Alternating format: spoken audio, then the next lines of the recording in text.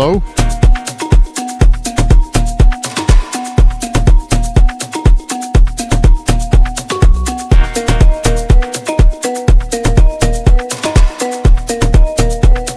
One, two, 1, 2.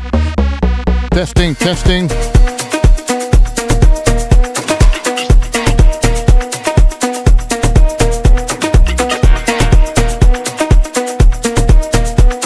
Hello, Techno. It's working. Hello, Siebes. I have 2 streams open. Oh, thank you for letting me know. YouTube is being a pain. Right, bear with me. Hello, Conrad. Bear with everyone. Apparently I have two live streams on the go somehow. 1 second.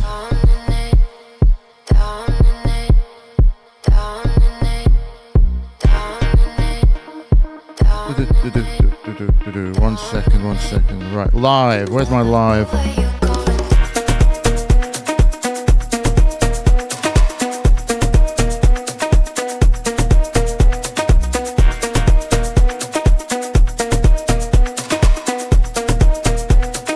Alright, it says I have an up and coming. Can I delete this one?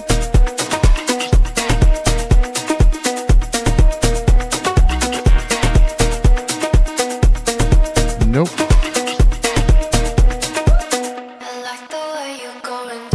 Sorry guys, 1 second. Or more like 2 minutes.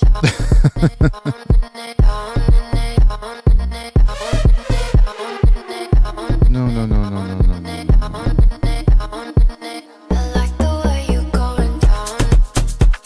Nope.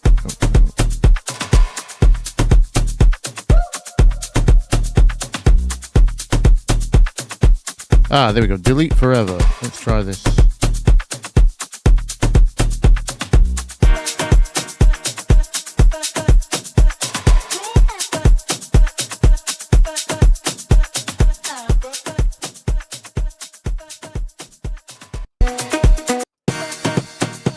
Oh, we've not got.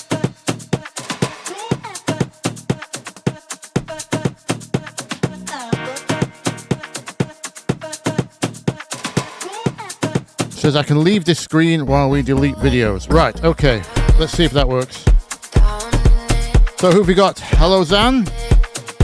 5H33X53. Hello from Mongolia. Wow. Hello. Hello, James. C. Hello, Honor. Hello, Hold the Line. Hello, SGT. Hello, Jan. Jan Dies.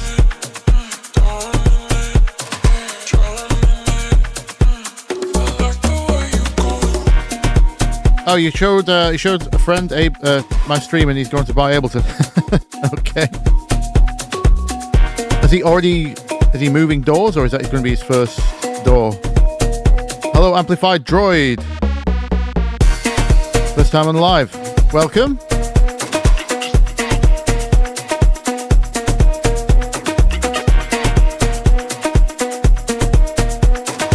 Hello, Thebes. Hello, Jeremy.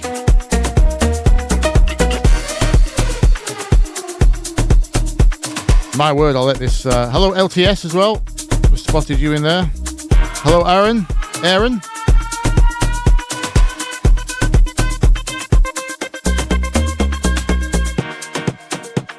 Do you pronounce it Aaron or Aaron? I have a friend who's spelled the same way, and we call him Aaron.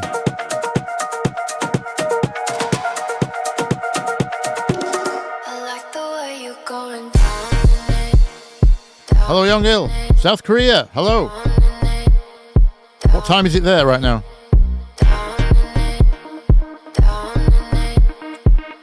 Hello, Retsky. AA Ron.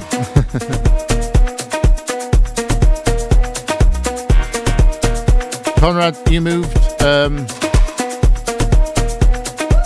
Oh, you moved from FL, have you? Organized. More organized. I do own FL. I've just not opened it for a while. I do plan on making one of those videos where I shout at the screen for a few hours trying to figure out FL Studio. In fact, the video idea I've got written down is trying to follow some of my own beginner tips inside of FL Studio, having not used it for like a decade. That should be fun, stroke frustrating for everyone else's pleasure. Can anyone tell me if I've still got 2 streams open?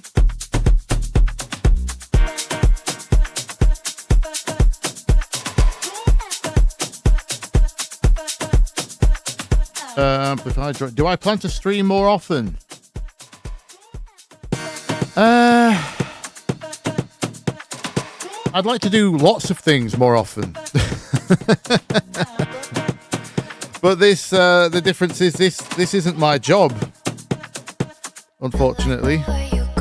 My job is making music, not streaming how I make the music, if that makes sense. So I spend most of the week making the music, either for myself or other people. And there's just no extra time right now. If there was more extra time, I'd be making the course everyone's asking me to make. I am slowly getting there with it's more still in the planning stages, but it's being scripted and planned and started at least. So yeah, I would stream, but then if I streamed more, I'd have to make less videos. So what's the track that's playing? I have no idea what the name of it will be. I presume it will be called I Like the Way You're Going Down on It. What does she sing? Where is it?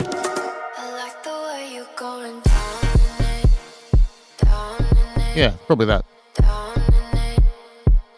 Can you hear how badly I clipped that kick drum, by the way? It's a bit... When the cymbal comes in... It's right on the edge. I think this is a very... it's one of those kick drums that's very low but very short. Yeah. Nearly off the charts.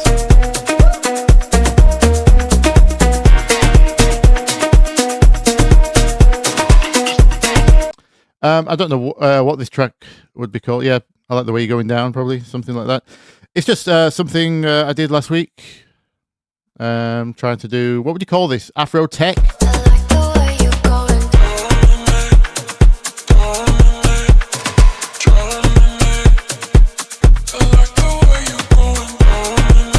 My manager challenged me to do something like Afro that wasn't super cool. Oh, sorry, I mean Afro that wasn't like super musical. You know, full of chords and things. Something a bit... it's probably too slow to be a proper club track. I'm not sure. There you go. You could hear the clipping really bad there.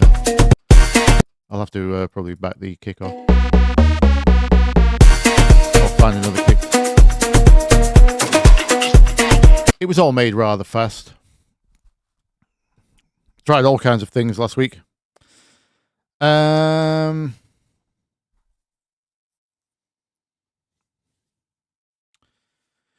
Yeah, amplified Android. I hate when you have to be a marketer and an influencer. I wish you could just make music.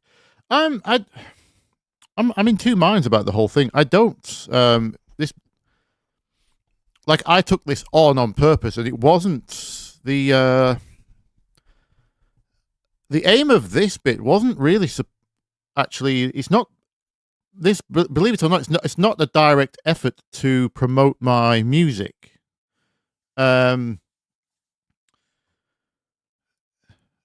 Although it helps me explain why my music is kind of all over the place.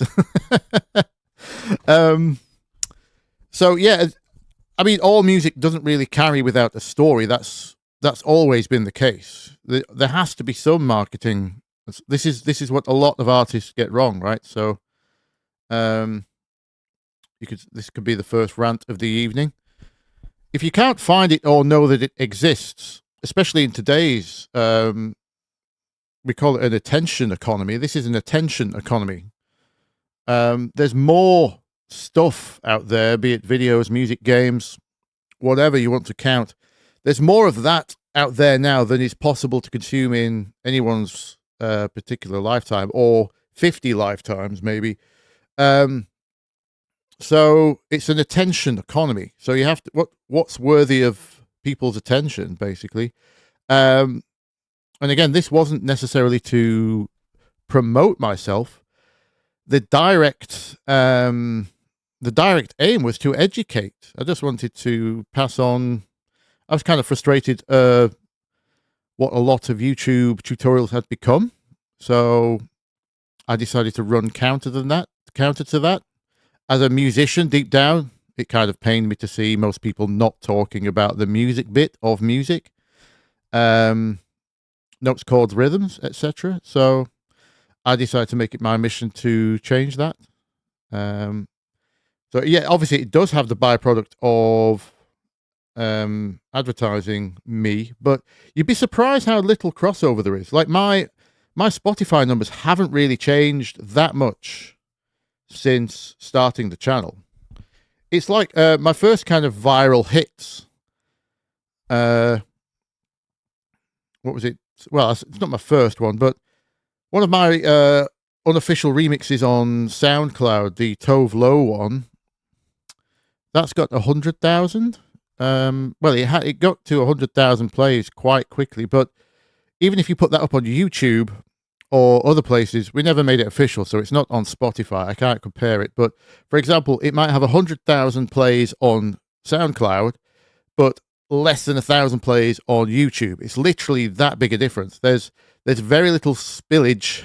There's very little crossover audience between different platforms. People go to a certain place for certain reasons. So me doing this on YouTube doesn't directly affect my streams. It probably gets a few extra, obviously, like a slither of a percent, but you'd be surprised how little crosses over. But I think it helps people understand and spread my story a little better, which makes the music make sense. And yeah, for those that don't find my music via happenstance, then if you just don't, if you're not just a passive fan of the music itself without knowing who I am or what I stand for, then it helps you understand the music a bit better. But most people just kind of happen upon it via playlists and TikTok and, well, probably more Instagram Reels. I'm not active on TikTok, but anyway. I know what you mean, but I actually quite like the puzzle of this. I enjoy a challenge, be it engineering, be it musical, be it... let me just put something else on in the middle. That one, the meditation stuff's going to send people to sleep, I think. What have we got? Oh, there's a Stutter House one from last. I think I made this last month. On the live stream. So here's where that ended up. Let me put that one in the background while I answer some more questions. But yeah, I enjoy teaching. I absolutely love passing the message on. Figuring out how to make videos was obviously fascinating, but you only have so much time.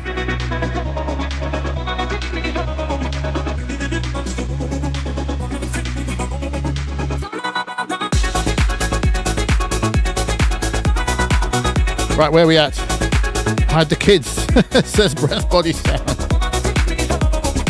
I'm not sure what that's supposed to insinuate. And I'm afraid to ask for clarification. Or was that a reference to an earlier message?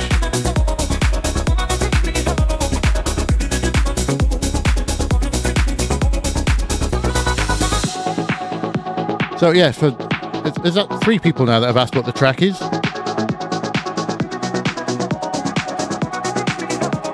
So you meant this one.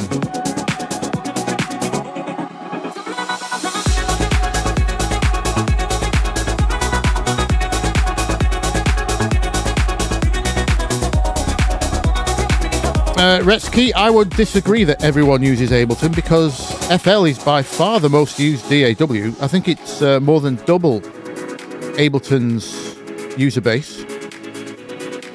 If you're in a certain kind of bubble, you might think Pro Tools is still like the most used or professional DAW, but it's actually one of the least used these days.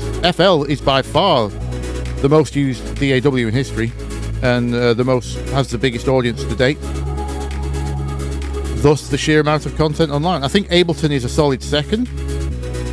I don't know what third would be. I would probably guess at Logic. Not sure.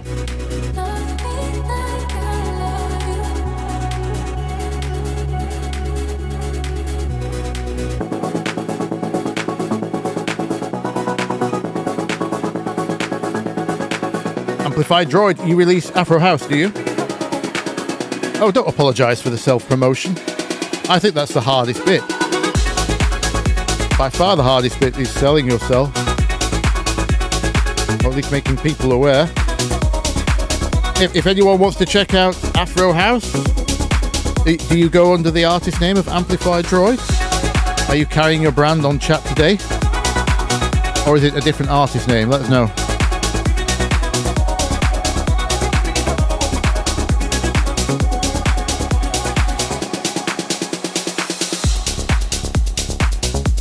Okay, here's a common problem we should answer. It's an engineering problem, obviously. Retsky, all of your tracks only distort when you just have a kick, bass, atmosphere, some kind of high vocal. Not even that loud. But you don't have that problem when it has more elements. Yeah, what's going on there? That's called masking. That's called masking. So we can demonstrate that right now. Very, very, very, very easily. Let me get 2 or 3 parts together. Let's find a let's bring up Splice a second, 1 second. Just so I can grab a vocal. Having said that, I've not tried Ableton's tagging system yet.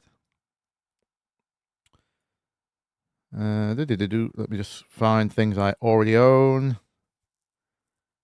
Vocals, literally anything will do. What's this? There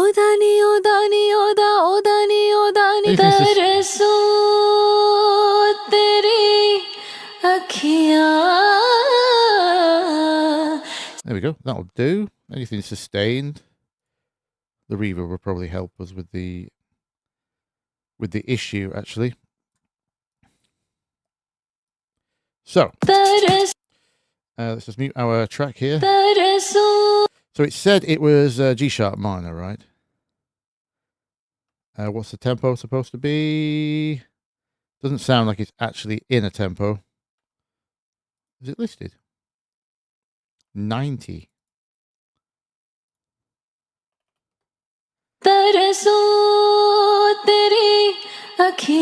Let's go down to 90 just for this demonstration. So I'll grab a simple, just a simple bass so we can crank the subs, and then we'll listen to the vocal. You'll hear the sub intermodulate the vocal. Excuse me, by the way, I will be slower today. I finally loaded in Ableton 12.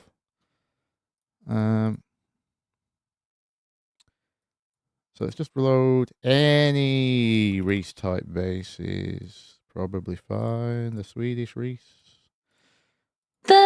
G sharp minor. Doesn't actually matter what I put here. There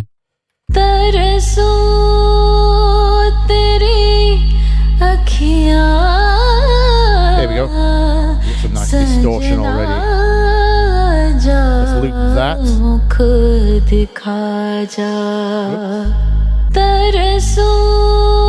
Yeah, I don't think it is actually in 90 BPM, but it doesn't matter for this demonstration. So let's see if we can get that bit more level out of that bass. Here we go. Right, so we got obvious clipping.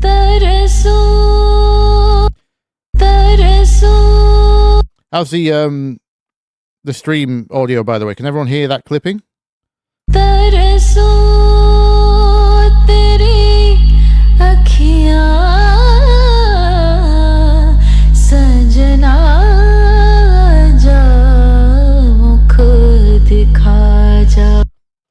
Everyone hear the distortion? Hello, Stefan. Hello, Fallen Leaf. Hello, Esan.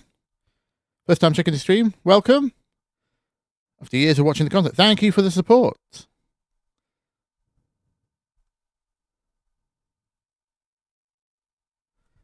Stefan's. Oh, you grabbed the chords from the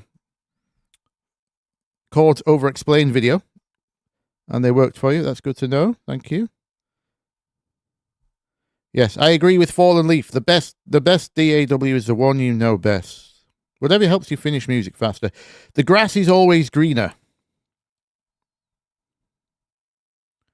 Thank you, Siebes, for the compliments. Yeah, so we can hear the distortion. Good, good, good. I'm on headphones right now, so it should be the same everywhere else. Just making sure that YouTube stream isn't kind of auto-limited or something like that.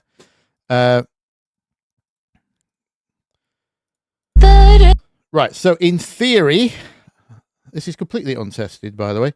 I'll just grab another Vital. How do I tell which one is VST3 and which one is... Oh, God, have I got to do this? Oh, okay.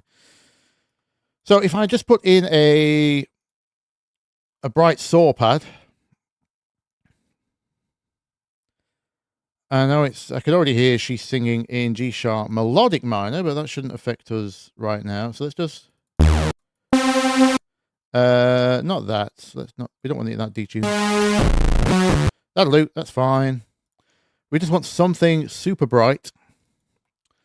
I'm just going to program in a chord up here. In theory, a nice.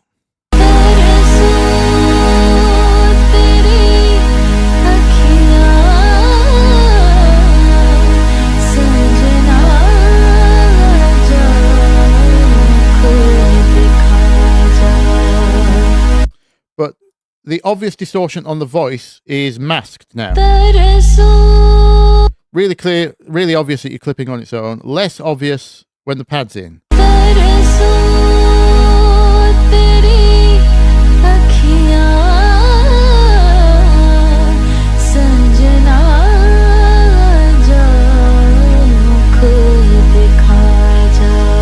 I can still hear it, but does everyone agree that's less obvious?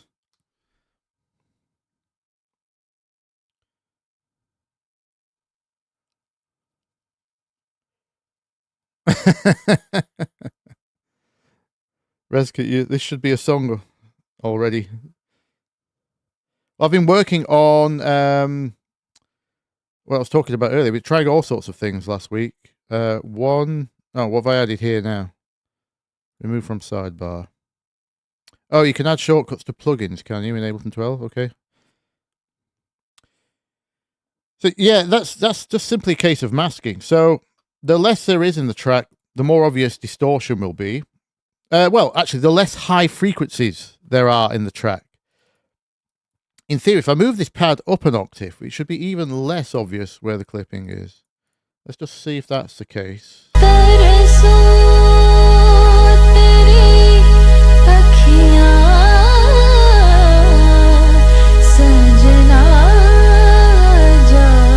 Not sure. Not sure if that is less obvious, but...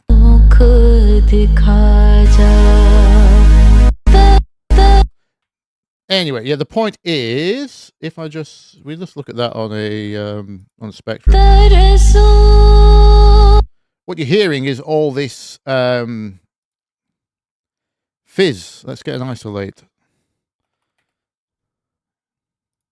You're hearing the in-between products that aren't masked by other complex waveforms, basically, is the way I would...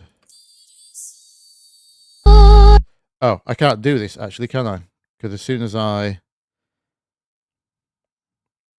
would need to render this. I tell you what, let's simulate this. How would I do this? Yeah, let's just put some artificial clipping on. Well, I say artificial, it's the same thing. Not to confuse anyone, clipping is clipping for all intents and purposes. Let's clip at, say, -10 first. Turn down our levels by similar relative amount to keep it realistic. Let's go -10, -10.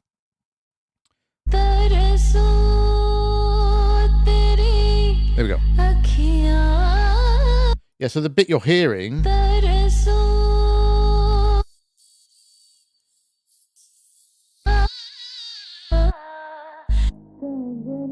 in theory, we shouldn't hear any clipping in the low frequencies. It's certainly not obvious. You're hearing the clipping in the gaps between the vocal and the bass, all the intermodulation products, all the side frequencies that are generated as an extra. And the thing with clipping distortion is it's not musical. It's not related to the pitch of the music. How's the best explain this?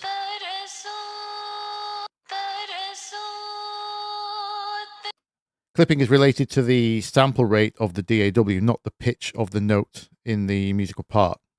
Whereas musical distortion, like certain types of saturation, tape, tube, all that kind of stuff, analog distortion, if you will, in most cases, is related to the pitch of the actual sound. So it's not as detectable and not as egregious to our ears. But anyway, yeah, if you fill those frequency gaps, you don't hear the clipping anymore. That's what's going on. Now, if you're getting distortion without it actually being loud, that's probably just a low frequency problem. You've just got probably far too many low frequencies. And for that, I would just suggest referencing a lot more so you can get your balance right from the off. As you're making the beginnings of the project, have your references ready. Then you can balance it properly. It's always a low frequency problem. Well, always in the sense of 90% of the time it works every time. It's usually a low end problem. Do I recommend clipping vocals? No, unless that's the sound you're going for. Obviously there's no rules. I would never clip anything like just to save level before you get to the end. I've described all this in my How to Not Master videos. You don't save. Sound doesn't work how you think it does in terms of the levels on the meters. You're not going to save level by clipping before you get to the master bus, because as soon as you add another sound to that clipped sound, you're just doubling the sound again. And the worst bit is you've already added distortion, which you're then going to distort again. So never, if clipping is a sound you actually like, like the most obvious example for me would be something like a bass house or dubstep or any of those really aggressive basses. You might employ a clipper on that for aesthetic purposes, because that's the sound you're going for.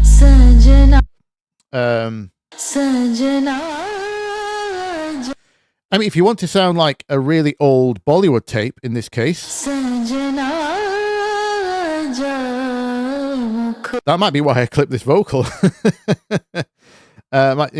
Take the dry version of Splice, put a much worse reverb on it, clip it, or put it through extreme tape saturation.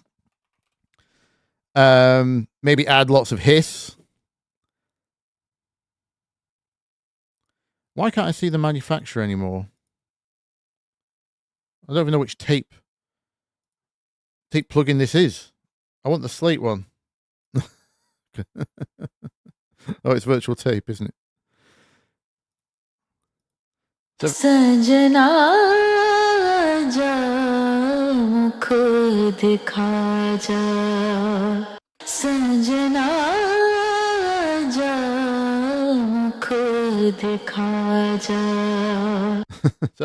I might do that to Bollywoodify this vocal, along with some kind of pitch wobble and hiss, and that'd be the reason I would distort this vocal. I wouldn't do it for level reasons.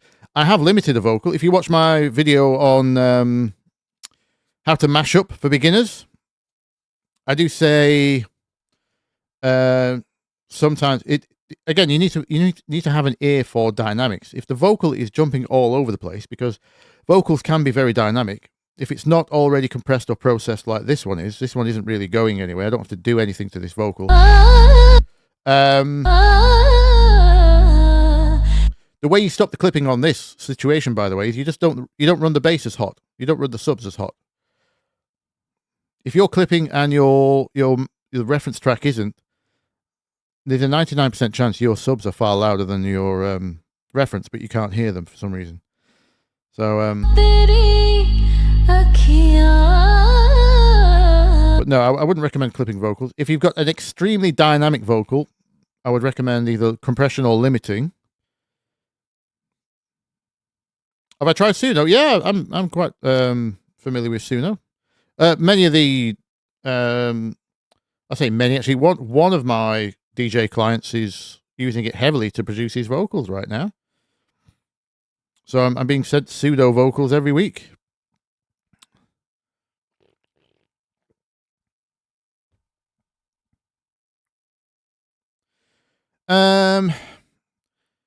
You think they're only some versions away from hurting us all very bad, but what does that mean? This comes back to the earlier question we were talking about marketing.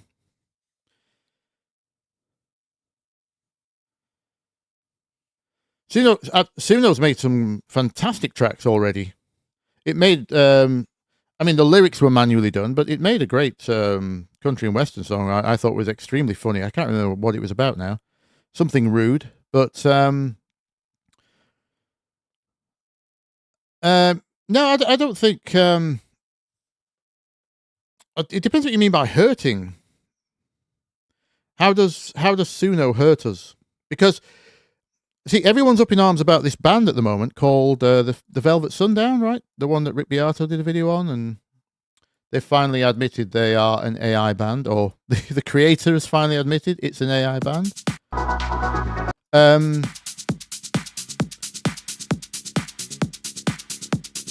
And lawyer lady, what's she called? Top music attorney. She's had a rant about them as well. She was more focused on the deception aspect of they're posing as a real human act and they're not. Therefore, I think she was arguing they don't deserve the same streaming rates as human artists. But this is the thing. It's if you think AI can make better music than you, then yeah, maybe you're doomed as a musician. But surely it's our job to be able to make better music than AI. If not, then what's the point? I mean, maybe this will be the era that sorts the wheat from the chaff, as they say, the curds from the whey. Maybe this is the reckoning. Because if you can't beat AI, then and even if on paper your music isn't any better than what AI is making,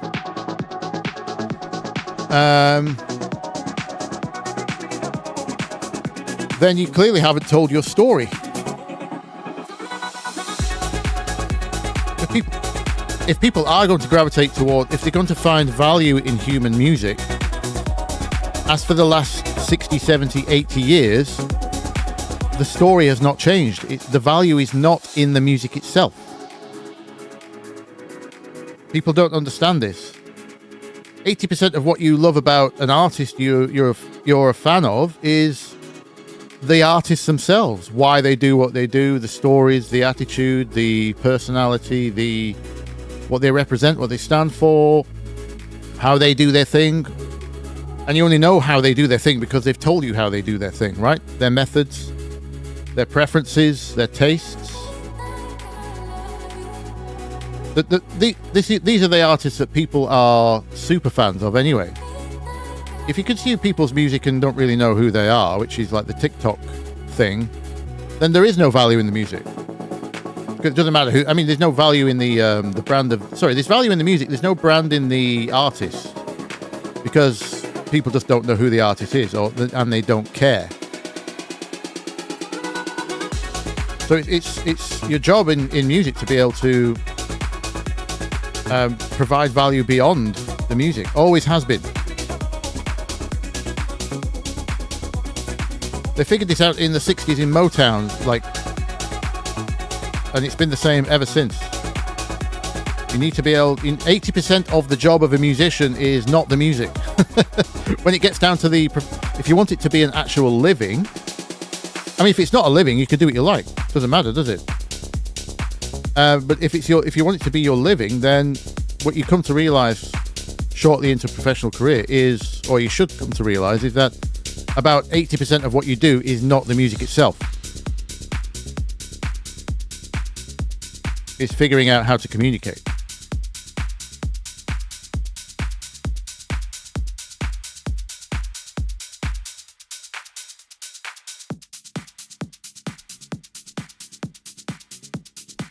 Anyway, but yeah, I mean, by the way, I don't mean to dismiss the AI conversation as if it's not a factor. That's obviously it's a big, it's the next big change we're about to go through. You know, it doesn't matter if you rewind to the 80s. Every musician under the sun was complaining that computers and drum machines were going to replace real musicians. So just using a DAW like Ableton, if you rewind, not that this existed 40 years ago, 50 years ago, but if you rewind back to that time, this is considered cheating, and this is the end of real music. What we're already doing every day in our DAWs, right?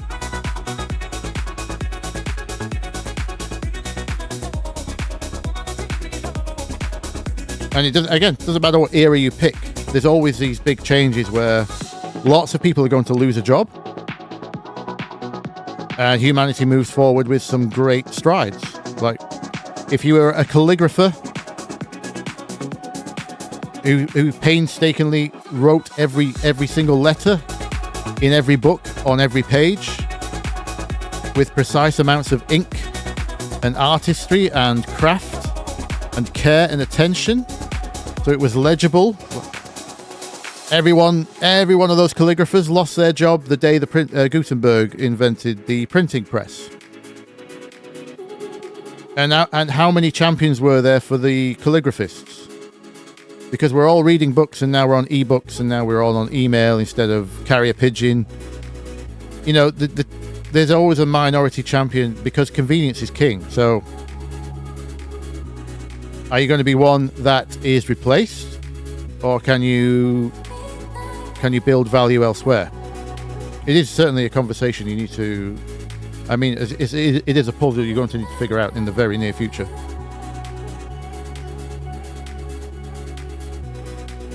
Yes, AI is based on past human work until they make proper generative intelligence. Because actually, you know, this is actually not the case. If it depends on... AI is just a bit of a broad term, right? Because there's lots of different types.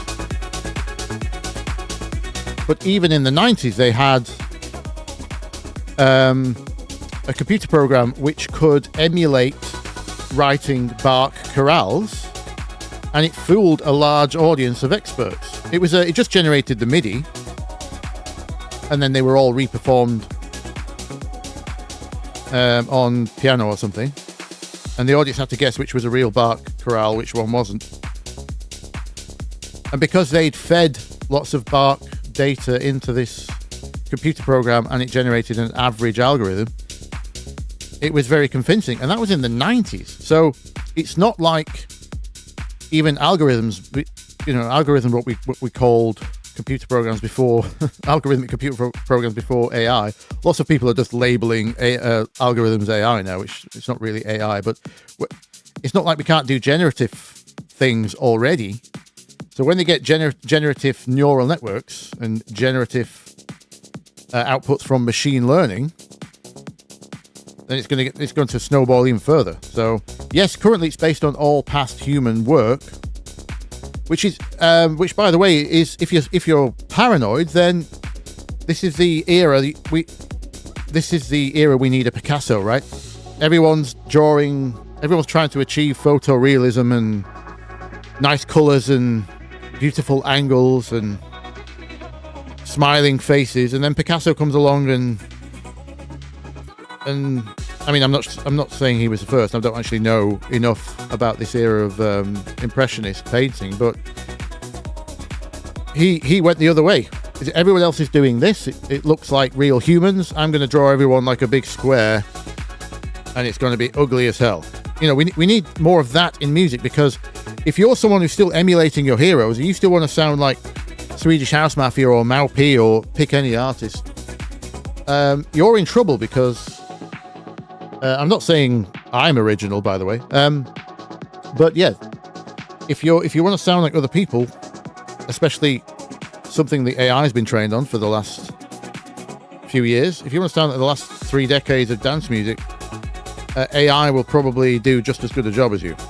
So you can only compete on the marketing side.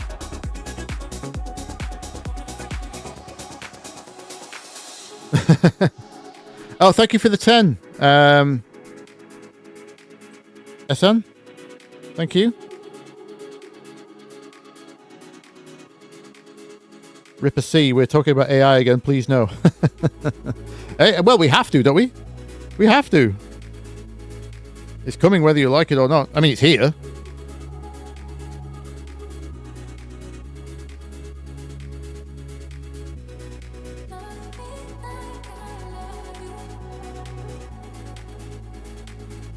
Dennis Ramirez brings us back to earth by saying he's slamming his drums into Decapitator.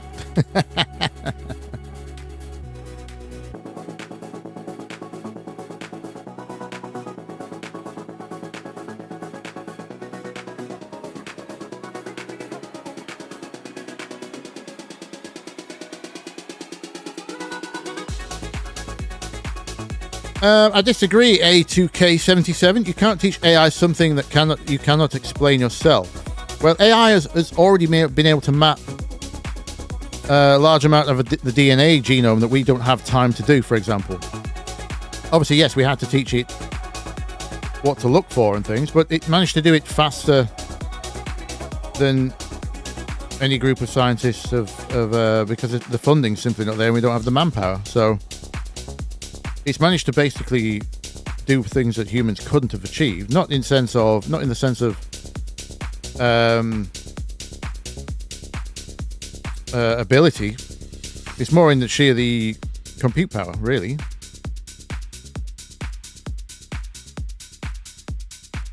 So, I mean, I work on the fact that I try to release 3 tracks a week. It's not been the case recently. I've been trying other things, but let's change some tracks up. In fact, anyone got any musical questions? I can't really teach you anything about AI.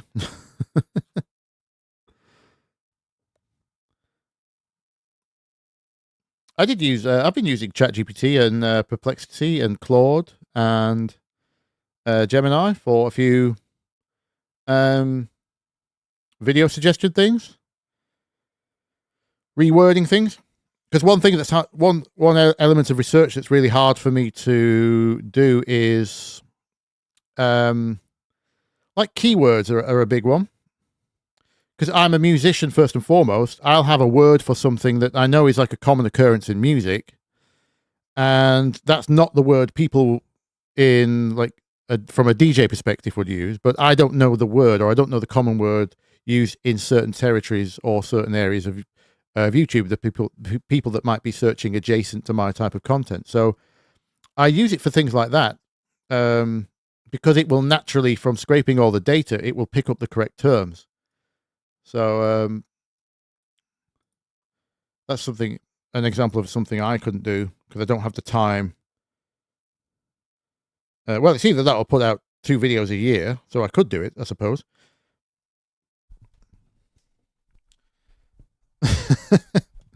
AI can't replace you drinking beer in your underpants on an early Monday morning. No, it can't. No, it can't. What's this?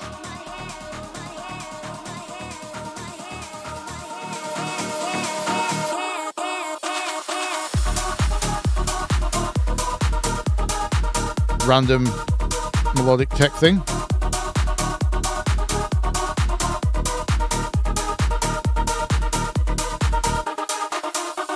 Do I have a rule for the sub bass and the bass line, the relationship between them? Are there ever times where sub bass follows a different rhythm? Yes. Yes, there's quite a few examples of that. So, what would be a good example of that? Well, the first simple example I can think of actually would be, while I'm on this actually, have I got any rolling? Because it might be in one of these projects. I need to figure out which ones have got rolling bass lines, because usually when I have a rolling bass line, which is a a repeated 16, here we go, straight away, there we go. So for this type of bass line, I don't always, I mean, I do check on the sub first, but my instinct is, well, it really depends how the PA system handles it, but I've witnessed this sometimes live. They don't like fast-moving subs. It's not really, it can kind of distract from, obviously you need a strong kick drum and a good side chain. That should be where your groove is focused. So the kick is determining the groove. But if you're trying to have a strong presence of sub bass, and you have a rolling bass like this, I don't recommend having the sub bass doing the 16ths as well. Because on certain PA systems, subwoofers, you'll just hear, you'll hear that as like an extra kick drum. And because it's in the sub range, it can be really distracting. So I usually half it to eighths. So I'll have the sub that's going do do do do do do do do do do, and then the top bass will be going da da da da da da da da da. We'll be doing the 16ths, and the sub bass will be on eighths, just to kind of pull that. So you still have most of the weight down there. In fact, you probably have more because it's a longer note. So sub frequencies take a long time to develop, right? So you probably have better bass from just halving the speed of the bass down there. What other examples would I have for that?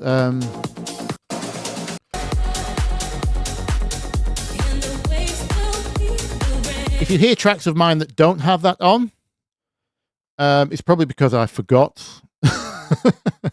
By the way, let's have a look at this one while we're here. Did I get time to do this?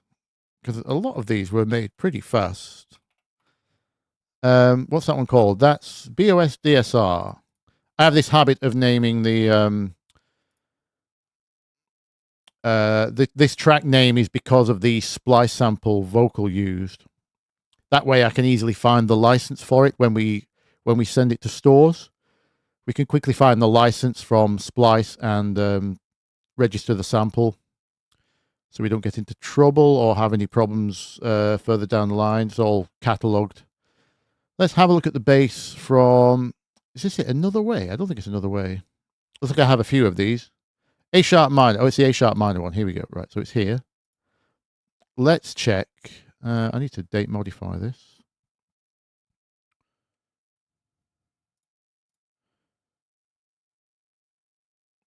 If we bring in the kick and the bass,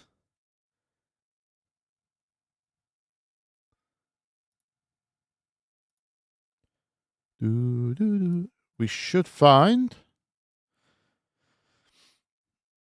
in theory, there should be a slower sub and a faster upper bass. If not, I ran out of time. But that's, or the bass is too high for it to be distracting with the kick, maybe, is the other reason I might not have done this. Come on, Ableton, you could do this.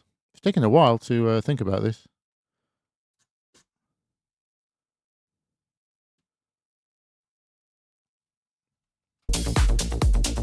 Here's our sub. Let me just unmute you. Oh, we were. Yeah, it's this one. So what's the sub doing? Yeah, there we go. I told you. I knew I would have done it. Oh, so in fact, this is actually even slower. This is just, this is basically a kick drum extension, a kick drum drone. Because yeah, it's A sharp, which is quite high. So you need as much bass as you can get in the higher keys, really. So it's just literally one on every kick, and the rest is dealt with by the sidechain, which is there. And then the top bass is doing the 16ths. Yeah, so that's one example where it would not follow. Well, that's not follow the rhythm. It still follows the pitch changes, even though it's technically a kick drum extension. When the chords change, it does move over here.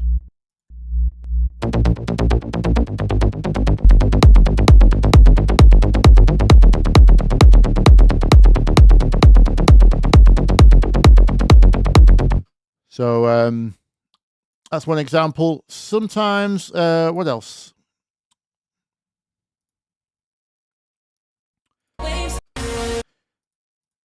I did a track for a client recently where the track was in C, which is very high, and it doesn't even move chords, so it's just stuck up here. And the only way we could get any remote, you can't put the C in this octave. It's just too low. You can barely hear it. So we had to go up here. And the bass line was not even related. It was actually playing a riff. Like it's kind of a, I can't remember what it was now, but it was like this this kind of thing.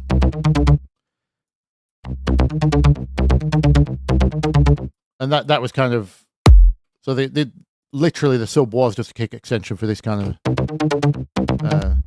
for this purpose. But yeah, so you got really high kind of melodic bass, something like that. But that would be why you would have the sub different, because you can't just have the, if your sub follows that, you might be able to keep it in the same octave, maybe do this, but because you're already up in C, if you need that solid floor,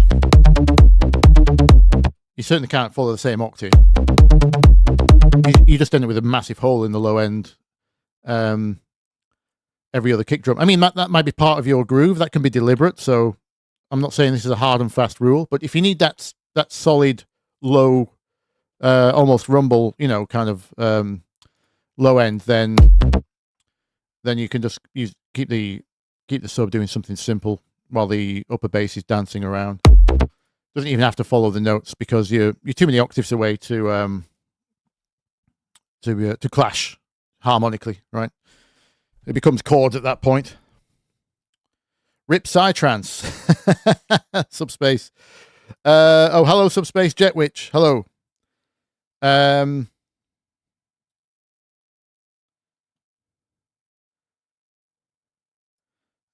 No, you didn't catch the tail end. We've only been going for a little while. An hour. A few hours to go, probably. I'm trying to think if there's any other examples. Yeah, Psytrance is interesting. I mean, there's no reason you couldn't do this in Psytrance. It's the same principle. Psytrance is triplet 16ths. Or 12ths, as it would really be. 12ths or 24s, whichever way you want to count it. So yeah, you could still slow down the bass to one every kick, or you could go on 1 and 3, so it's kind of skipping in a swung way. Doom, doom, doom, doom, doom. Give you some time to develop that low note, while the rest are going. I presume that's why you're talking about Psytrance, because the triplets makes it slightly different.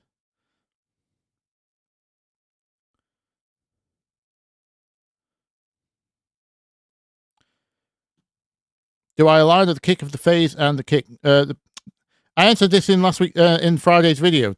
I don't no, I don't align the phase of the kick with the sub. You can't really.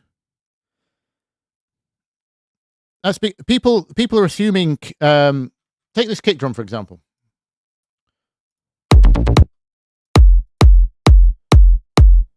Oh, by the way, layered kick. Counter to last week's advice. Do as I say, not as I do.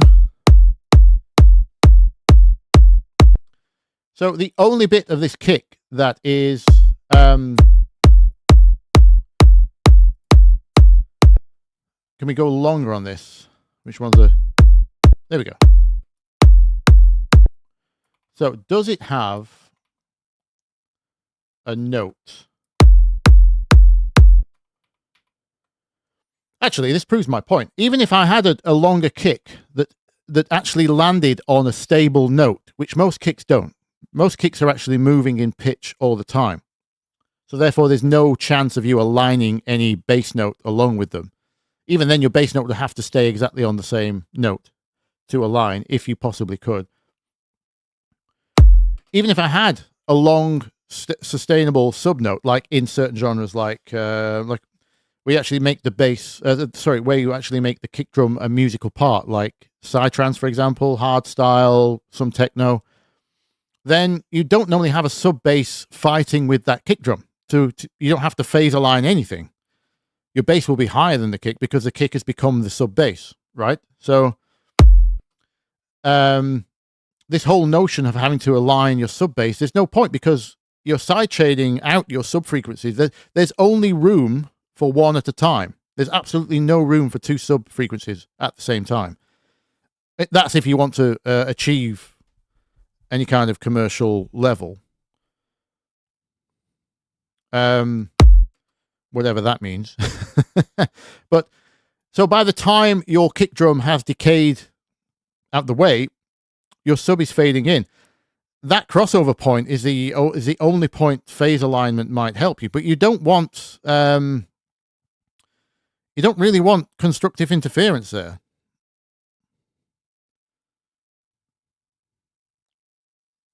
Does that make sense?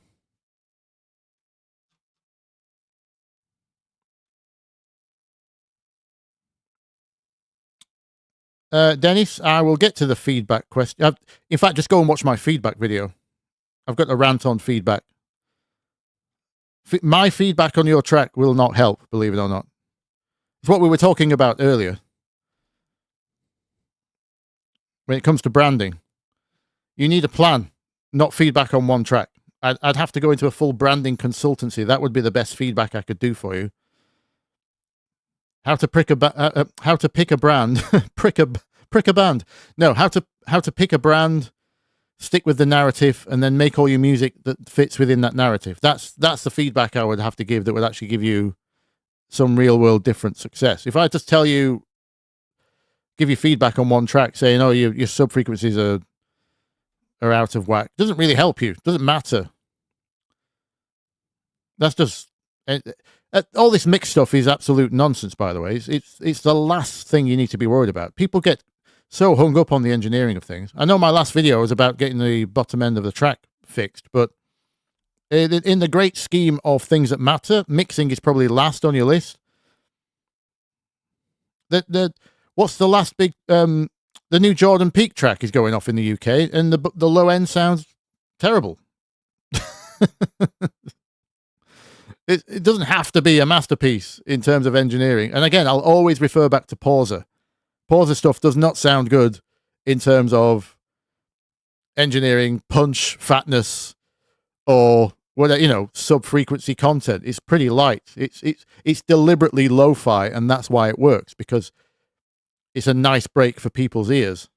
It works in certain sets really well because it sounds like nothing else. It sounds like a 1980s release.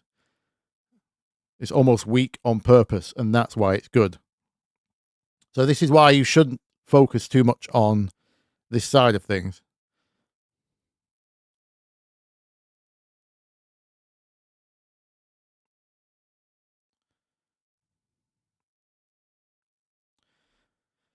If I do layer kicks, who asked that?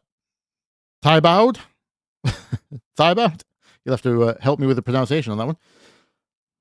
Thibaud? Anyway, Yeah, if I do layer kicks, yes, one of them must be EQ'd because I only want. There we go.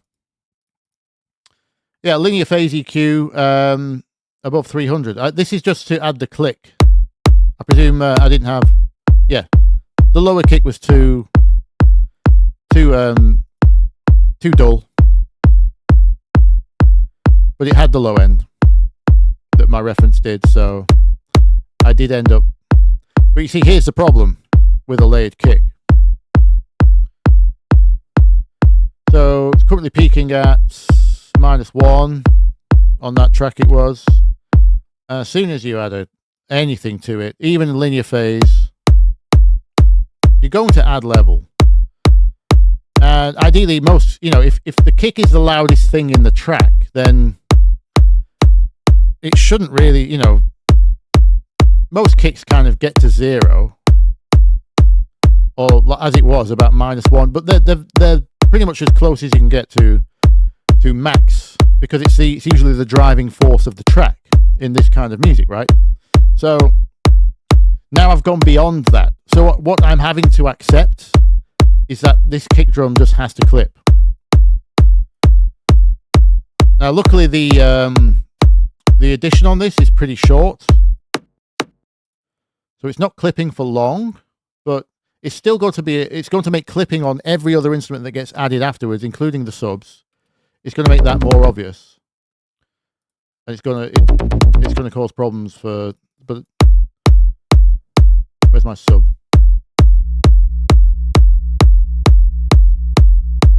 So I have to be extra careful with the side chains, extra diligent. Luckily, this adding the sub only adds what 0.3, 0.03.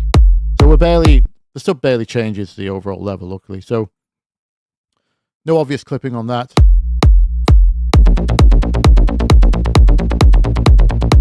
0.04 being added with the extra bass. So again, you just got to be extra careful about. I just don't recommend it because it takes.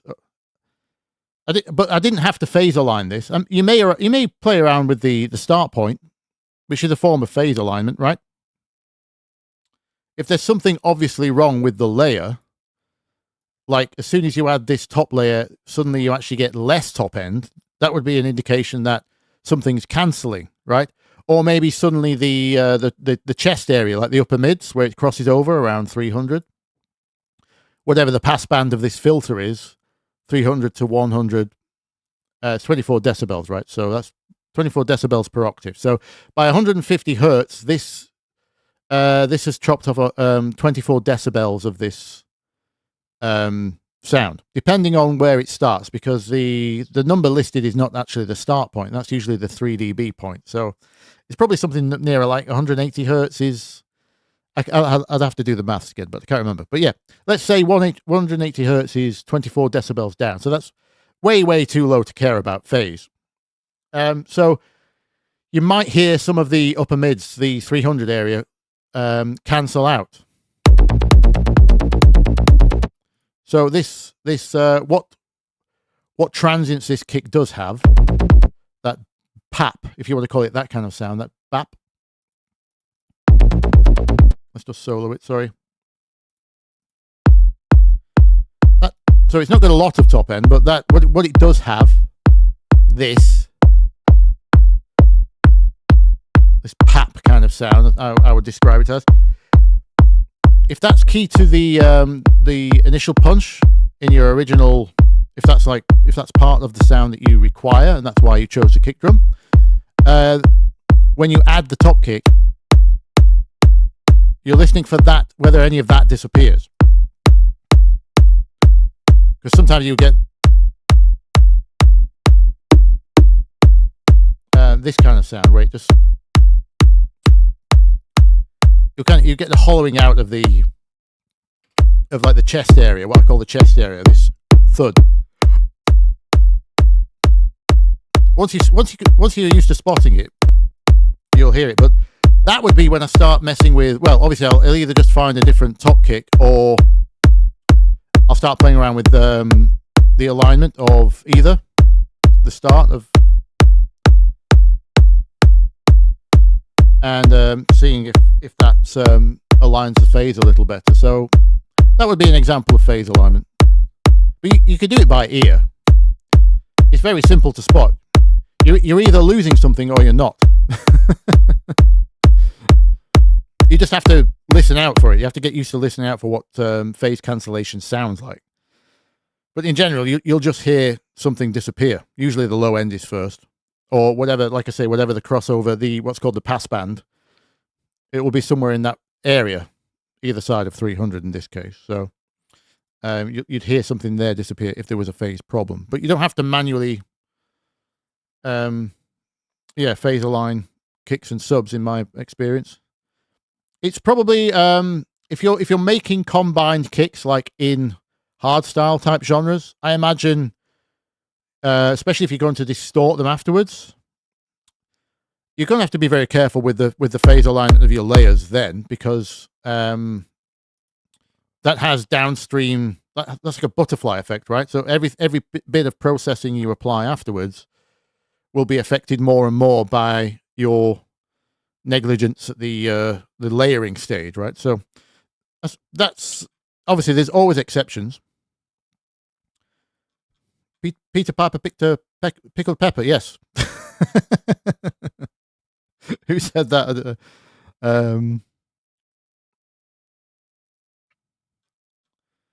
How do I feel about ring mod sidechaining? I have no idea what context you're referring to. Are we talking about kick drums? I've not had to sidechain a ring mod effect for anything. Is there a technique out there I'm not aware of?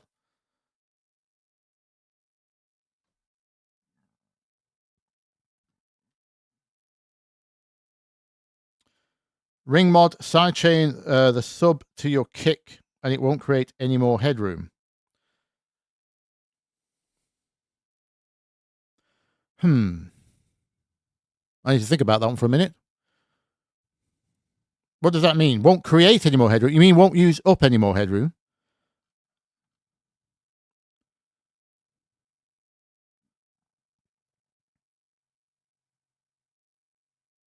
You're going to create harmonics by doing so. So I can't see how it doesn't add extra level. Anyway. Hopefully that answered your sub-bass question, whoever asked the original one, sorry. Let's put that thing back on in the background. Whoops. 1, 2, 1, 2. Yeah, it still works.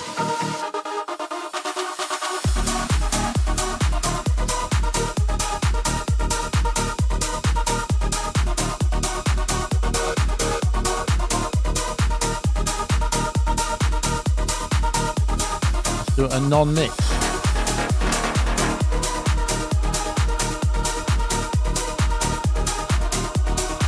Oh, Virtual Riot's done a video on it, has he? I haven't seen it. I'll have to check it out. That's a sound design thing, surely.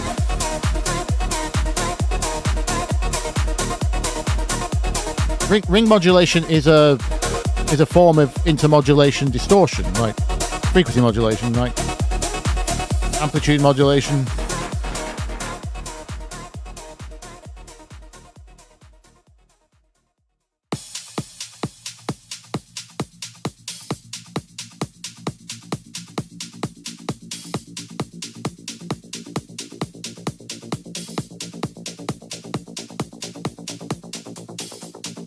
Do I know BBE sound plugin? I remember. Well, I do go back long enough to remember the BBE maximizer.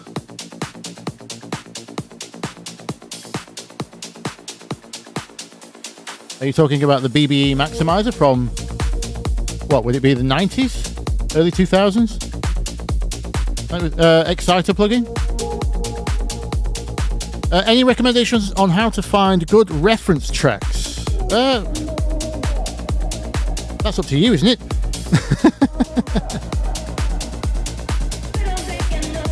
Go to a club. Well, go to the place where your audience is and listen to if that's a live venue, then go to one of those nights and pay attention to which tracks do well. Is what I would suggest. If your audience is that same audience, or your targeted audience is that same audience. I'm lucky I work for DJs, even though I don't DJ myself. So every week they come to me and say, this track went off. Or they really like the bass idea or the sub idea or the sub level of this track, or they might have two to compare, which is really good when they say this one works in this way and this one didn't work in the same way. So we can kind of puzzle that together and know that it's because of X or Y reasons.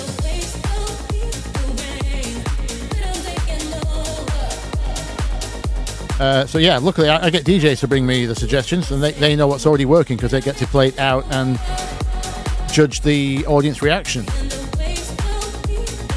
But that's specifically because they're aiming at that outcome, right? They don't want Spotify streams, they don't want radio play, if that's relevant anymore. It's targeted in that sense. So the reference track needs to be a good performer in its intended environment. I know that's a complete non-answer, but hopefully you get the idea. Beyond that, it's tracks that you like. I'm afraid that's where you have to start.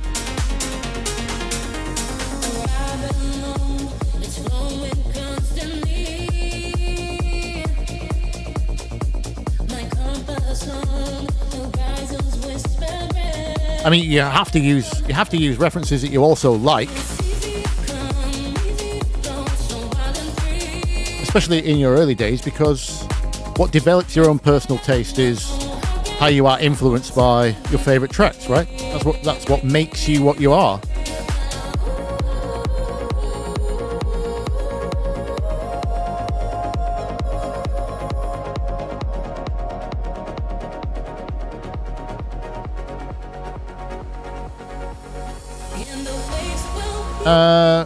Luskan asks a question about grooves, specifically house music groove, without using Ableton specifics or presets, how to think about programming it via slight shifts in the MIDI. Have you watched my video on house groove? I did a 30+ minute deep dive into the thoughts of that.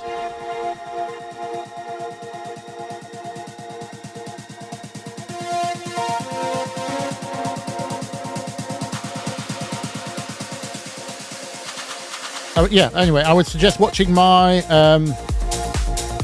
what they actually call the video. 1 second.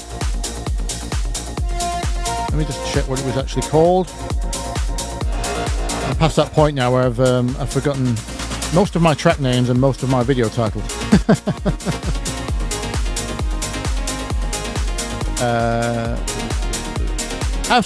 Sorry. It's called House Drums, a Different Type of Tutorial.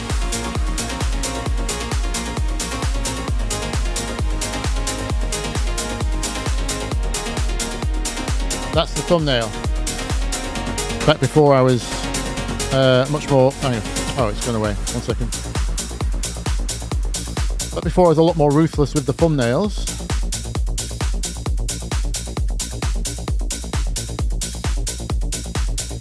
Where is it? Where is it? Where is it?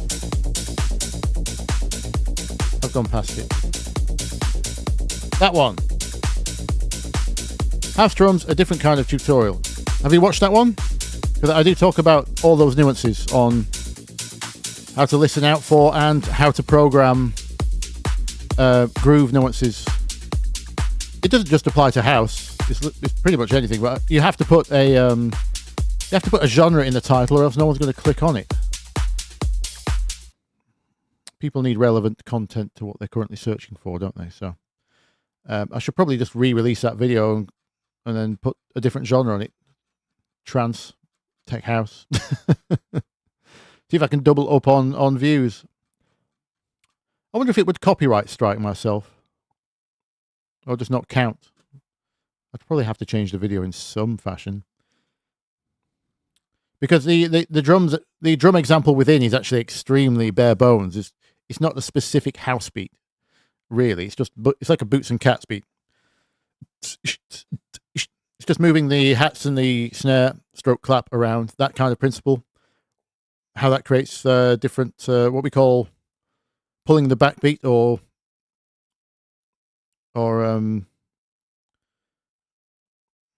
what would be the opposite of pulling the backbeat? I've forgotten what I called it. Pushing the backbeat or pulling the backbeat. Sorry, yes. Pulling, pushing.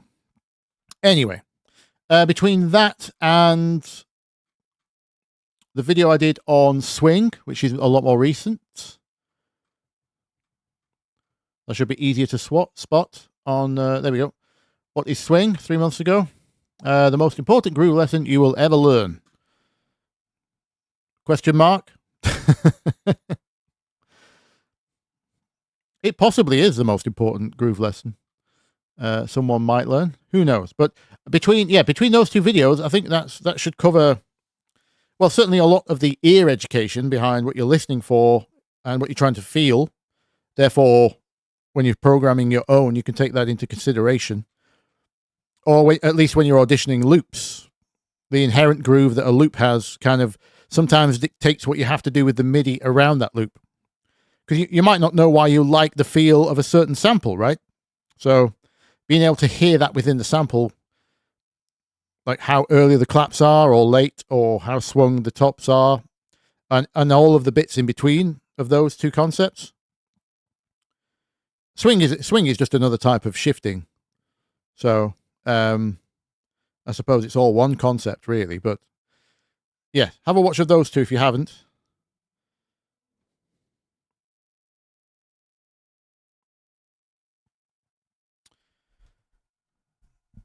I like that sentence, Dennis. Sidechaining isn't solving anyone's songwriting abilities. Correct. As I said earlier, don't get bogged down in the engineering. I know the science is fascinating. It sounds cool to ask. By the way, this is not a slight on the person who asked. I can't remember your name, but it does sound cool to say, do you not phase align your sub and bass? To someone who doesn't understand the concepts, that would sound very intricate and complicated and interesting.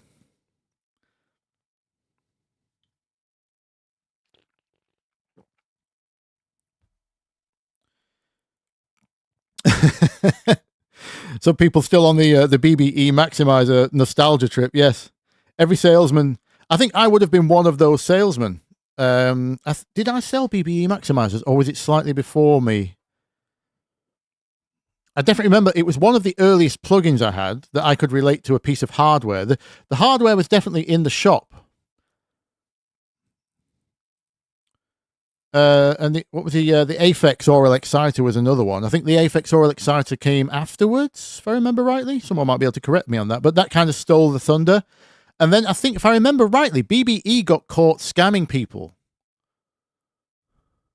If I remember rightly. Was it BBE?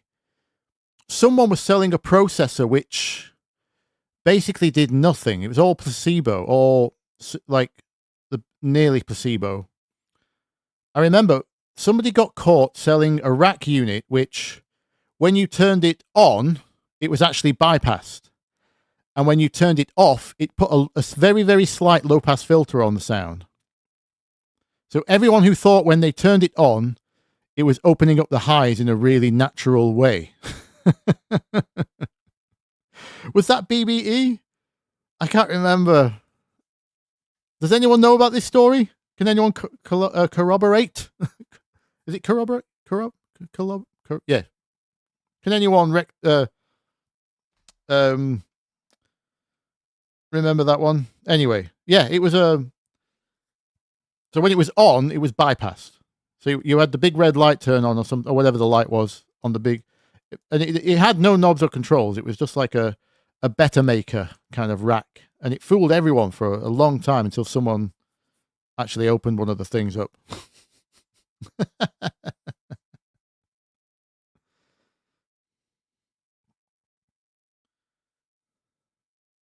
I agree with Reg. Phaser line is a waste of effort. Yeah, it's again, as I explained earlier, if you're sidechaining properly, it's not even a factor. It only comes into play in certain genres where they have to layer musical kicks that are actually in pitch. Not most of the kicks that we deal with. So if you're not in certain types of psytrance or hard style where the kick is the bass, you don't have to phaser line anything really.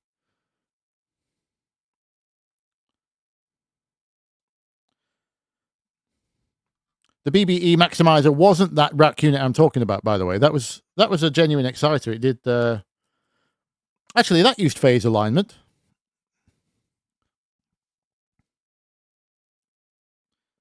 It used high frequency delays to achieve its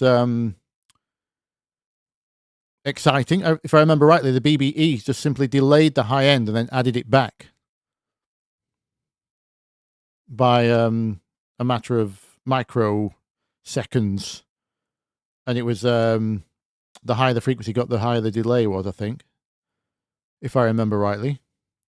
That's kind of it. Basically smeared the top end, spread it out, and then added that signal back to the original, and the phase interaction gave you a kind of an exciter vibe. I can't remember what it did for the low end, because it was a low and a high control, wasn't it? Anyway.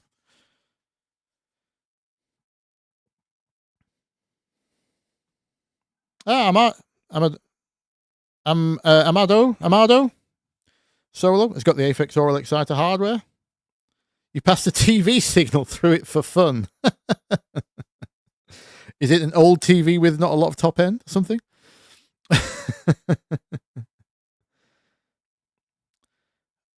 How to create a vibe like Knife Party. Those are usually well, if it's that whole, what was that genre? Moonbaton? What do you call that? Distorted bass with dembo beat. That's a dembo beat, by the way. That's what the rhythm's referred to. They did a lot of distorted kicks, didn't they?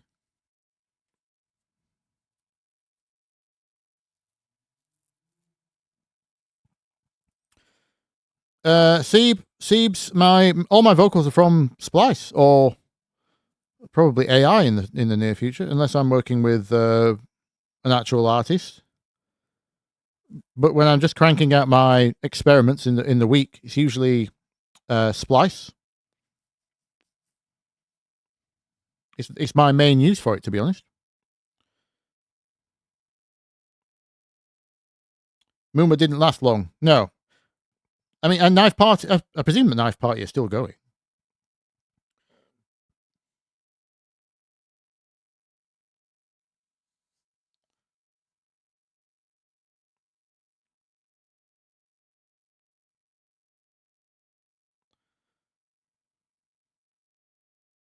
I've not heard anything recently, so I don't know what was the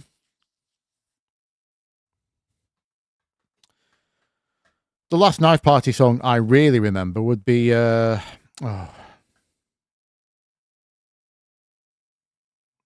was the Brass Drop, wasn't it? They collabed with a DJ. We're talking a long time ago, though, now. It's probably in my references.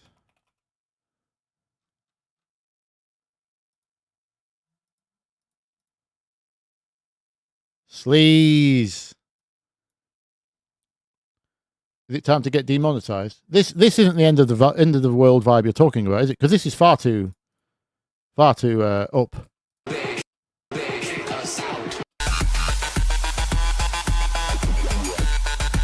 That's the last one I remember. So I'm sorry, I don't know what they're up to these days.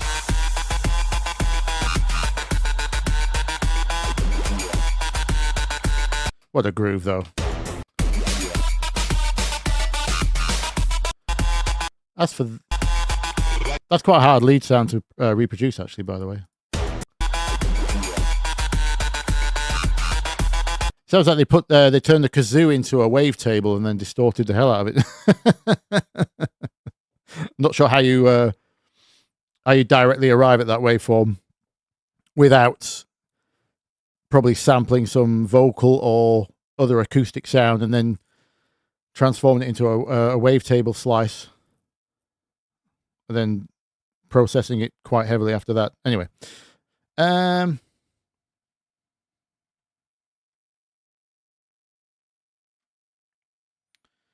Subspace, yeah. I don't think there's any, I don't think someone who's after creating the vibe is after recreating the brand. I don't think those two are the same thing. Because you can't say, wouldn't you rather be yourself than emulate someone else? That's not an equivalency. There's no such thing as yourself, because everything you've absorbed for your entire life is what influences what you are. So you're only a collection of your influences, really. Obviously, you generate new ideas from those influences, but those wouldn't exist if you hadn't had the input, even subconsciously. Like if I didn't grow up in my super young years with my dad listening to ABBA, the Beatles, and things, I'd ELO, Electric Light Orchestra, I don't think I'd have some of those chord influences. And those will subconsciously creep up when I make my own music. And then obviously after that, I grew up on heavy metal. So all that's in there as well.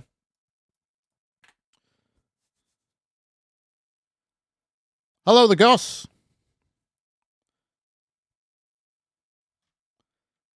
So yeah, I don't think there's any harm in saying, how do you recreate that vibe? Because, well, I mean, hopefully you don't want to just verbatim copy it. You might do that for your first, it's still valuable to verbatim copy it as an exercise, just to see how it works, so you can deconstruct. It's a good ear training exercise, is to work out your favorite tracks, both in terms of the notes, the chords, the rhythms, if there are any chords at all, etc. It's good to be able to, it's good ear training to be able to deconstruct that. And then obviously sound design is the other angle of ear education. Can you figure out why the kick drum hits the way it does?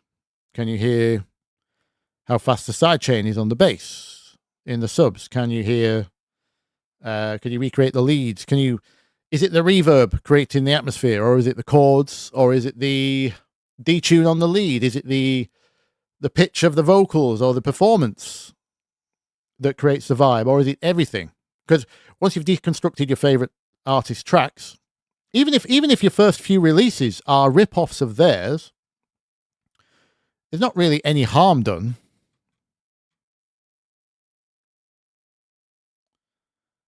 But hopefully once you've done that a few times with your favorite artists, you develop your own methods, because even if you've not deconstructed them exactly, or you don't know exactly how they did it, because you've performed some actions that get you to a certain stage to emulate them, you've now got your own methods. And hopefully if you pull from enough different genres, you eventually move on to have your own tastes and methods which create your own sound. But you still have to start there, in my opinion. Or I think it's still a healthy place to start. I suppose as long as you know that copying them won't copy their success. As long as you get out of that mindset quite quickly. What microphone do I use? Sounds nice. He says, I just clip the microphone. one, two. Yeah, it's clipping a bit, but that's only when you get really close. This is the classic SM7, SM7B. Shure, the Shure SM7B, the old school broadcast microphone. If you want this kind of sound, you either get the Shure SM7B, or you get the EV RE20. Those are the two OG broadcast microphones, which will give you that classic radio vibe. Especially with the proximity effect. When it's really close, you get so much bass. No. But they have terrible off-axis pickup. So if I turn just 30 degrees to the right, you'll see it sounds nothing like what it does when I'm on axis. 1 2 1 2 1 2 1 2 1 2 1 2 1 2 1 2. So yeah, it is a dynamic microphone, which means it won't pick up a lot of sounds outside of its proximity, but it also has a very sharp drop off axis.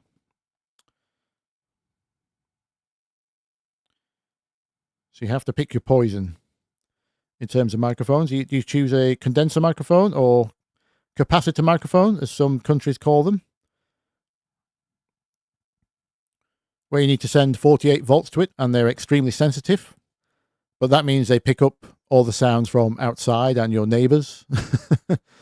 Or do you pick a dynamic microphone like an SM57 or an SM7 and have to stay glued to it at all times? Any updates regarding the Patreon? Good question. Thank you for the, I suppose, kind of self-plug. Not that it's happened yet, but no, I'm in discussions with somebody who wants to help with maybe join the team. We have agreed. Sorry, me and my manager were talking about we will be doing the thing where the Patreon members get to dictate the breakdowns of tracks. For those that haven't caught up, by the way, for a while I did do deconstructions of tracks, like the full track usually, but they unless it's like a history lesson in the really significant tracks of dance music history, like I did one on Hayden James, I did one on Ghost Keeper by Clan Carousel. I've done all kinds of ones. What was the piano heist? Paul Wolford's Heat. And in terms of videos on the channel, they don't actually perform that well. But the problem is they take the longest to make. I think the Hayden James video I did it because the person who asked me to do Hayden James had been donating heavily on my coffee stream for a very long time before they asked me to do the Hayden James track. So they used the same name in the comments when they asked as they did on that they donated under. So I knew they'd been a long time monthly donator on the coffee, and much higher than the minimum amount. So I kind of felt obliged to do that one. But the Hayden James one took me over 4 weekends to put together. Took a long time. And it did about 6,000 views, got demonetized, obviously. In fact, I do wonder if the demonetized videos don't do as well anyway, because there's less advertising being made. I'm not sure, because I suppose most of the money goes to the original artist, not to the advertisers. I'm not sure how that works on YouTube's end. Obviously, they don't tell you. But anyway, so yeah, we posited the suggestion that maybe remakes have to be a Patreon thing. That way, at least I'm compensated in some way for the time. But there's still the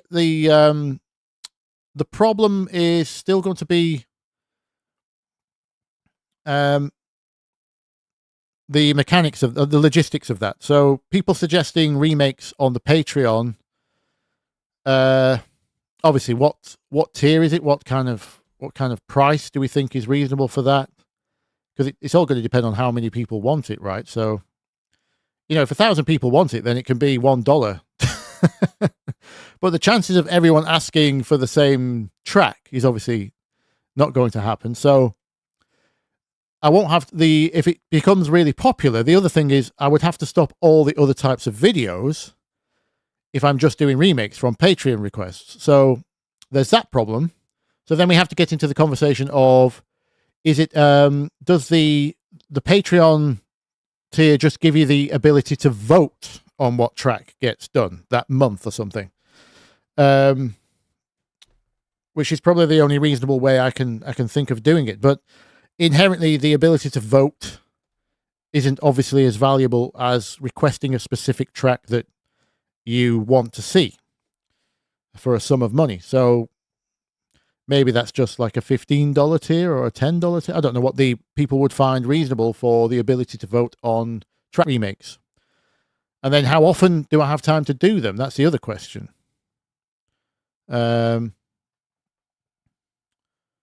Yes, all those questions. Anyone have any thoughts?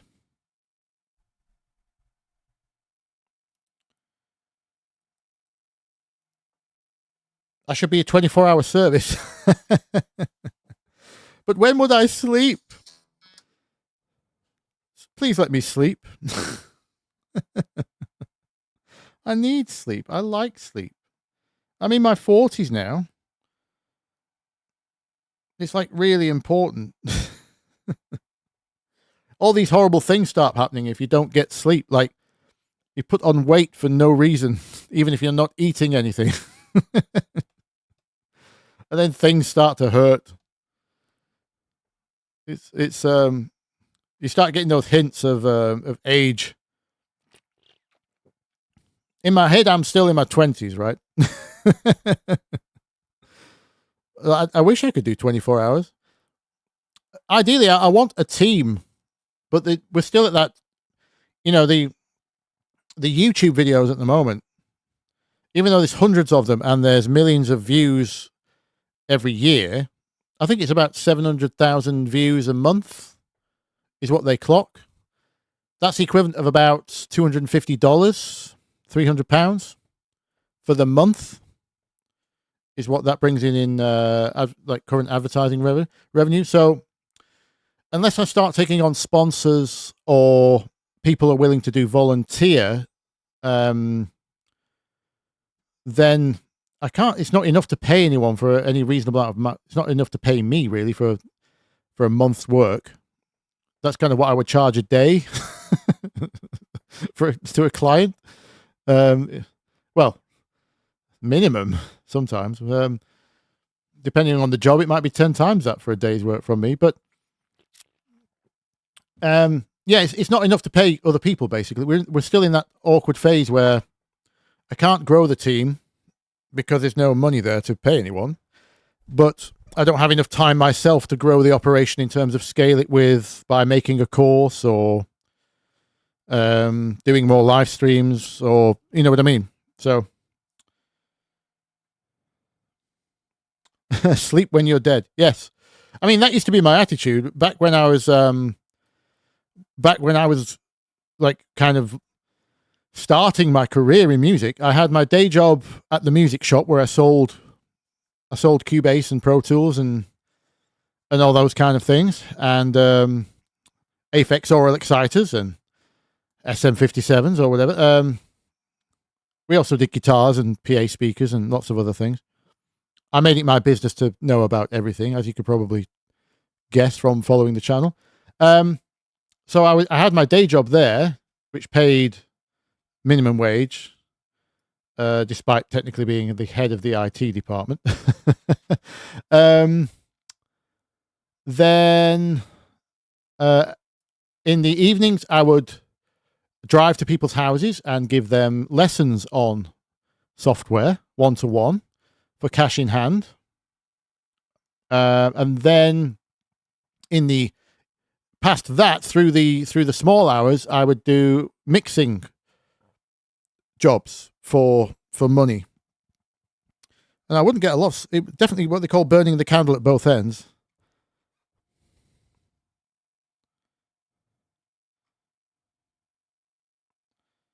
But that's not really possible these days. AI Ben is incoming. Hey, I've been tempted. I've been tempted to train an AI on my voice. Especially for those times when I'm ill and I can't speak.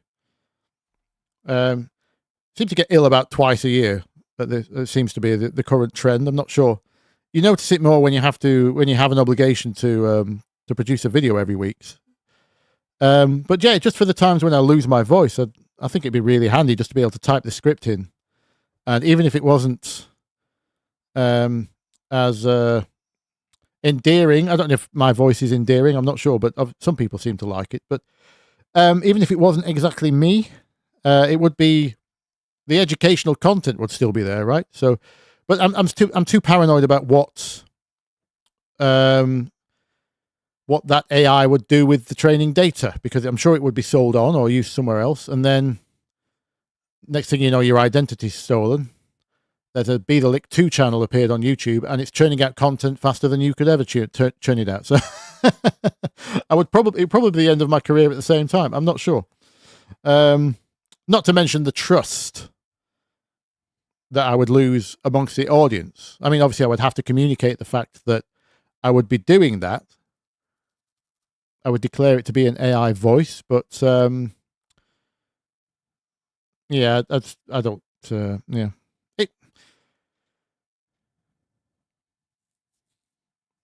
It would, no, Abraham, we were talking about what the Patreon would be. The main aim for the Patreon is going to be for recreation of tracks, which gets, because every time I do a recreation, they take a long time and they get demonetized. And then they don't do many views anyway. So, I mean, we could just scan through. That's why you've not seen any recently. So, that was the one I did. I really enjoyed making this, actually. I mean, I learn something every time I do one, but Clan Carousels, I probably should put the title in the... I've just realized. Maybe I changed the title at some point, but Clan Carousel Ghost Keeper.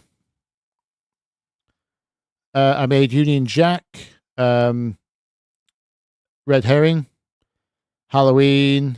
By the way, that was really disappointing. I got to work briefly with Oscar from Underdog Music. He reacted to my Techno remix, music makers, and he really liked it. Hey Ben, thanks for sending me this techno track. I'm going to do a live react to it right now. He was a star for doing that. He was very quick as well. He had a glass of wine to hand. I think that was shortly before his. I think his dad died, didn't he?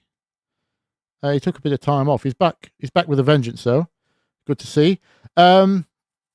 Anyway, yeah. So that didn't do very well. What else did I do? Full recreations of semi-virgin chords works out all right, but that's a lot more niche because it was chords.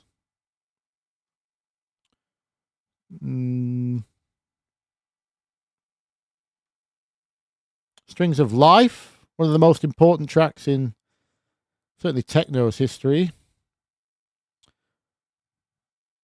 Even the original keyboard player, Richard, is it Richard James? Sorry. Let me get your name again. For those that aren't fluent in let me get your name right. Michael James. Sorry, not Richard James. Who Derek May kind of almost stole the track off, it turns out. Michael James himself commented. Yeah, one of the most important tracks of history. I mean, obviously, I'm not saying my video format was good. It deserved more views or anything, but just in general, that trend, the information I find is actually the most valuable, I think. The Deadmau5 one did all right. What else? MK2AM. 4K views, not a lot. I like to think my average is somewhere between 10 and 15K for a video at the moment. obviously, I would like that to be going up. It is it's the average is climbing at a very slow but steady rate, which is a good sign of organic growth. So I can't complain. But yeah, well, it's obviously it's not all about the views. It's engagement as well, and the engagement's quite low on those. It's very valuable for the people who do watch, but yeah, the Patreon's going to be for remakes. There was the Hayden James one, 12K. Again, I think the lesson in that is very poignant,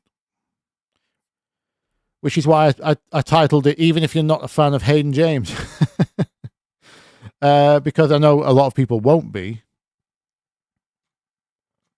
He's probably the kind of opposite of the dance music artist they're trying to be. He's more pop, really. So I tried to make the lesson not about the direct recreation of it, but the bigger picture of how they might be valuable. But yeah, they don't do too well. So Patreon for those. So at least there's some, well, A, data from my end on what people want most, and B, there's some compensation. But yeah.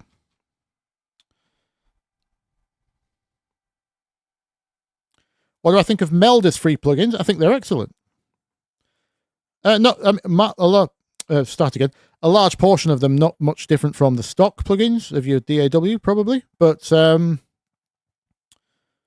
there's some really useful ones in there, which your DAW won't come with.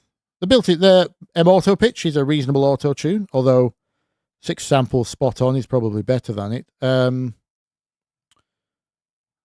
The LFO plugin's really cool. The one where you can draw your own phase curve is really good. I like that for special effects. Yeah, there's all kinds of stuff inside the Melda bundle, which is great. The Melda bundle and the Kilohertz bundle are the two main kind of free bundles that I recommend people grab, because that covers most of the things that your DAW won't do.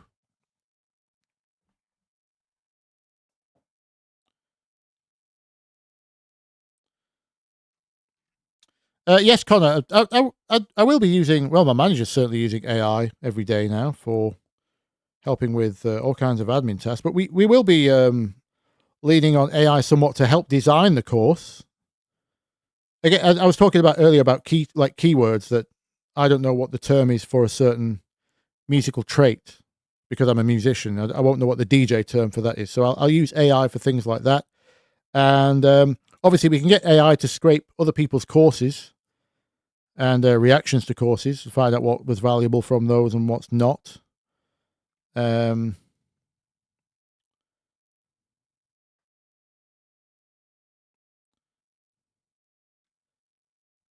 I'll definitely be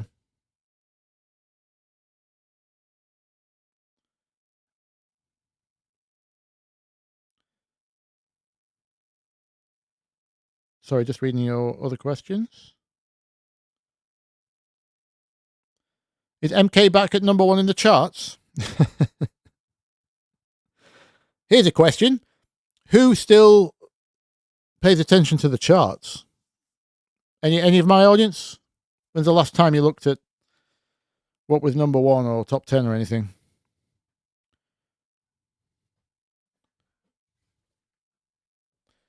Because I think that's a change in the market most people should certainly research, because I don't believe there are really you don't get hits from the charts anymore. The charts are now a reaction to social movements, right? Everyone has their own chart in the form of the fact that they made their own Spotify playlist. Usually that's the charts and they're all individual.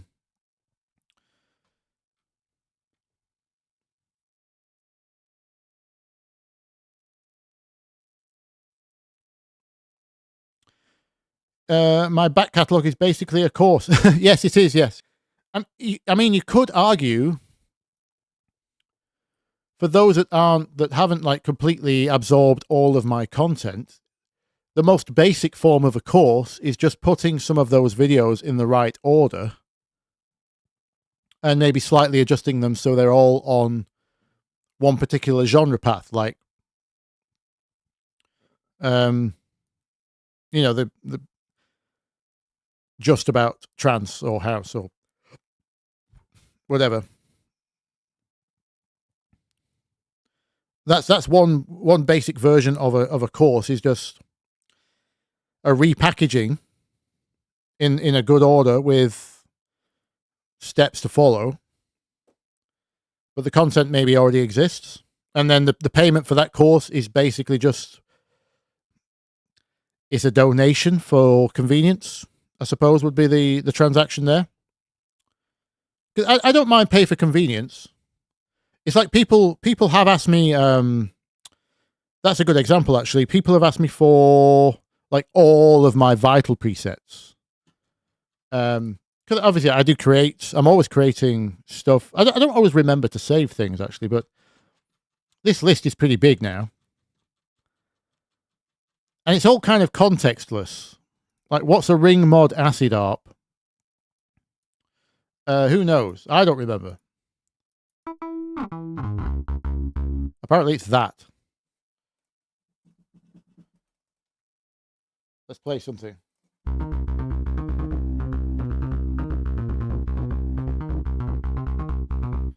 Apparently that's a ring mod acid ARP. Yeah, so there's hundreds and hundreds and hundreds of presets.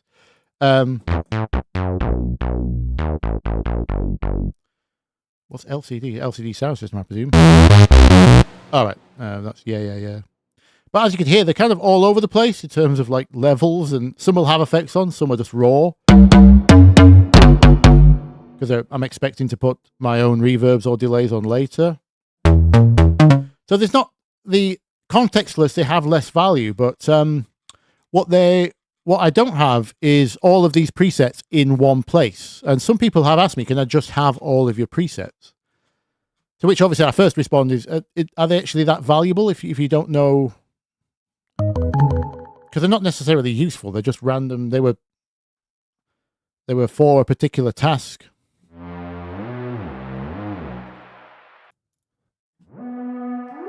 And because I cover so many genres, you know, some of them are just really basic things as well that you... I think that sounds like...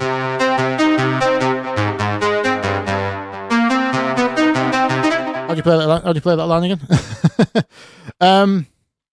But yeah, some people are willing to pay for me just... all the presets are somewhere online because I usually put them below every video. So the inconvenient thing to get all my presets you have to do is go to every single video, find the link, and then grab the presets from each video, you know, chunk by chunk. So some people are willing to pay me for just having all the presets in one place. So I don't know if that's true value, but a few people have kind of expressed that now.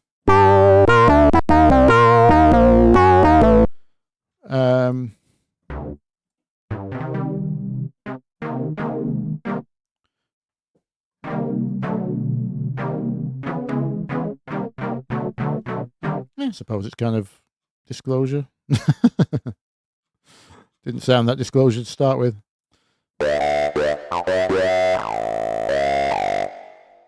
Yeah, random.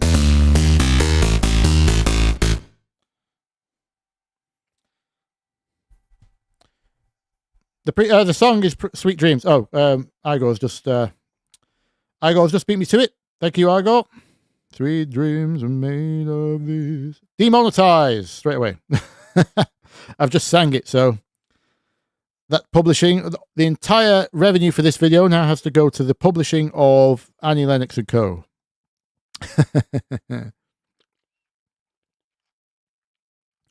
There's a if you ever want to do a remix, Sweet Dreams is a guaranteed banger. Obviously you can't do it when 10 other people have just done one, but it always seems to work. Have we lost level, or have I lost headphone level? Could everyone hear me okay? Something's changed at my end. 1 2 1 2 1 2 1 2 1 2.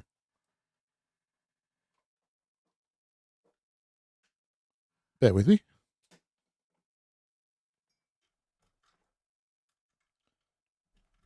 One, two. Oh, there we go. My headphones were falling out of the socket. I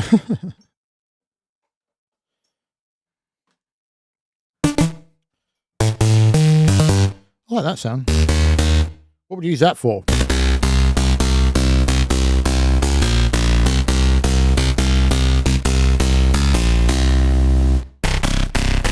I don't even know why I made that. What it was for.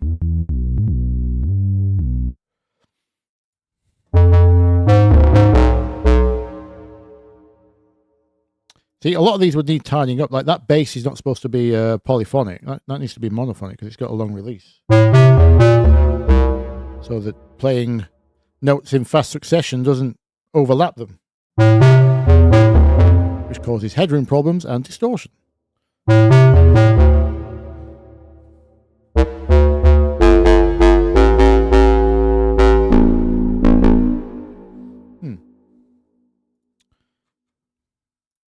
I need to tidy up those. In fact, I should have resaved that preset.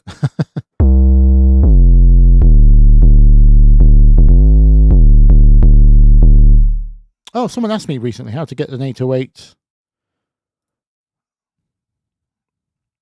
onto Serum. They couldn't find one of my waveforms. I presume it was it the sine square? I suppose both of these aren't in Serum. This one isn't even in Vital, I don't think. This one's from... Is this from Massive? Yeah, that's from Massive. Okay. I'll have to answer that person back. You get a lot of Vital stuff off preset share, do you, Sonic Sound? That's good to know.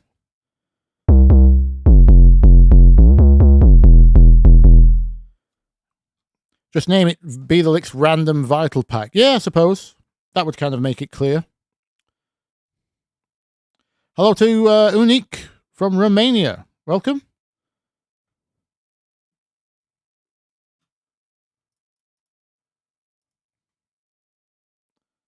A preset pack without annoying effects would be nice. Maybe I could call it raw. Raw and random.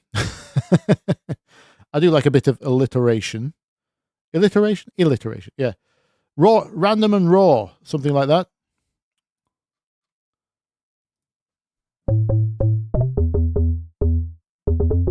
How's my M1 organ? I can't remember. It's clipping heavily is what it is.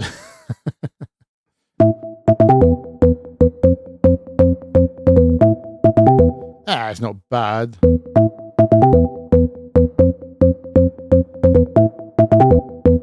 won't be able to do a raw one of those because it absolutely needs delay. You can't play an M1 organ without a bit of delay on. Sounds dead. Oh my god, we are clipping so much.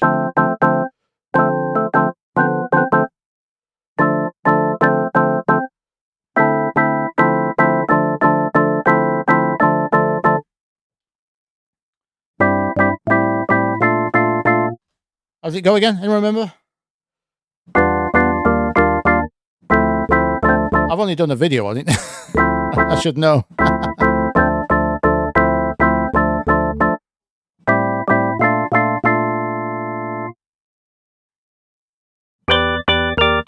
That's definitely the second rotation. I can't remember the first rotation. I'll have to watch my own video again.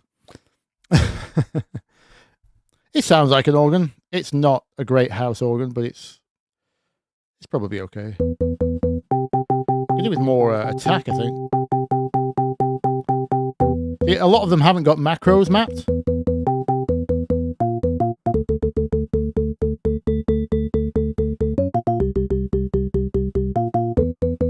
Yeah.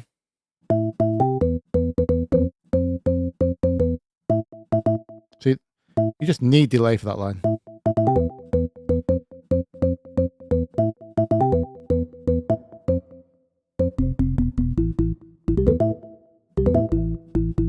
Not bad. Hello, Fink. Is it Fink? Oh, hello,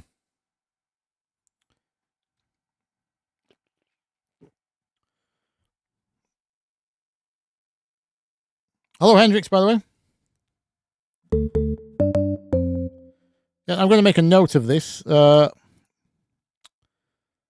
raw effects pack. Random and raw.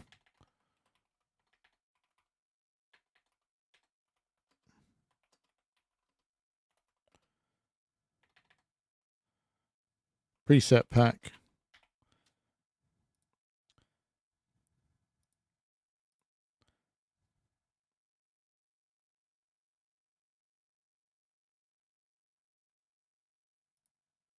One second.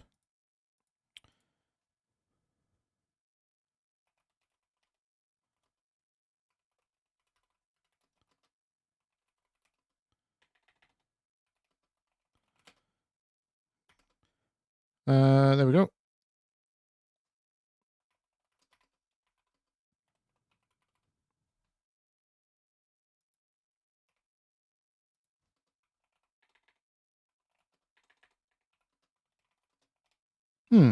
Yeah.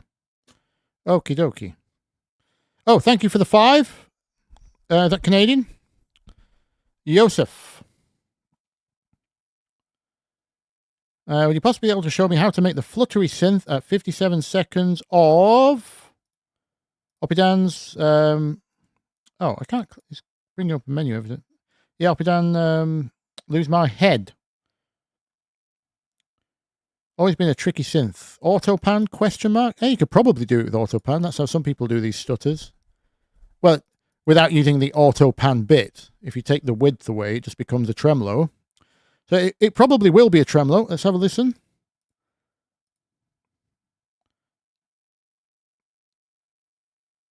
Oh, thank you, Fink. Haven't you already donated on coffee recently? I'm sure we had a quick chat over there. Forgive me for forgetting what it was about right now. Let's have a look. Opidan. Let's try not to get the I won't put the YouTube video on. last month we got taken down. A first for the Lose My Head. Do I know this one? Let's have a check. 57 seconds, you say. Oh. Well, I know how to make the other one.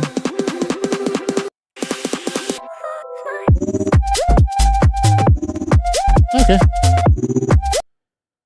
Yeah, I think that's pure tremolo, that. The question is what's under it.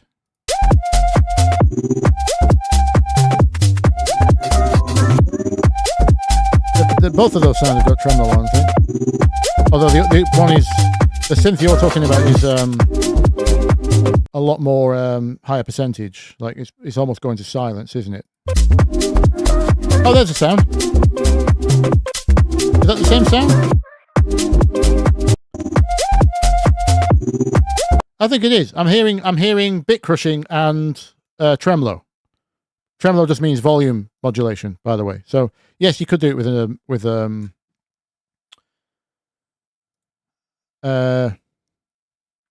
autopan.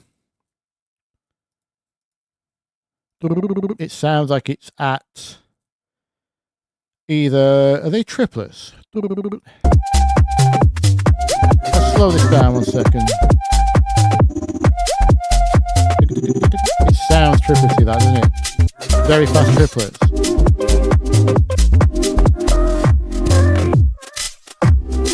And there's the sound without the bit crushing and the and without the tremolo.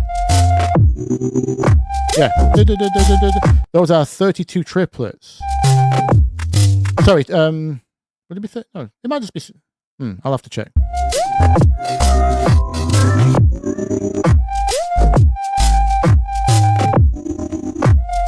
Oh, is there a left to right element, or is that the smearing from the time stretching I'm hearing now? Is it stereo? I would need to check the left only signal to be able to determine that. Shall we have a go? 1 second.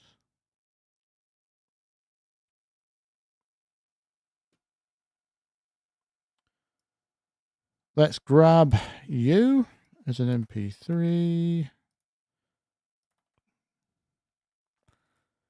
This could be a lesson in audio sleuthing, even if it's just how to break down a sound a little bit. So I might as well have a quick go. Put this on M drive.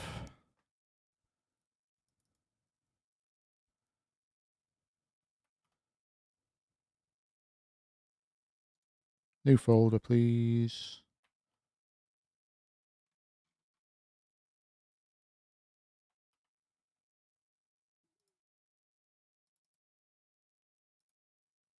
Let's put it in there.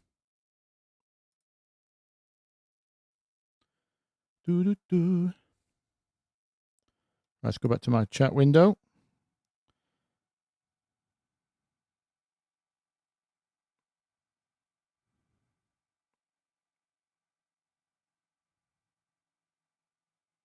It sounds like the same sound, doesn't it? Is it panning? It sounds like it's panning. I'm on headphones at the moment, so it's actually easy to mistake that for just a wide stereo sound that happens to be tremoloed.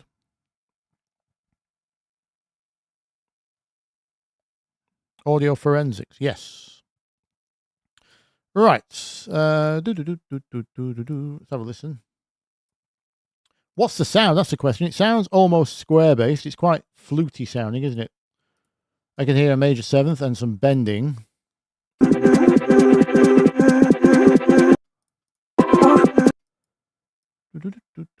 We're up here, are we?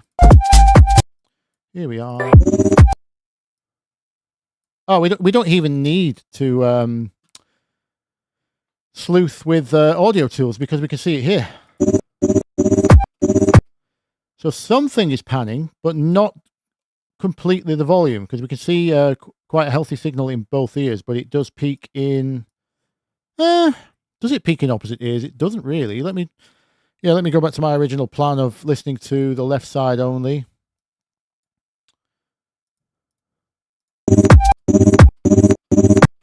No, it's not. The volume isn't panning. This isn't auto pan. That's not auto pan. I think the sound just happens to be extremely wide already. What does that measure on? Yes, it's 0 on correlation. So, does the correlameter give us any better idea? Is it fast enough? Is the question.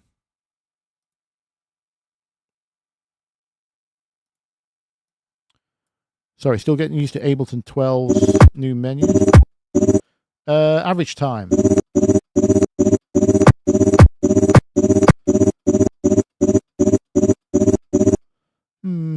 Is it any different when it's...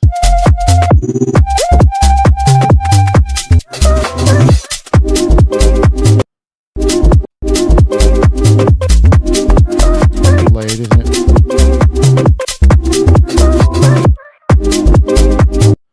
Let's listen to the side channel while we're here. But no, it's not auto panning, because it's the same rhythm in each ear. If it was auto pan, you would hear half the tempo. Whoop whoop whoop whoop instead of whoop whoop whoop whoop. Let's just check the side channel quickly. See what I'm hearing here.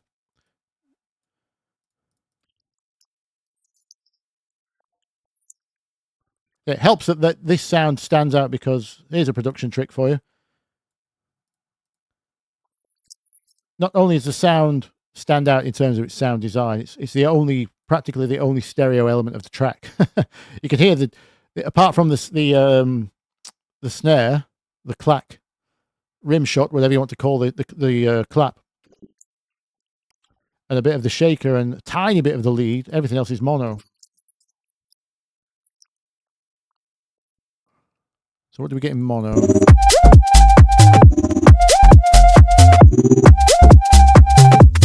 It's obviously weaker because it's they've sacrificed a lot of width for mono compatibility.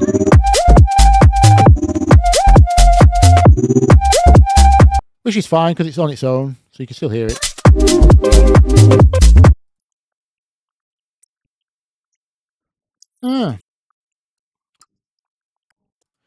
Right, so let's just do a quick. What key are we in?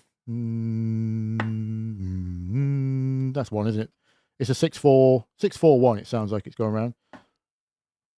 C minor. So that's A flat F C. I have no idea what this sound is. Let's have a quick.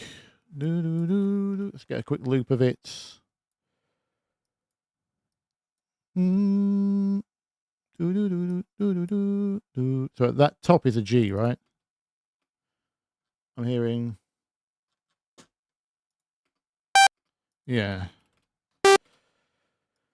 So it's one rest, basic version of this. I'll fill in the chord in a second.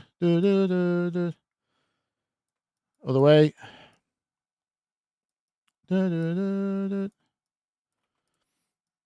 Oh, how does it end?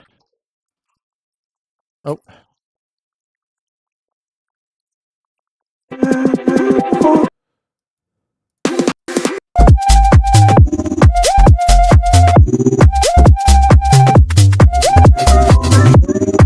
Oh, I suppose.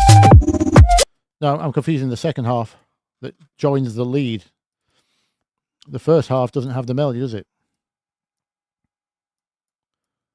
So it's actually it's the Trent Reznor, isn't it? It's minor major, same as Dead Mouse. So we've got a G at the top, which means that's a major seventh because it starts on a chord 6. Then it goes to chord 4. What does the tops do? I know it goes down. Something like that. Let's just call it that. And then it goes back up to major, C major. So the scale's C minor, but chord 1 is major.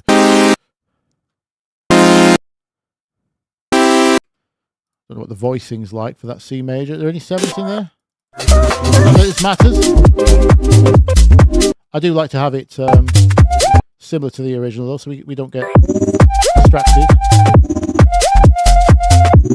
Oh, there is a seventh in there. Major seventh, so that's a B. So that's that's. So let's say the bass is doing this. It definitely goes up.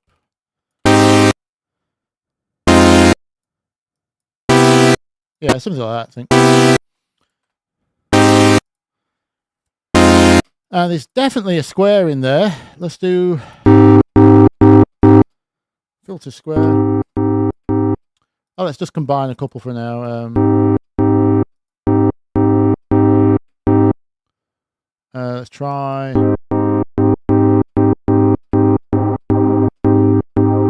What's provided now with? Is it detune? Or is it just...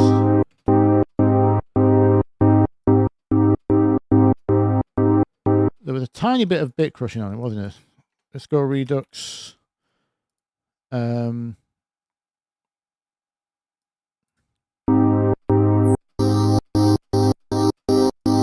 Something like that. Very quick. I'll give you the principles. You could dial in the specifics later. Then for the actual... I wonder if it's... There is a few ways you could do this. If it's not actual auto pan, I'm trying to determine... It didn't change tone, did it, in the left channel? It didn't change rhythm, but did it change tone? Let me just go back and have one more listen to the left side. No, no. It's not changing tone either. That width is just inherent to the sound, and then it's being tremoloed. So, and we're nowhere close to the sound. we need other waveforms in there, and it's neither.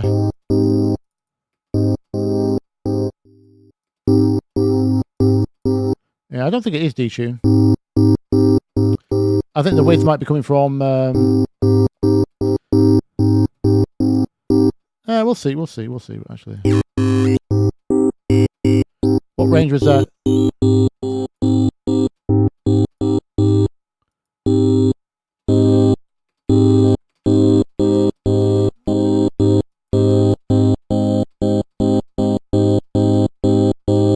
We need a bit of pitch bend in there. Oh, how do I do this on everything? Let's just go with you, and do it here. Resets, send a macro to all these three. That way I can judge it by the same amounts. Oh,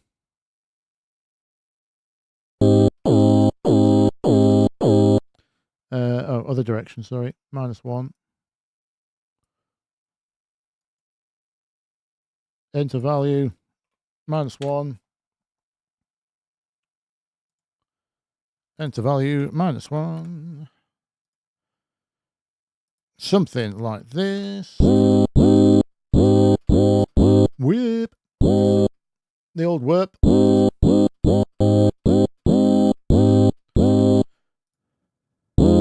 Because what I was going to suggest is you could just do it with a LFO on 16s. Oh, sorry, it was triplets, wasn't it? So we need to go, but it's not. I don't think it's a filter. Doesn't sound like a filter.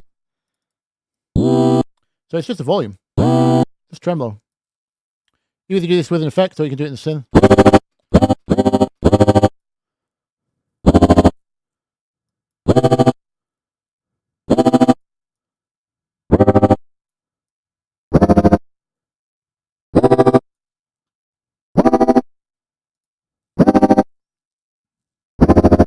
Oh.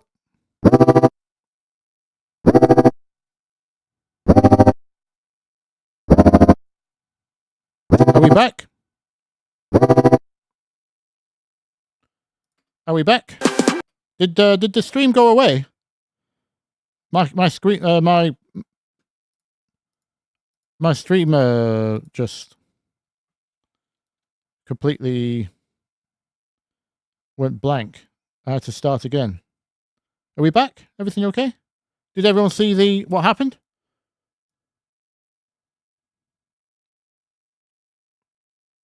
Oh, never left. Okay, good.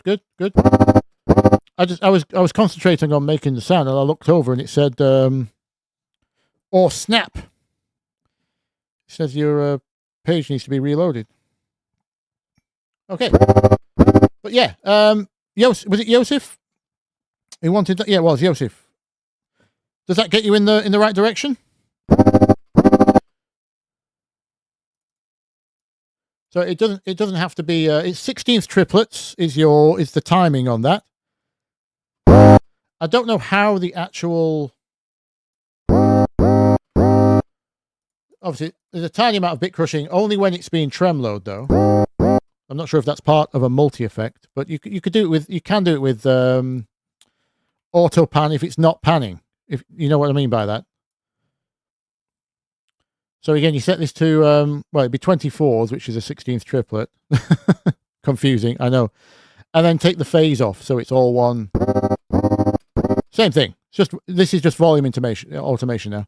So as long as that would be panned, but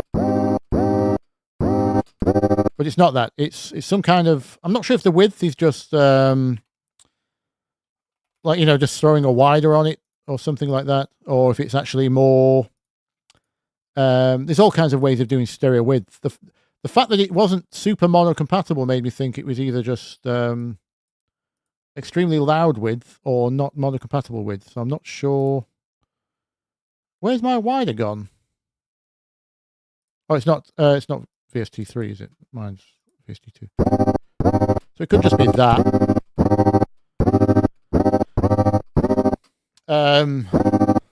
Could just be an extreme amount of post width, or the width could be gotten from. I'm not sure if I've decided whether the width has been gotten from extra voices in unison, just tightly tuned. As I say, I'm not sure what the waveforms would be. You probably have to experiment with a few. It's got some kind of squariness in there though, because it's not a saw like that. It's got more of that hollowness, that flutiness, which is why I'm thinking some form of mixture of square and something else. But I don't know what the combination would be. You have to play around. Some stuff in. Play around some different octaves, maybe. I don't know.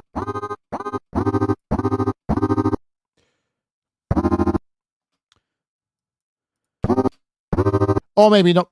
Obviously, you don't have to get exact. You'll probably find something really interesting in the process that's close enough, that has the same vibe. So hopefully that's helpful. Brilliant. Yeah, have a mess around. Thank you, Yosef, for the donation and the question. More the question, in fact. That's how we all learn. There's no such thing as a mono-compatible plugin. Disagree.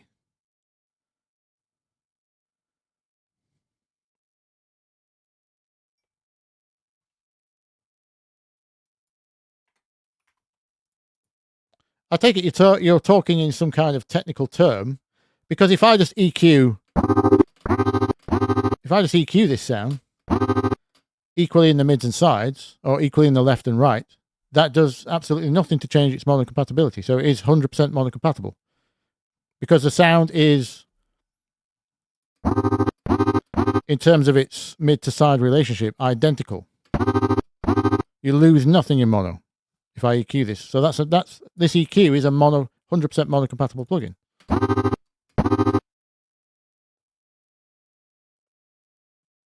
Can I zoom in to see the waveform of what we just did? You mean that? Yeah, I initially thought it might be some kind of pan, because this spikes and this spikes on opposite sides, but then this one doesn't, and this one doesn't, and this one doesn't. So it's there's too much. I mean, there's a million ways you could skin this cat, as the phrase goes. Because what you could do is put the you could put the filter in stereo mode if you wanted. So it sends the filter up in one ear and down in the other. So when it goes up in one ear, down in the other, etc. All kinds of ways you could do stereo. Maybe you could pan the bit crusher.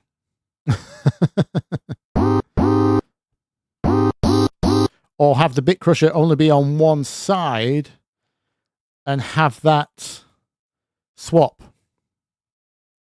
Like, how would that sound? Let's have a look, actually.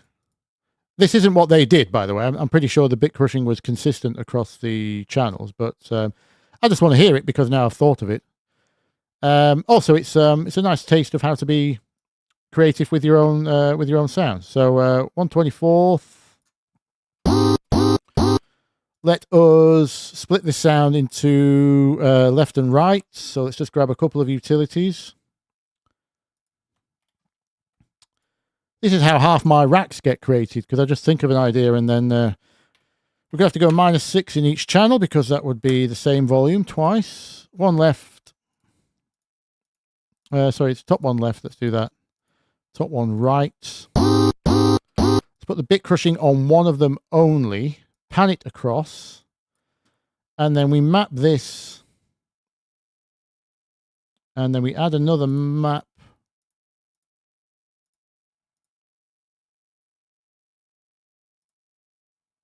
Oh, they've changed things. They've changed things. Oh, here we go. Sorry. Does that work? I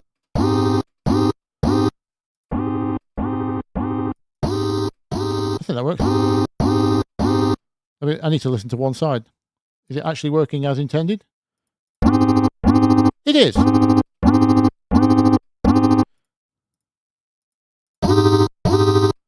Oh, I'm not sure actually.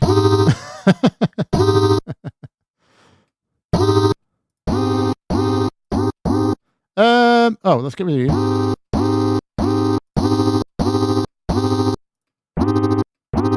It sounds like it's working on one side. Is that because of the parameters? Oh, it's 50%. Sorry. I know what I need to do. So this needs to be, one needs to start at 100, one needs to start at 0. That's at minus 100, sorry.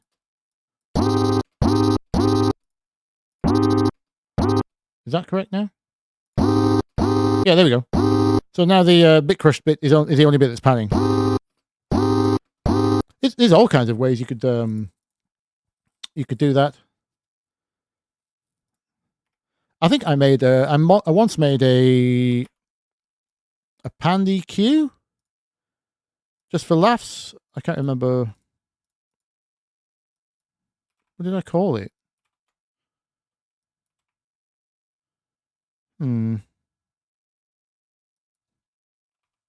Nothing in. Oh, is it in work in progress or old? Oh, pan EQ. Yeah, I had no idea what the application of this would be, but it let me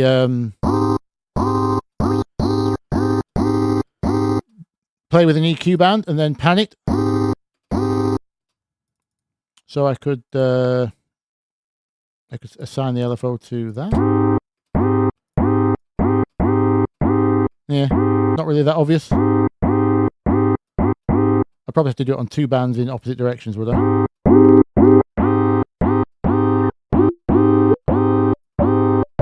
That sounds pretty good in lower frequencies.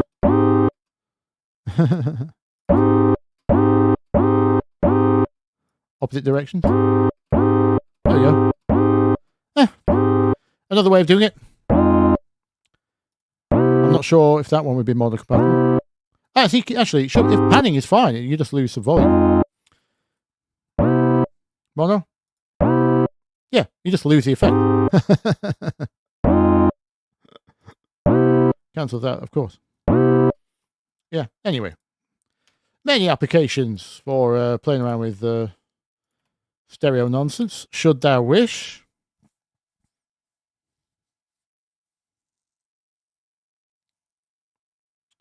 Does this sound have any transients to shred subspace?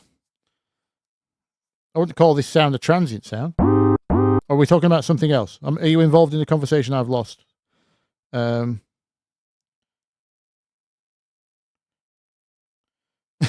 are lots of surprises. Yes, sometimes mono just does mean... it literally means one channel. So, yes, in some cases, that is the engineer that just hooked up the left channel. That is sometimes the case, yes. In terms of what you're outputting, though, it doesn't change, because if you're mono compatible, that means if they do only take the left channel, you've got a high chance of your sound translating well. And if they take both channels but keep them in the center, then obviously you translate that way as well. And if they let everything be stereo, then you're good as well.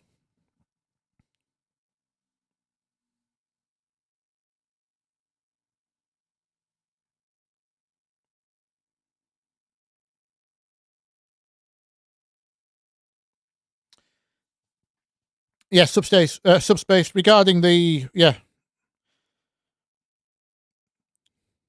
vocal lines that you can only hear from the left. Yeah, that's why I did the video called "We Don't Dance in Stereo," because there's always that danger. And well, more to the point, I forgot to mention this point in the video, but because I got a lot of audio engineers telling me they run their systems in stereo, which is great to hear. Obviously, as long as the room benefits from it. But the place it's most common is when you're starting as a DJ and you're playing the smaller clubs, smaller venues. Those are the ones that tend to be mono because they're kind of forced to because of the awkward space. You don't get the privilege of stereo until much later, usually, if you start selling lots of tickets to bigger rooms, which have proper setups. So that was kind of my argument regarding staying mono compatible. So yeah, it is a danger that they'll only hook up the left-hand side, which is a form of mono, not just the combined left and right, which I usually refer to.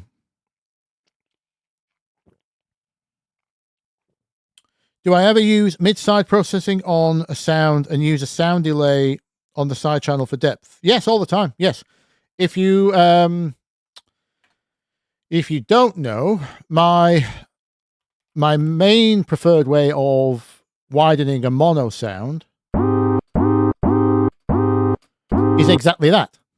My stereo faker rack. Go and see my free Ableton Racked video if you want this. Is just that. It's just a delay within the Haas range, preferably under 30 milliseconds, what they call the Haas range, so you can barely tell it as a delay. And then the opposite side is just the same thing with the phase flipped. So it cancels in mono. It makes no difference in mono. But you do get a pseudo width effect in stereo. I use that all the time. Which is, yeah, so that's just basically a kind of panned delay, if you like. Well, it's more of a flipped polarity delay. And so yeah, the delay only happens in the side channel, technically, is what's going on.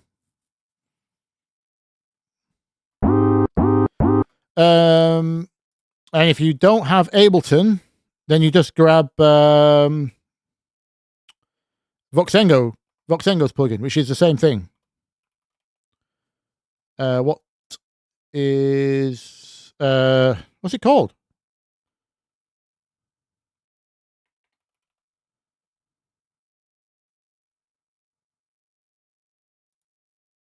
It's not sound delay.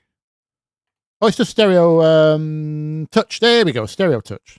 I've done a video on this as well, but this is exactly the same thing, except you get 2 delays if you want. So as long as you pull this delay down into the Haas range, you probably wouldn't have it equal level. That would be extremely wide.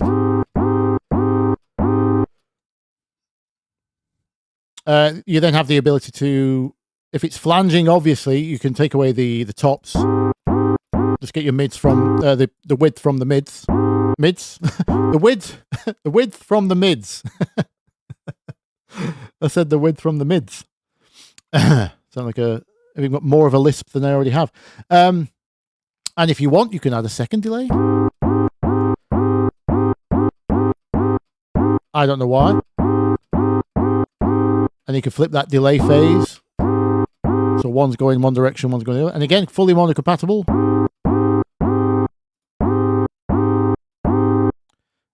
Turn that off, where it is. So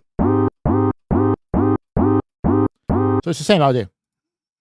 I just put it in a rack because it was quicker than opening the interface. Well, I just made the same thing in Ableton's own. But yeah, fully mono compatible, stereo width. If you listen to the left or right side only whilst doing that, you might get a little bit of flanging. So in that sense, it's not fully mono compatible in that way. But hopefully, you've filtered the only the relevant frequencies that you need. So you shouldn't hear too much of a flanging effect on the one channel.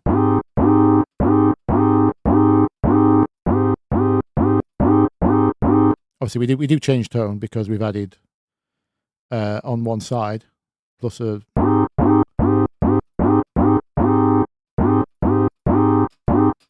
But that type of mono is a lot less common. So I don't really consider that when I'm as long as I'm generally mono compatible for the combined type of mono. I'm happy.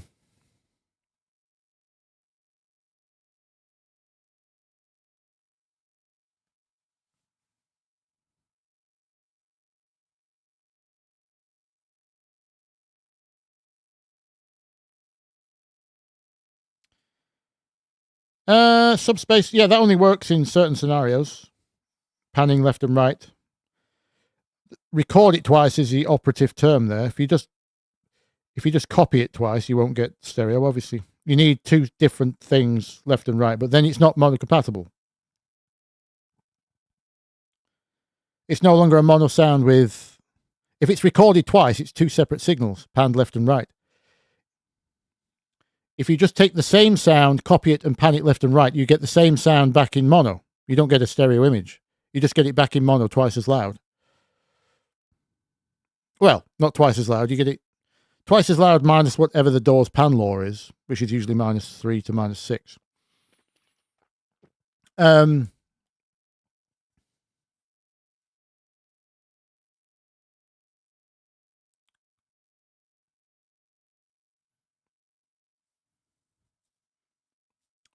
Yeah, you've already answered the question, yeah. So only works if each recording has some difference in it. So it works for things like guitars, but you'll notice a lot of there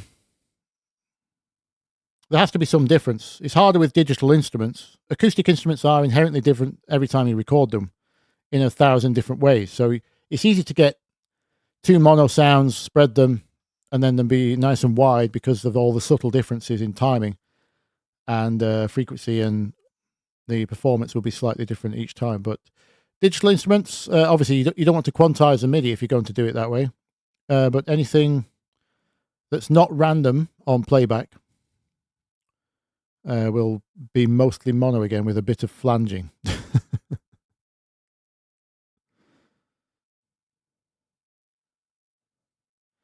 What was that question I saw about subs? What did you say?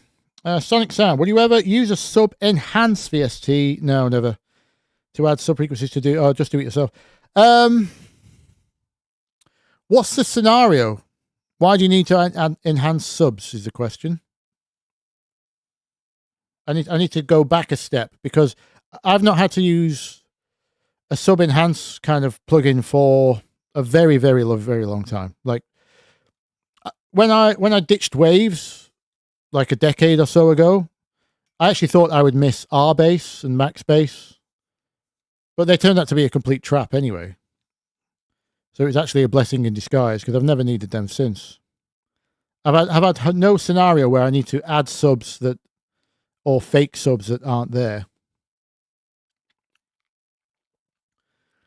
Because all my basses are just separated into bass and sine wave. So if I need more subs, I just turn up the sine wave. That's literally how I balance my sub frequencies in my tracks. Everything's split into upper bass and sine wave, and then I just turn up the sine wave. I just balance it to the reference.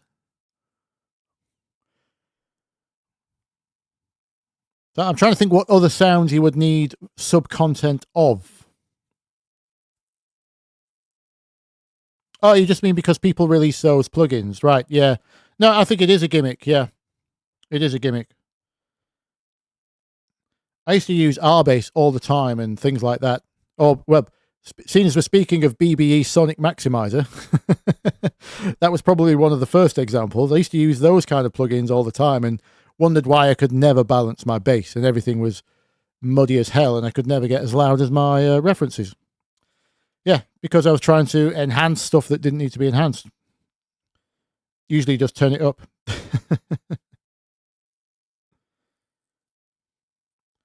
Thank you for the 20, Red King. Wow, thank you very much. I gave you the synth recipe for Quench Dreams on Ko-fi, but you're having trouble with the MIDI. You think it's an octave jump? But seems like it's missing punch on 1 and 3. Is there another layer? Let's have a listen, shall we?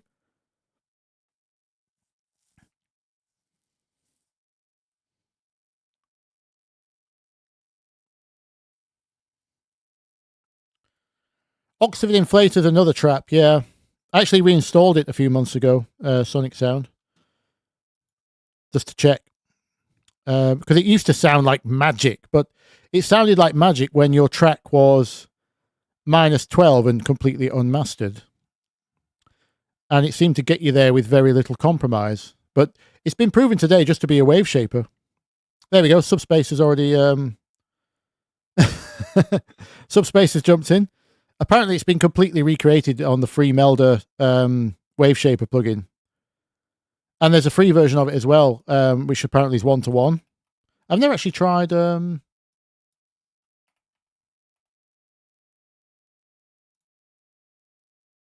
yeah, the JS inflator. The way I work these days at already mastered level, I prefer the other UI. The way I work these days at already mastered level, if you try and use inflator, it just craps out. It just distorts.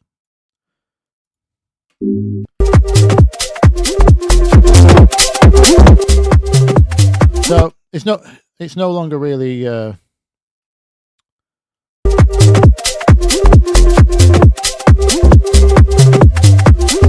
it farting.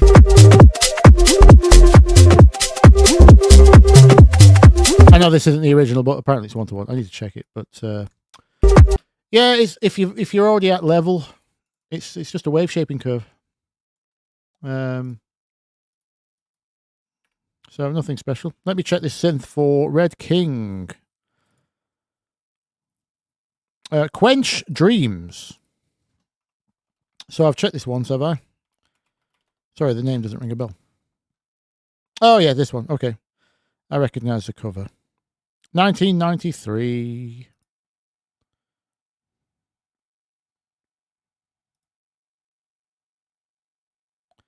Let's have a look, shall we? What was the timestamp again? I've got a 6-minute mix here. Are we talking about the acid? Oh, we got. Remind me, Red King, what the because we've got a choir there. We've got 2 types of acid coming in. Whip, whip. Main lead comes in at 2:38. Okay, thank you. Got bells, tubular bells.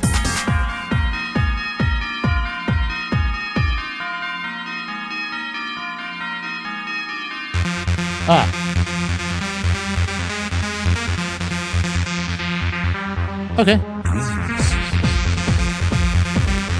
That's just detuned saw as far as I could tell. There'll be some subtleties to the all right, so yeah, it's a couple of octave jumps. You're asking more for the MIDI, aren't you? Yeah. What note is that?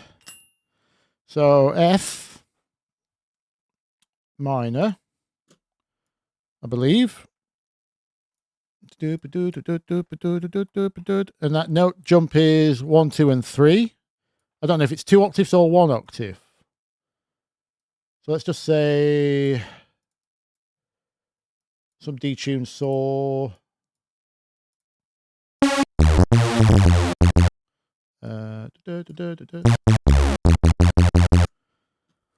Do that for the minutes, just to get the line in. We need a tiny bit of top rolled off. Let's just add a reverb. Let's get in the mood. Oh, it's not that wide. Take a bunch of lows off. Something like that. The bed.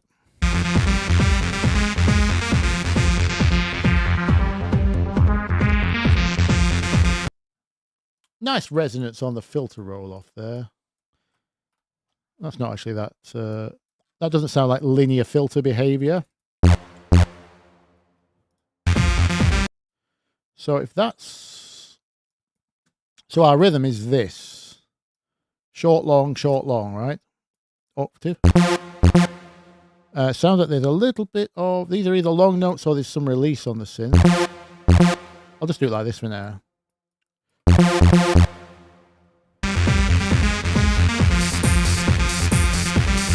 So it's changing at the bar. So it's that, is it? I think we're having that.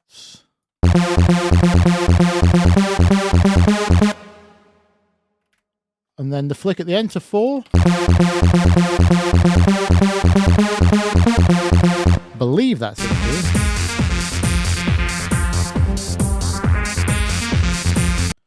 I think.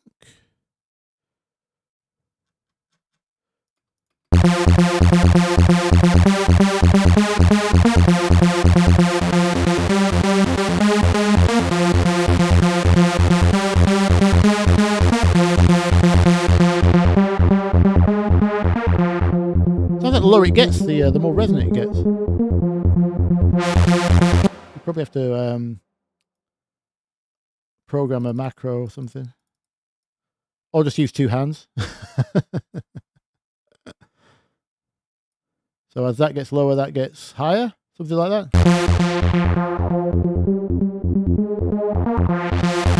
It sounds like probably turn the drive.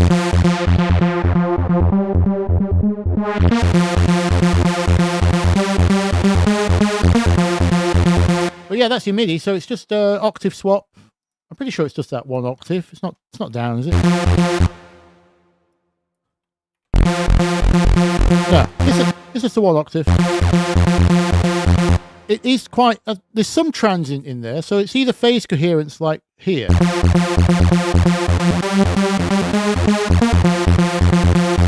or it's actually just got a bit of a half pluck kind of.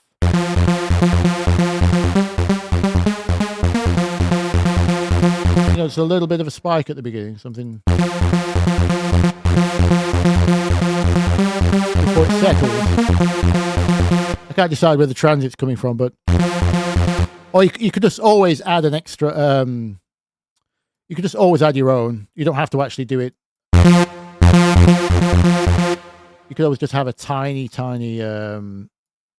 could have one just doing this.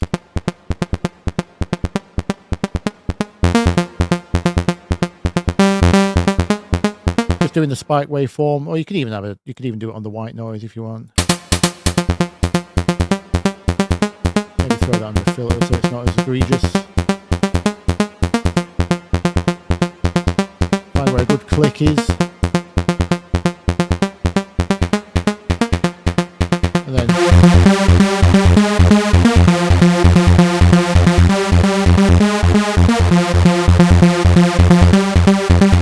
balance those like that, get some transients back out of it. Yeah, multiple ways of doing that, but that's your classic synth trance thing, octave swap, and the classic rhythm as well. It's what I would term a semi-cross rhythm. Sometimes they just go over the bar, like they keep going, and they only come round every 2 bars or every 4 bars. Or you can get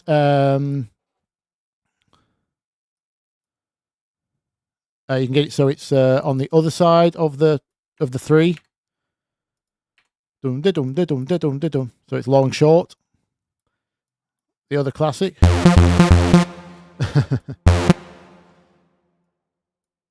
That sounds a lot like the thingy sound, doesn't it?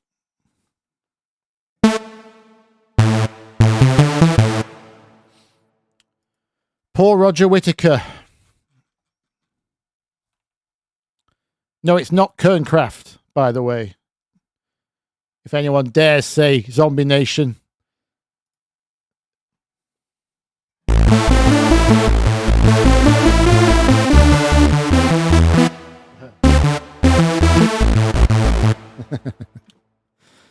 It's Roger Whittaker. Lazy Jones is the real name of that song. Or should I say computer game?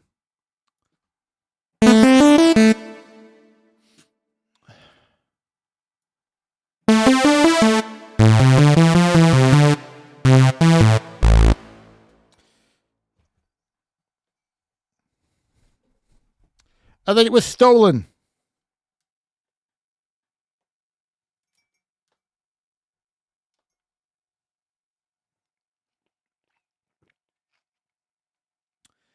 Yeah, that's definitely pre JP8. You're correct, Subspace. Yeah, it's not got the.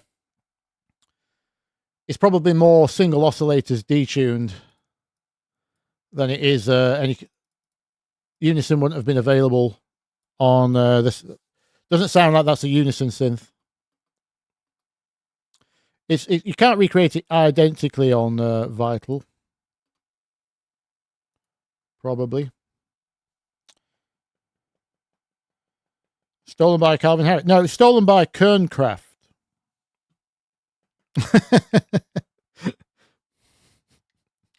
Like Chicane stole Tangerine Dreams. Oh God, we're going there again. No, not everything happened to be stolen by Calvin Harris. He got close to lots of things. I mean, that's wearing his influences on his sleeve, I suppose.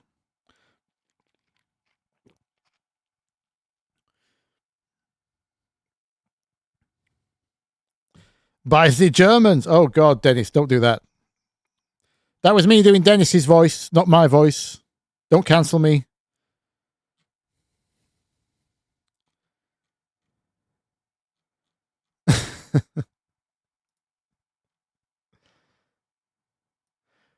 Was it Louis C.K. Who said stereotypes are harmful, but the voices are still funny?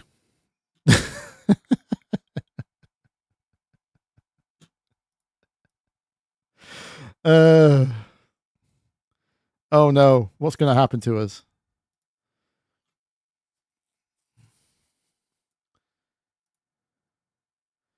Two things can be true at the same time.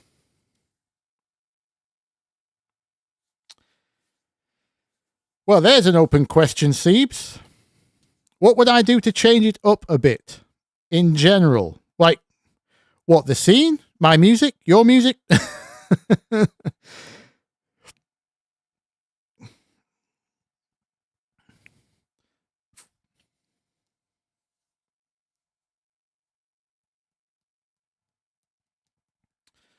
What is the massive pad swell in Offshore and Sunstroke?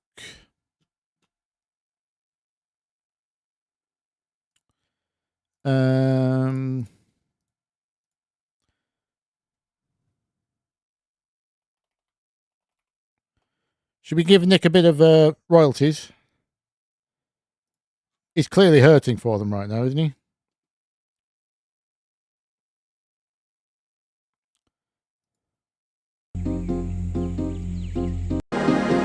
Oh, that.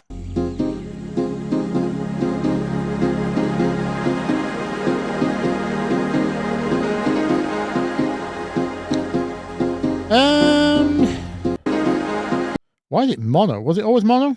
That's Armada TV's official.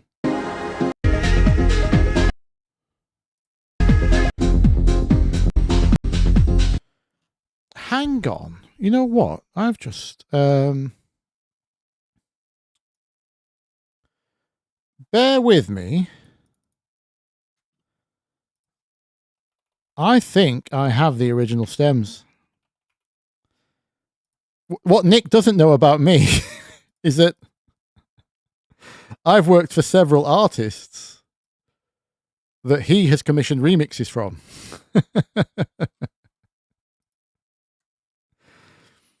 So despite doing that video, which kind of pasted him in a rather, let's say, unfavorable light, I have actually generated plenty of revenue for Nick in a roundabout way. So all you conspiracy theorists just have to look at who I've done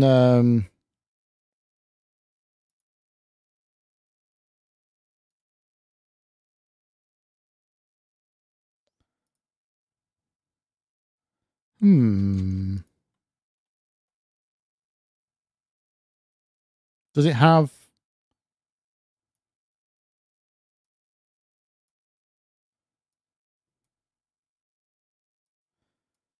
It's got 7 bits inside the stems. Let's have a quick look, shall we? I just need to make sure I'm hiding the original artists' names. Part of my contract.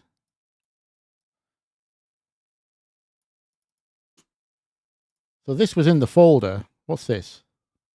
Not you.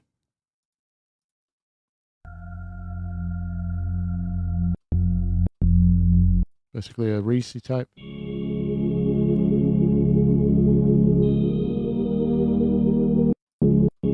Not that. This looks like it. The stem's called Classic Chicane Atmos. Please don't lose. So I think it's actually a layer of two, isn't it? It's those two. It's the dull pad and this shimmer layer. Yeah, there's the original roll and patch, wet and dry.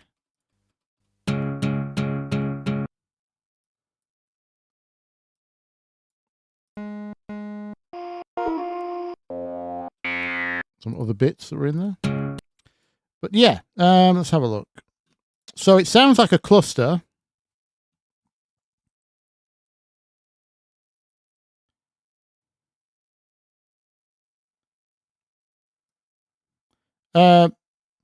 Cornell, Stutter House, think trance gates.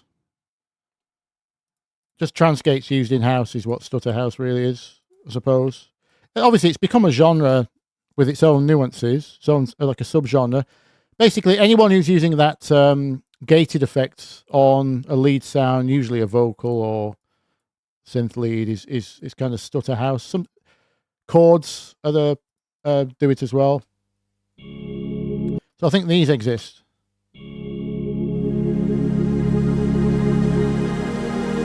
Yeah, I think it's a combination of notes. Right, so it's one chord's moving, one's not. This is just a high frequency cluster. Let me see if I can figure out the notes. Because that's... there's lots of them in there. Obviously, I can hear the highest one. No. Let's have a look, shall we? No. What the hell is this chord? It's got so many notes in it that it fits with every other chord. It's one of those. It is basically the premise behind these kind of cluster chords. Let me just put everything within my vocal side chain so I don't have to talk over anything too loud.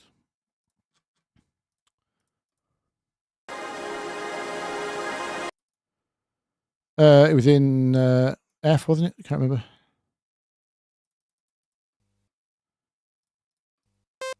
No.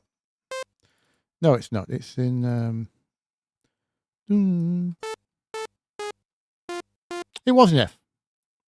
Oh, so the top. I thought the top was a fifth. I'm hearing in. I'm hearing a seventh. Is that? Oh, so that's the seventh. So that's an E flat, D sharp, whatever you want to call it. Let's just do some. This is going to sound really nasty on a saw. So let's just add a chorus, some reverb. We'll keep it turned down.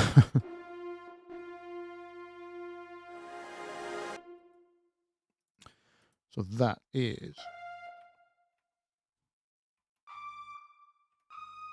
So that's in there, unless it's one of those synths that's just got octaves in it, like this kind of thing.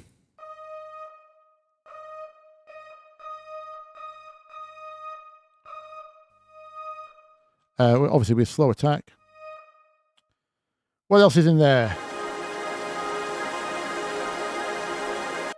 No, I think it is the octave. I'm not hearing the lower one, unless it's velocityed. Let's put that back up.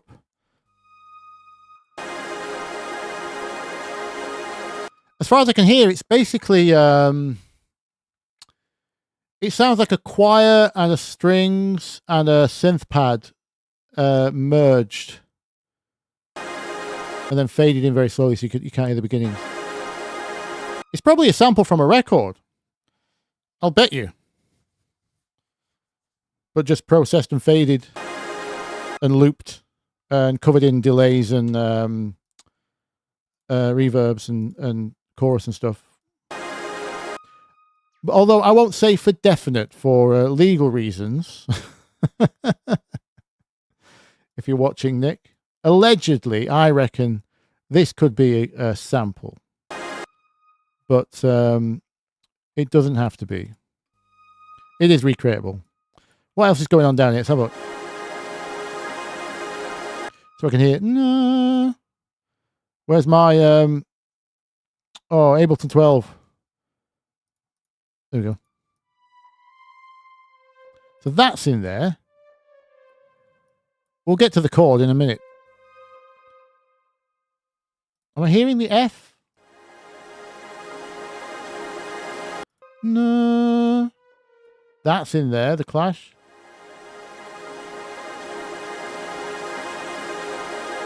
It sounds like a harp as well.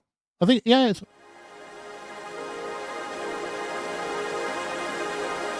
What's that lowest note?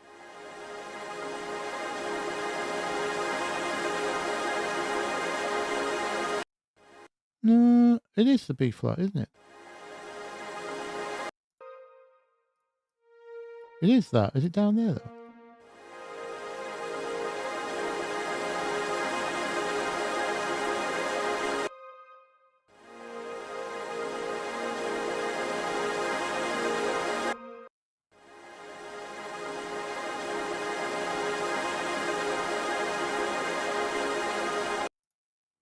It might just be every note of the scale.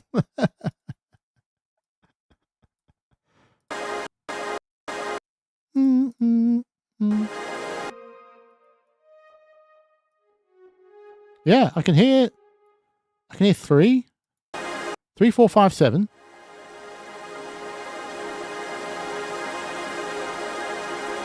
There's noise in there.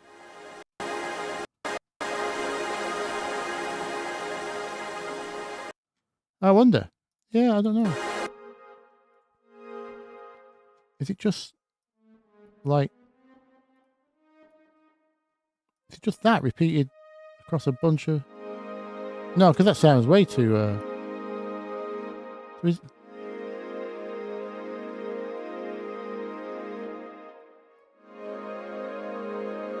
don't think I can hear 6.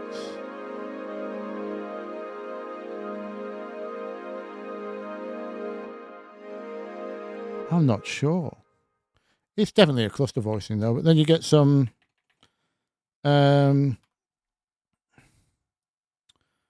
let's grab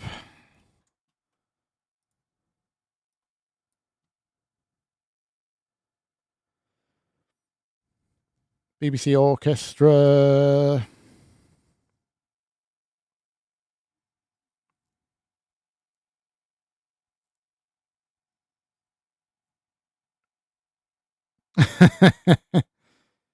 You're hearing D as the lowest note. D natural.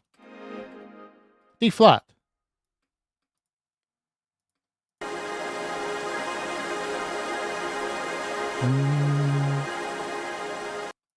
Like down there.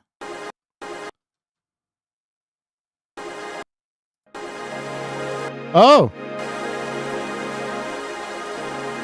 Very faintly. You might be right, yeah.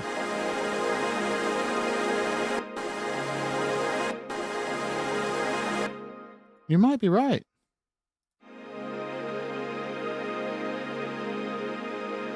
It's a mess. It's a polychord because it's probably several things layered and sampled. It's obviously done for its atmosphere.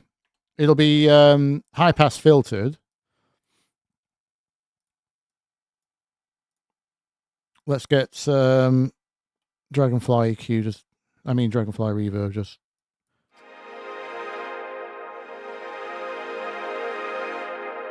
Let's get some orchestral layers in. We want violins, cellos.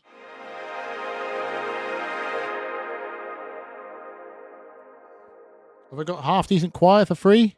Oh, Labs has got choirs in, hasn't it?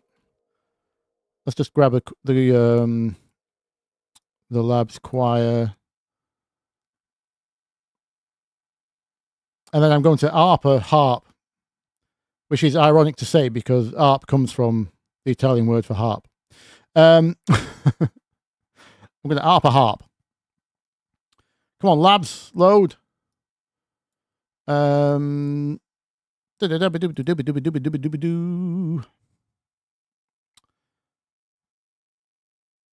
this is the wrong labs.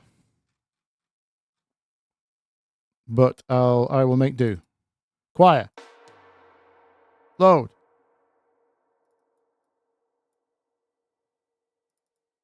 Load. Oh, there we go. Let's just see what.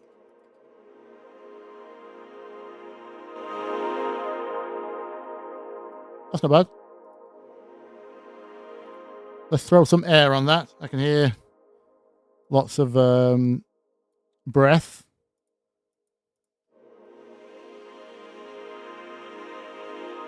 Kind of thing. And then does BBC have a harp? It does. Harp and Celeste. Let me just copy another layer of you. You're now Harp and Celeste. Get an harp.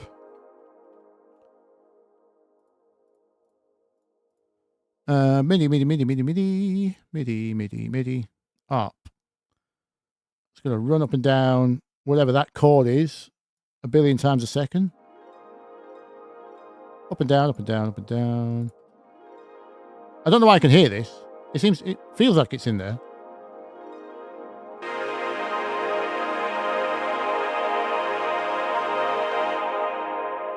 And then underneath that, you've got the original standard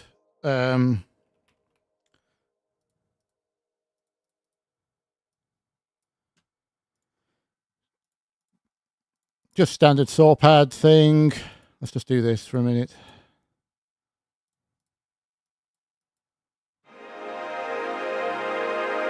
Obviously, it's swelling in and out.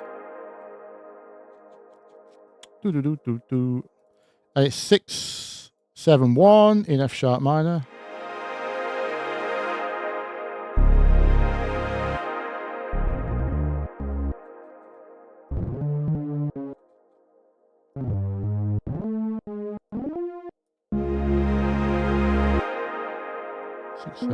Come on. Sorry, trying to do this fast for you guys. Again, lots of reverb. Not a lot of attack.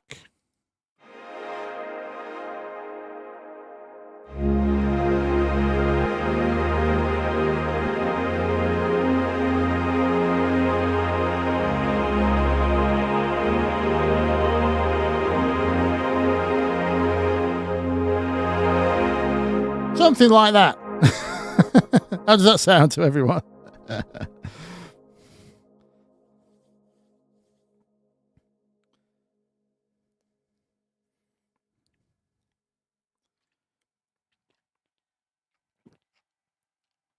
So play as many notes as possible. High pass filter. If you keep it in scale, nice mood. I think what you choose for your top drone is probably important as well. Like seventh is a nice suspended, just a bit less resolved. There's probably some notes like it's probably clustered everywhere, but something like that. Nice, isn't it? Play all the notes. Yeah.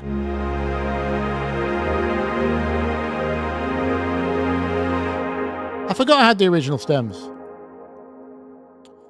Don't sue me, Nick.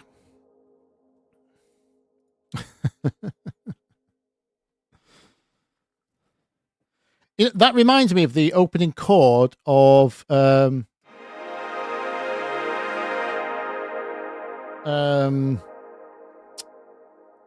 Hitchhiker's Guide to the Galaxy movie from 2005 or whatever it was, 2006. The DVD, the DVD menu opens with something like that. It's gorgeous.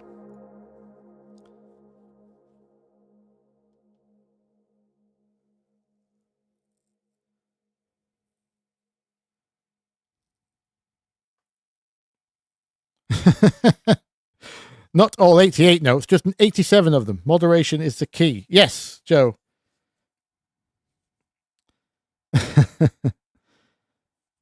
Traffic. I've not seen that. Sounds like that does it.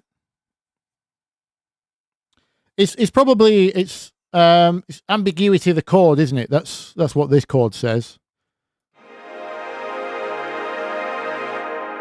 Especially, you know, it makes no sense if your home one is F minor, because you're effectively just holding a chord 6 of chord 6 plus many extensions. What's in there? That's an 11th.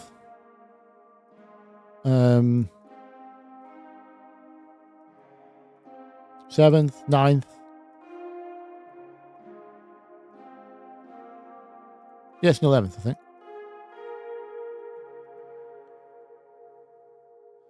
Yeah.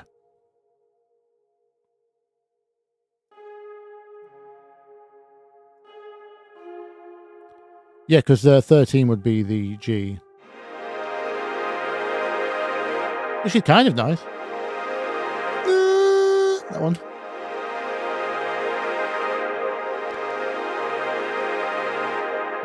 Lydian feel, as I would call that. A nice Lydian suspension. Anyway, yeah. So if you want to paint beautiful ambiguity, i.e. Stoned out your face on a beach, all the extensions, high pass filter, my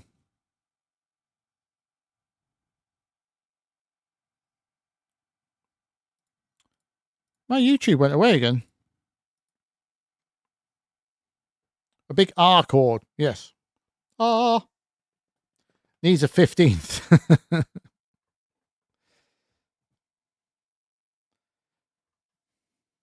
Meditation music.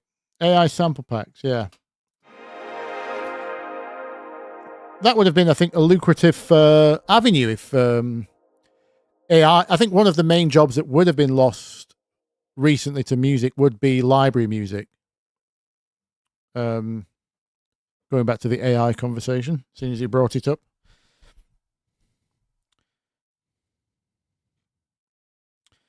Is any of the magic lost being this good at music? No. This is the best bit. What do you mean? This is me putting all I have worked for into practice, isn't it? This is me exercising what's... So my passion got me to learn this. My obsessive passion. And now I'm exercising on those skills. So, no, none of the magic is lost. I mean, well, actually, that I do tell a lie. Sorry, yeah, the magic you're referring to is when music is not quantized, right? I don't mean MIDI type of quantized. I mean, when you can't tell what the notes are and the rhythms are, there's a certain magic just to the aesthetic sound quality, because you can't tell what's going on. You don't need to know. It's all magic to you because it's all unknown. It's a different world. It's a different language. It's a special. I understand what you're saying there. And I mean, it is different, yes. Like since the age of God, when I started working on my relative pitch when I was about sometimes in high school. So that would be between the age of like 12, 13, 14, 15, somewhere around there. I don't know when it really, but I distinctly remember that's why I liked listening to Metallica. Because I definitely got bored of pop music quite early because I could hear all the notes and there was lots of repetition, and the simplicity made it really easy to work out by ear. So you go a few years of listening to the radio of pop music, and by that time you've heard every possible chord progression and melody. Well, not everyone, but you've heard all the common ones, and you start to hear the patterns, and you get bored of those quite quickly. So, yeah, that kind of lost its initial magic quite soon. But then I heard stuff like Metallica, and I didn't know what a distorted guitar was doing. It sounded really, really complex. I told this story in one of my sound design videos. So, what was it? Yeah, I don't remember the song, but it's just a held note, and I couldn't work out what the chord was, and it sounded really, really powerful. And eventually I got hold of the music book at a music shop. I'll never forget, it was called Cherry Lane Music. It was the full score to the Black Album, and it showed all the notes. And the thing I couldn't figure out was just a single E note. It was just that bit played on a distorted guitar through a Mesa Boogie. Sorry, not a distorted guitar, obviously a distorted amplifier on a guitar.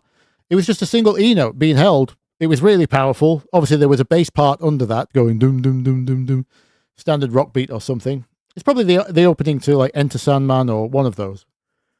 But it wasn't even a fifth chord. It was just a single note. And that was magic to me. For a while, I was like, I was a little bit disappointed to find out it was just one note. But then I also did appreciate the magic of sound, not just notes, obviously. But no, in general, the magic hasn't gone, because there's always something amazing that exists somewhere.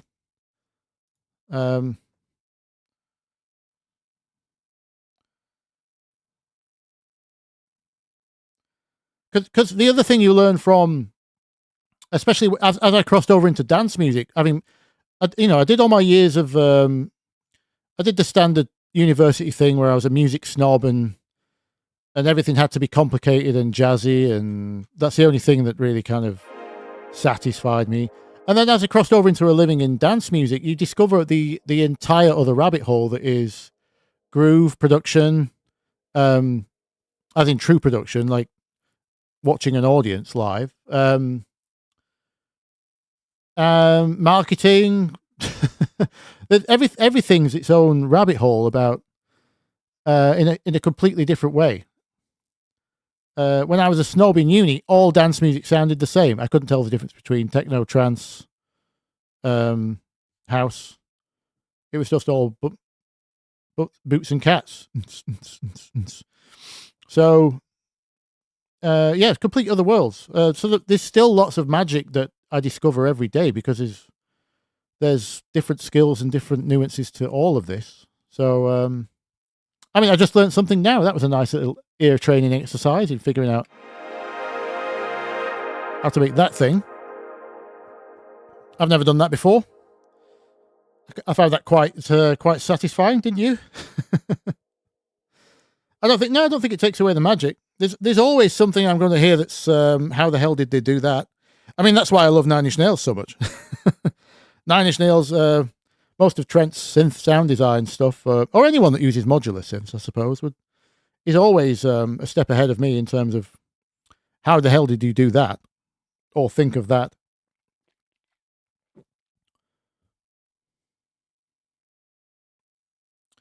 Yeah, I'd say, I don't know if it gets richer. I suppose it gets richer in the sense that you realize how many more possibilities there are outside of the notes. Yeah. So it gets more magical in some ways and a bit less magical in others, I suppose. I don't know. But, yeah. Good question, though. I understand. I understand where you're coming from there. I did fear that would be the case when I got perfect relative pitch kind of up and rolling into my, into my early 20s, late teens, probably. And then I could just hear every note of everything I ever listened to. So that bit was no longer a mystery. But I don't suppose it didn't take away that much, really, because there's always going to be, music that surprises you.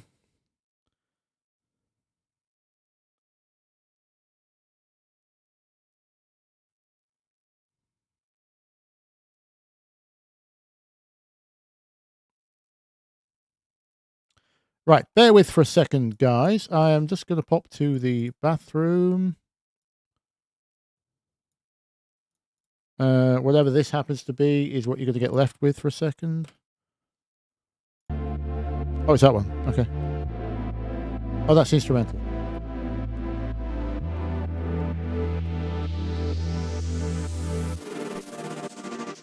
Oh, doesn't matter. Leave it. One sec. I will be back in a moment.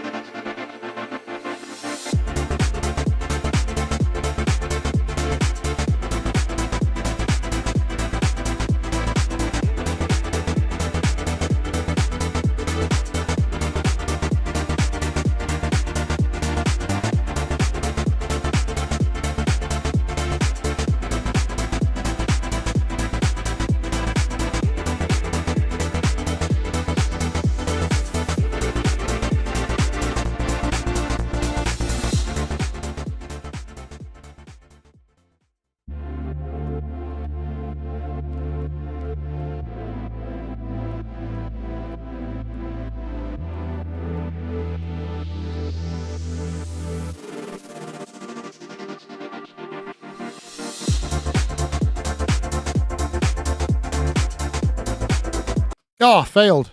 I thought I could get it done within one rotation.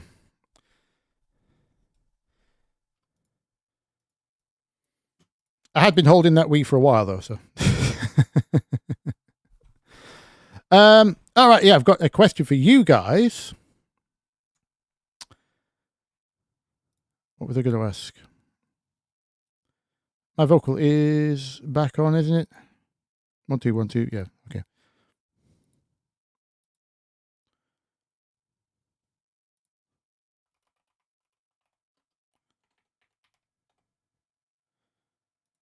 So I'm still thinking about this Avatar thing, not the film.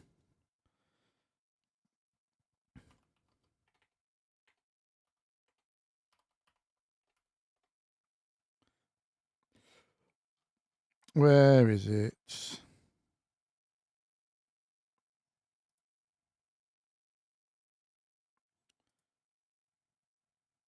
I don't know. What up? One second. Yes, I don't know who of you saw this last time I asked, but I watched this chap. Is a Finnish fellow that teaches one of the strategy games that I play called Mechabellum, and I really love. I've been actually wanting to play this against Wood. I find the rat hilarious. So I wanted to do something similar.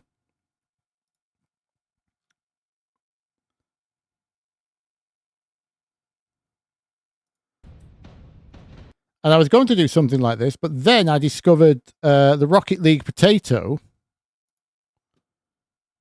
YouTube, today we're gonna react to like Rocket League and shit. Oh my god. Alright, if you guys don't know who Edit Tim is, Tim.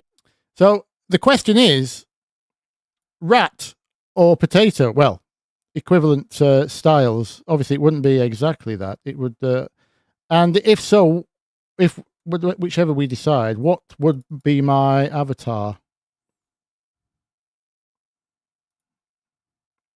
These are the important questions. We talked about branding earlier. We talked about branding earlier. This is a essential branding question. Rat or potato? Kermit the Frog.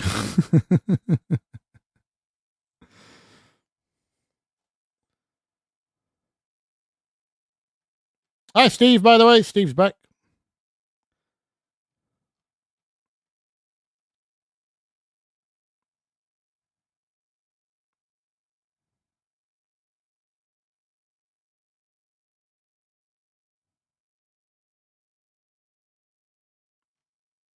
The annoying. Oh, it's like the annoying. That's right. It's like the annoying orange, is it?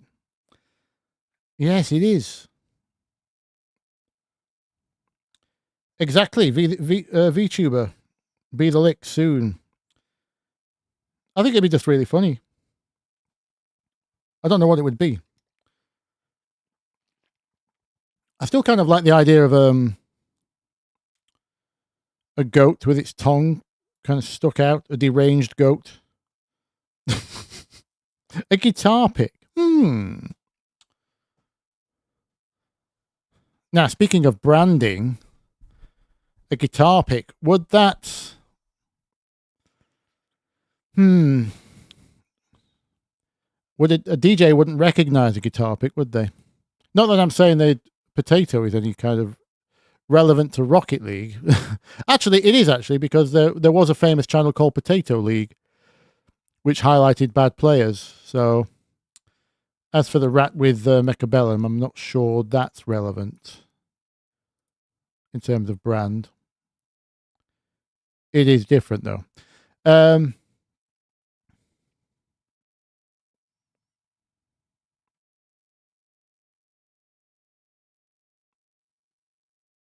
Clippy from Windows, but it's a guitar pick. Oh, a couple of a goat boy with guitar pick earrings. That's quite nuanced. Just floating headphones. That's quite easy to do. I just have to wear a green balaclava and green screen myself. See, there's just no face, just headphones over the top. And then I would just have to put up with the lack of top end.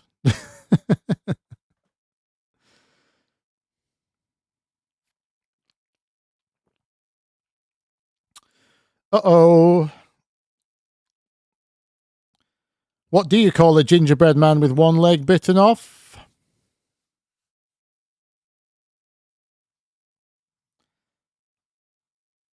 Sakira? Sakira Mana?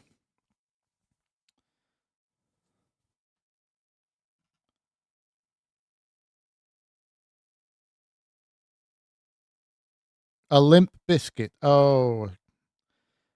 Very good, very good. You know, I don't always tell dad jokes, but when I do, he usually laughs.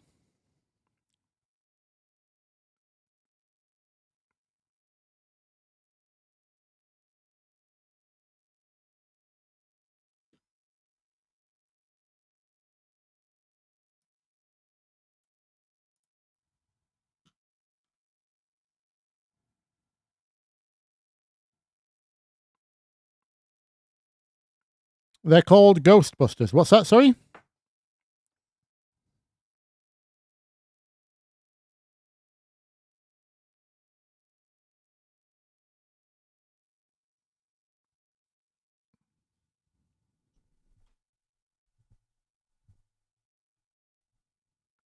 Corny is good. Oh yeah, I don't ever claim to be remotely cool. Just a green screen head. Quite like that idea. Just deliberately like not working. It's just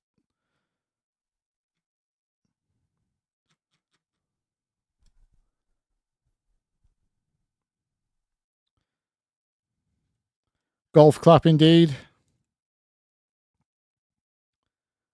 The worst spectator sport.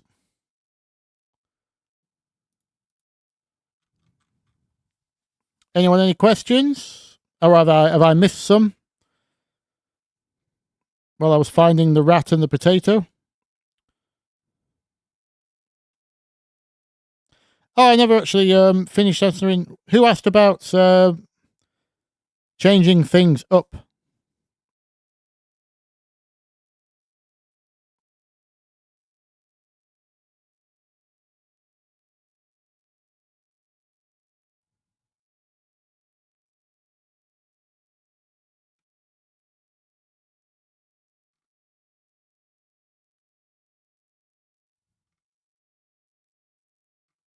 I can't remember. Was it Siebes?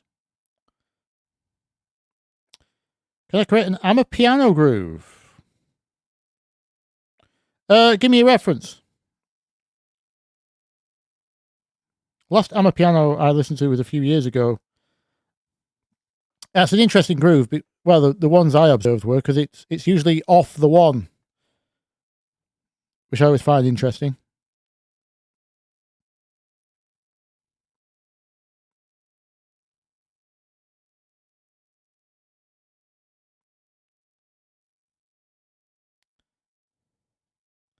Don't be so silly. Oh dear. It's devolved. The chat's devolved into dad jokes.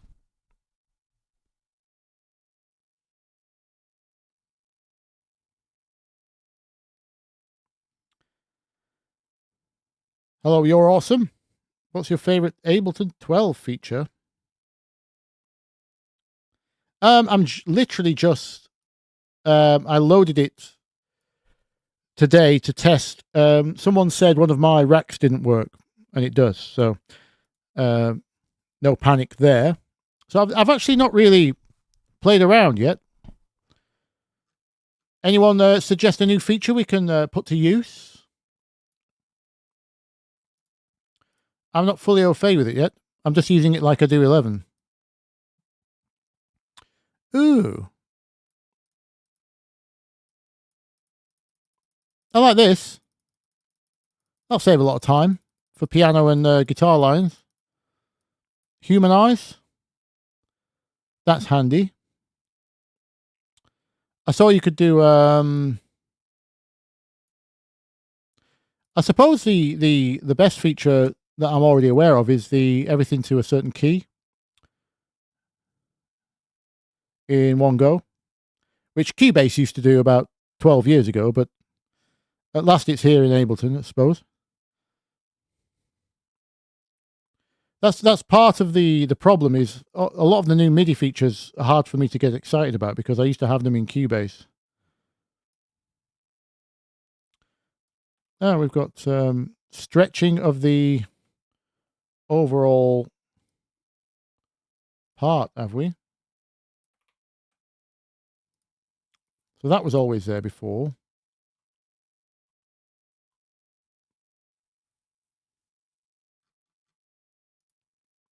The transform function. So this is new.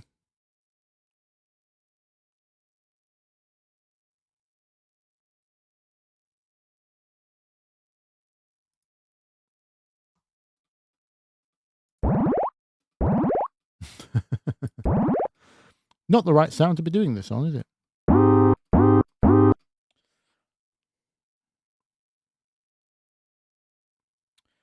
That's the other problem, Connor. Yes. I'm not happy that Ableton is still behind on the stem splitting thing because of all the DAWs that should have been first to have one, the number one DJ app, quote unquote. I'm not sure they ever actually said that, by the way. But I'm going to save this as a clip. Let's call it Beach Wash. Has to not be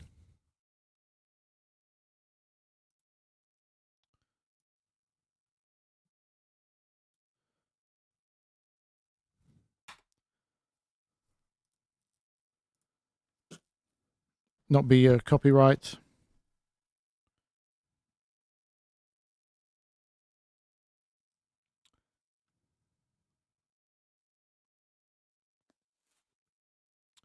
I switched from Cubase a very long time ago when Ableton 4 was out. Obviously, there was some crossover period. I did try Bitwig, yes, when it first came out, because they left Ableton, didn't they, around the time of Ableton 7, if my memory serves me correct. And I did really want to move to Bitwig because I was sick of Ableton trying to become like every other DAW. It was kind of losing its advantage. So yeah, I was about to jump to Bitwig, but the early versions of Bitwig didn't have some really basic features like groove matching, and just stuff that I always relied upon. And I had too many clients already. I was already professional, and they relied on me to be, well, fast. And I just had so many sessions in Ableton, and I'm constantly recalling sessions which are years old for clients. So needed to be heavily backwards compatible, which is another reason I use a lot of freeware. So yeah, there was just too much. I actually spoke to the Bitwig guys. I asked them if they were going to do a session converter, just so my audio and MIDI would come over in the same place, so I could quickly convert my Ableton sessions over, and then probably just restart the production. But they said they had no plans to do that, so there was just going to be no opportunity for me to do anything quickly. It does look like a great DAW.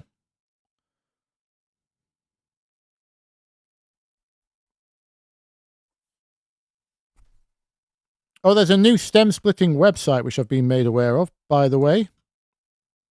What's it called? I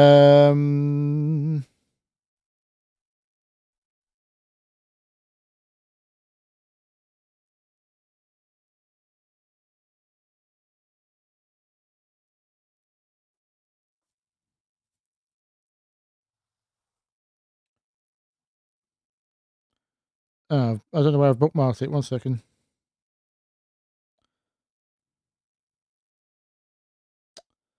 No, I can't.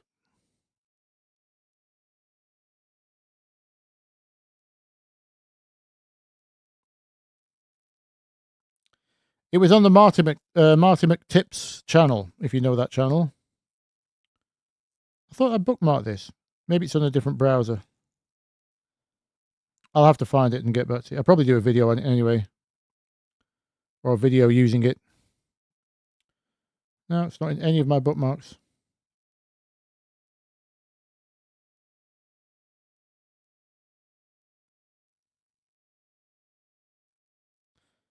No. I'll have to give up on that one. There is a new good stem splitting free one as well. It was a lot more granular. You could even isolate specific instruments if you wanted.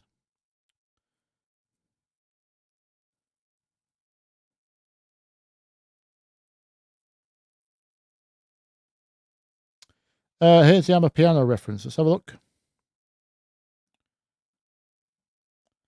Nandifa 808.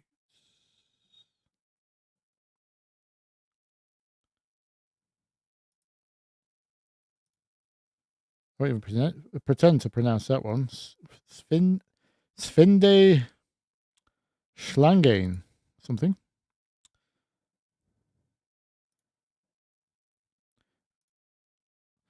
My best my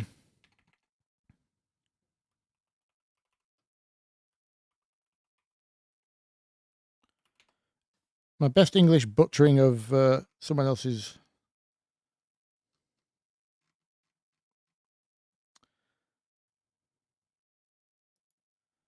So I take it that's a snake. Schlange is a snake in a certain language. Nandifa.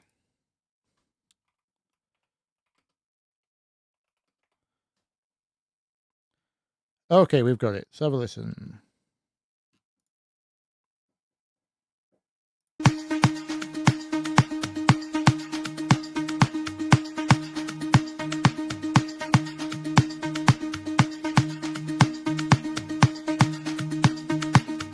Well, this is just Afro House right now.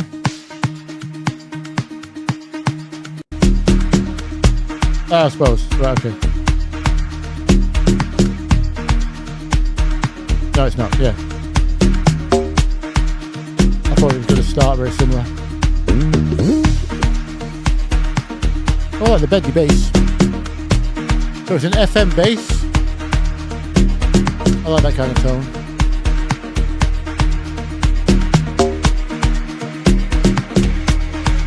Kind of a log bass kind of sound.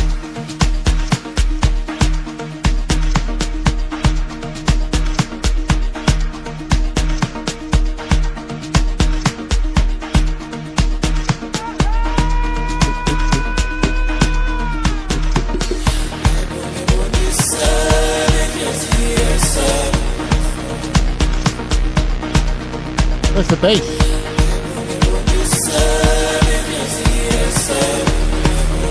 That sounds like a very badly extracted vocal sound. Very badly extracted vocal sound.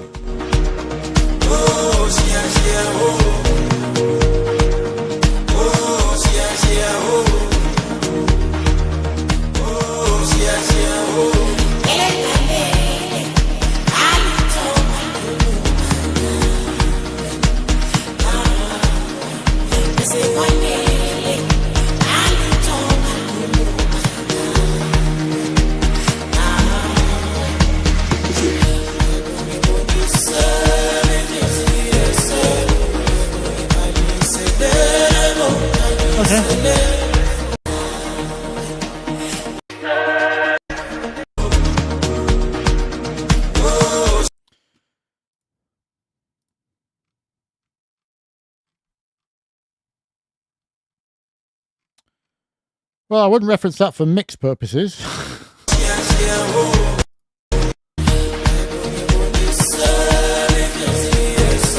Either that's a very bad upload of it, maybe.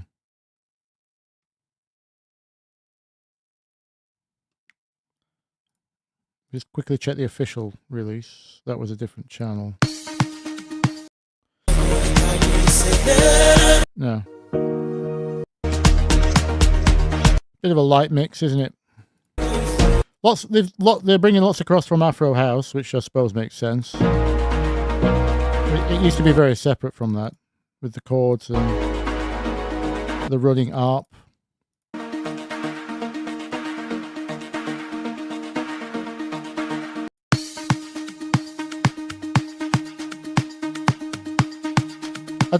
I mean, to do a reasonable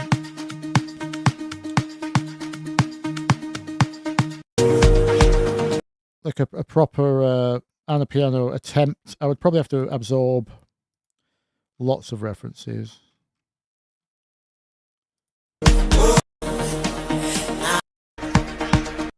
But yeah, I mean, it's not. I don't. Are you struggling with any particular bit? I need to find some good vocals, I think. The beat itself isn't really that. I don't know what the structure would be without studying quite a few references. I'd have to put a plot together. And it would feature more de-essed vocals than that.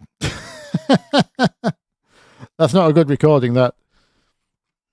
That would rip your head off in a club. Especially one of those cheaper systems with really bad tweeters. Do they have Anna piano? Oh, they do, yeah.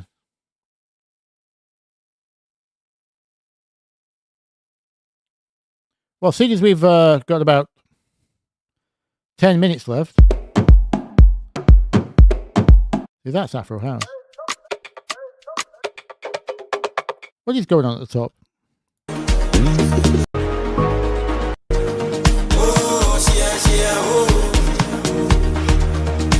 Mostly just a shaker loop, isn't it?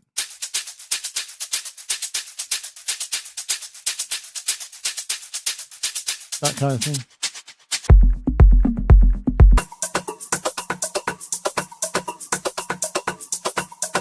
That's quite good.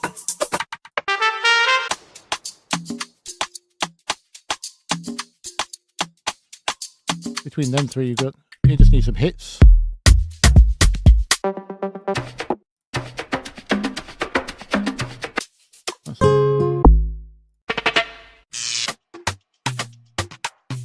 bigger hits than that, I think.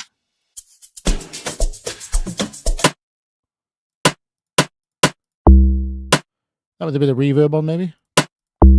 Oh, there's the.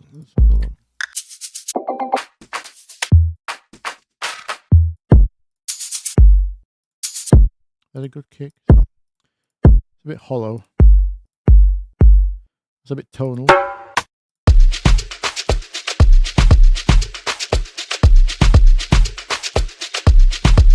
That's got some nice low end.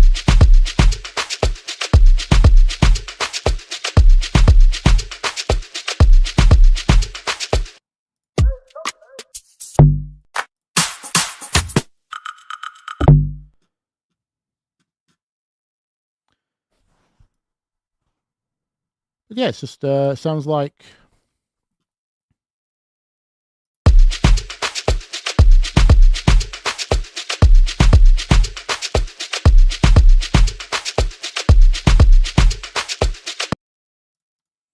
the hard bit would be getting that those low kicks to square up with that log bass. Have I made one recently? Pretty sure I've done one at some point. If you play around with FM for long enough, you'll get close.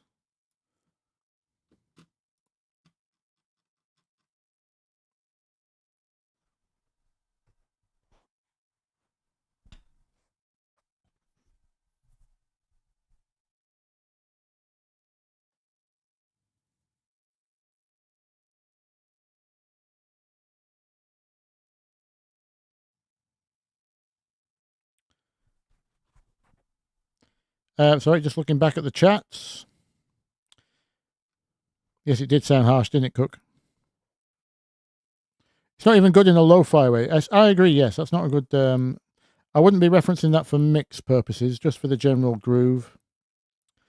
So I suppose this is a good lesson in referencing. So all I can do right now, being completely ignorant to the genre, possibly relying on a few memories of many years ago,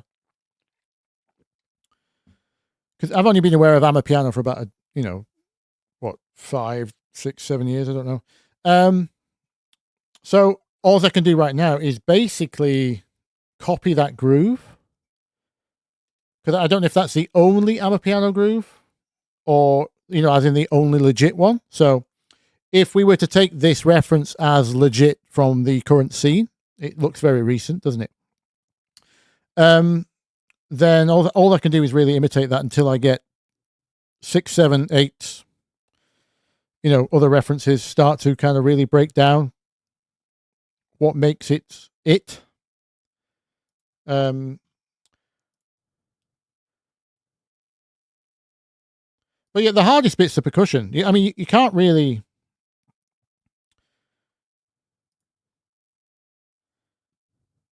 If you want to know the rhythms,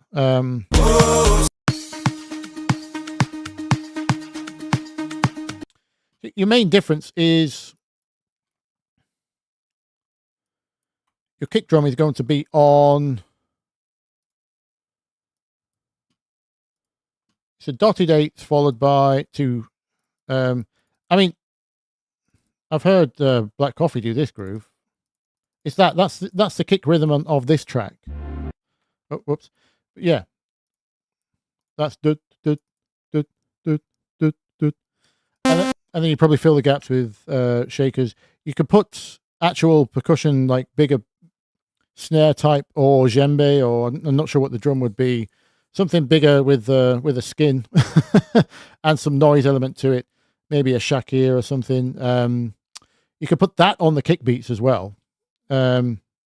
It seems to be the focus. There's not a lot of in between bounce, what I would call bounce off groove. There's nothing bouncing off the kick. It's just going to j, j, j, j, j, and then the shakers in between. It's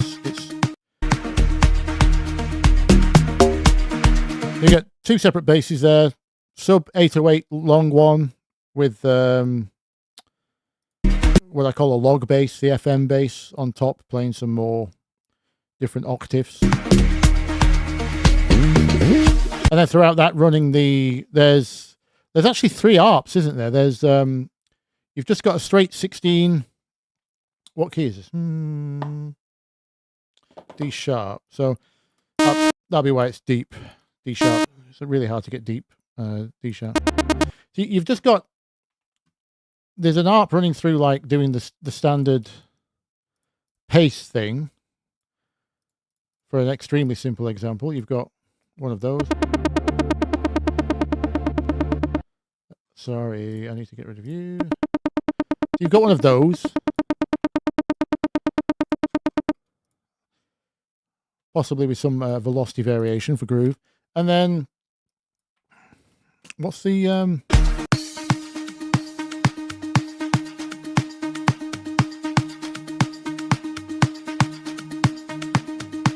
actually, you've got... So there's 3 sounds there already.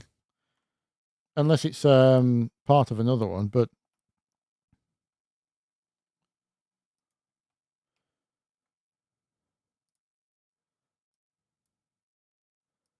There's more of a...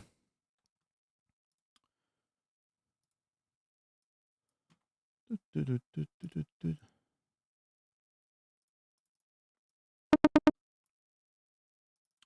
just on that.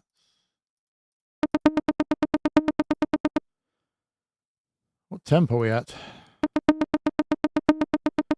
That's mid-20s, doesn't it? Let's just go 125.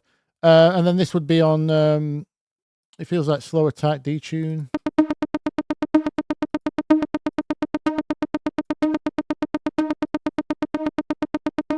Obviously, reverb delayed. And then there's another. The 16th rhythm isn't in there yet, so I'm just turn. There is a bouncing rhythm on whatever's feeding this. There's a softer sound.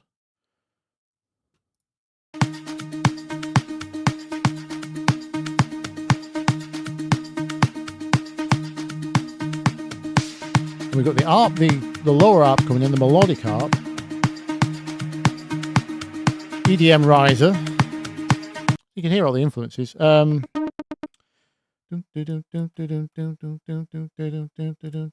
we've got that as well, all in the same note, different sounds. That's this rhythm.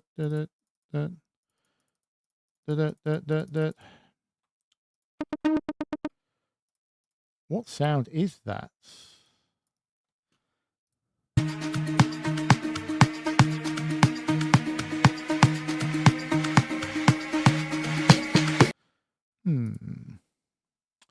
It sounds kind of soft.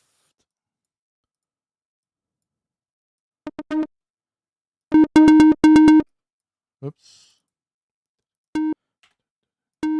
Sorry, I got that wrong.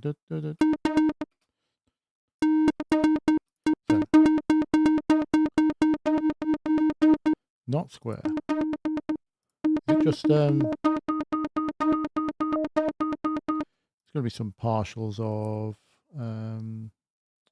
sines. Might be FM actually. It might be an FM.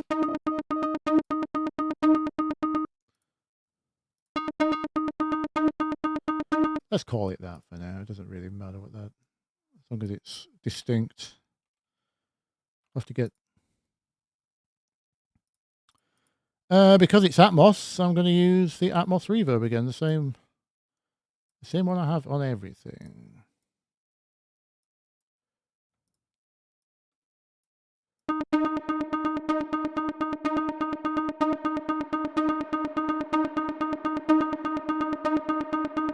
It's going to need some delays. Let's go dub delay for this thing.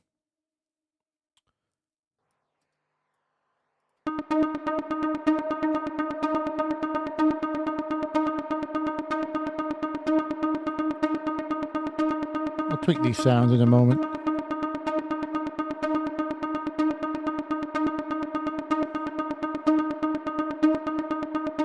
I know it doesn't have to be exact, but I only have this one reference, so I'll just recreate and then I'll change up. We're not going to finish the track tonight because I was planning on finishing by about now. So I just thought I'd show you the quick quick and dirty process of. I nearly said dirty protest. Quick and dirty process of just breaking it down. Maybe this throwing the splice loop will dictate one of the different rhythms for me, and then I'll change these around. Let's just I just need 8th delay on this one before the reverb, probably. Ping pong.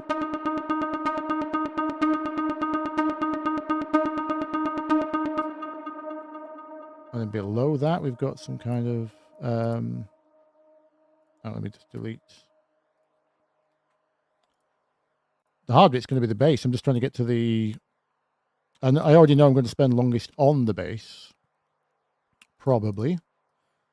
Because it's FM, and FM takes a while to... unless I can find my log bass preset, but I'm wondering if that's going to take...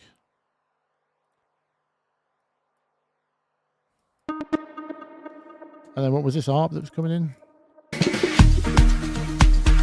And there's chords as well.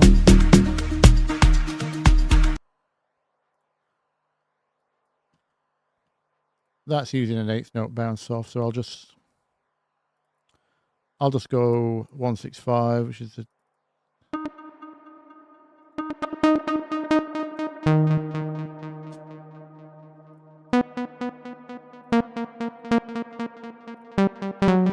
something like that.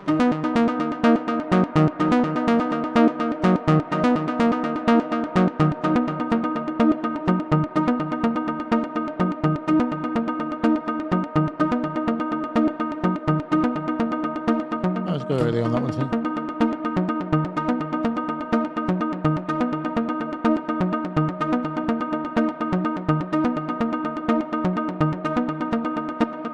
Let us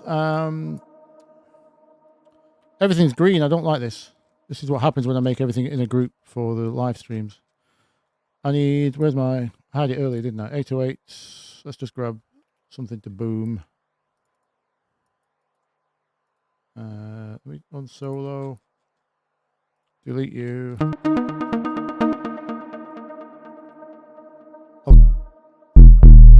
I'll color all these later.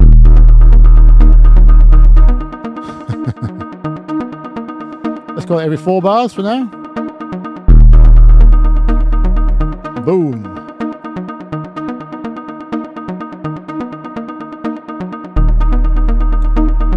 Actually, let's do this short note, long release. Let's do it that way. Make a more of a proper way.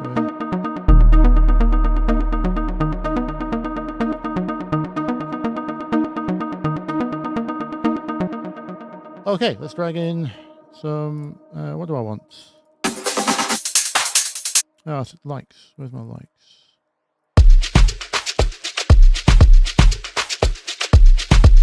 That's the right, mostly the right rhythm. I already own it apparently, so oops. Is that right?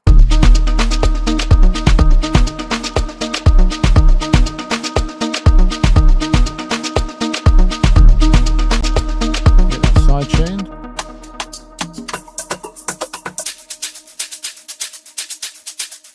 Not the right rhythm, but I will.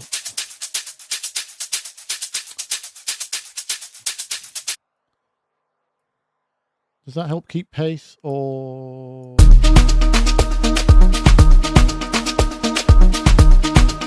That's not too bad, actually. I thought it was going to be too distracting on the opposite side of the beat, but I quite like that.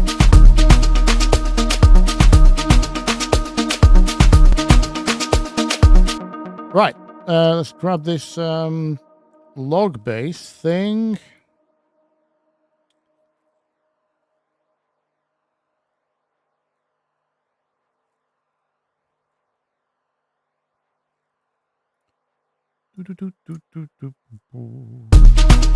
Dirtier the process, the better. Well, that kick trying to hit at the same time as the 808 is certainly dirty right now. What kind of things is the bass doing?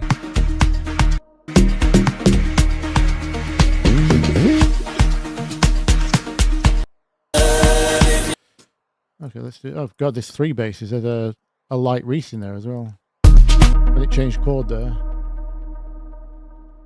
Right, let's find. Did I actually have a log? Oh.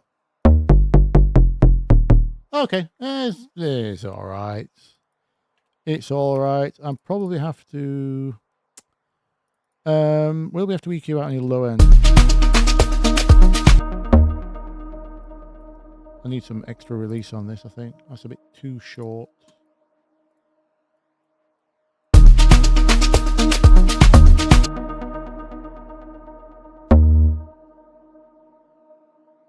Do a triplet maybe.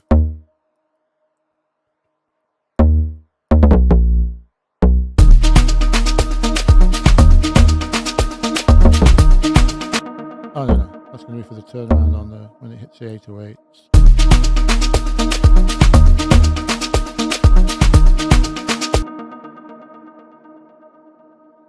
Yeah, bounce off or 2.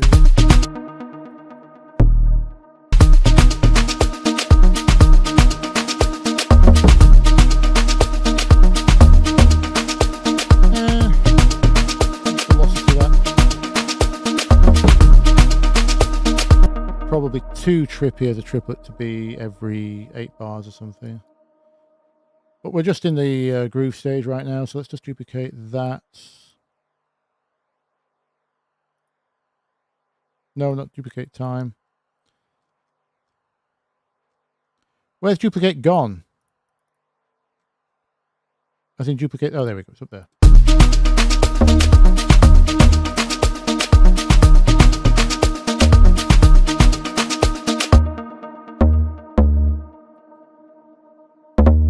There was a nice kind of bendy one, wasn't there? Let's do an octave.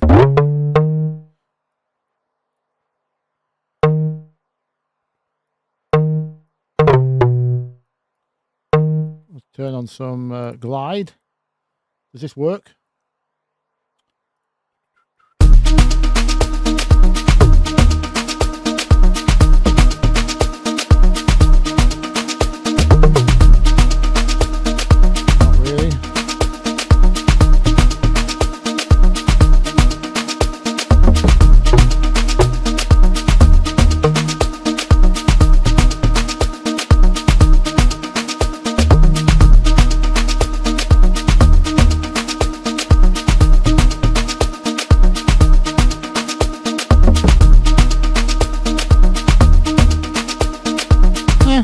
It's kind of in the area.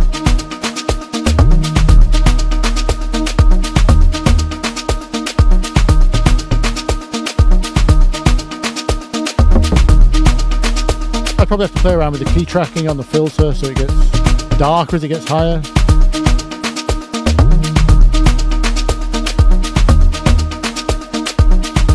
We run into some distortion.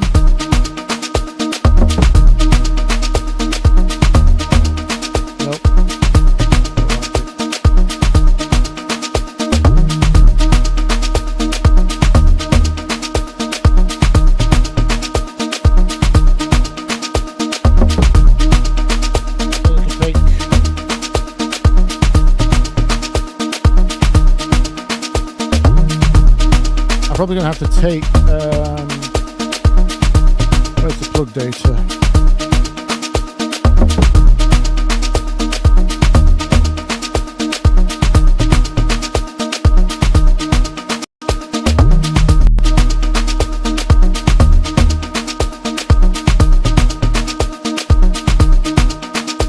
Ideally I want my own kick drum, but in lieu of that for now, sidechain from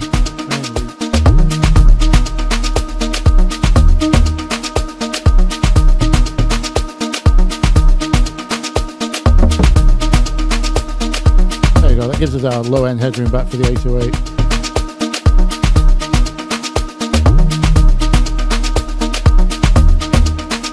Don't need a lot of that.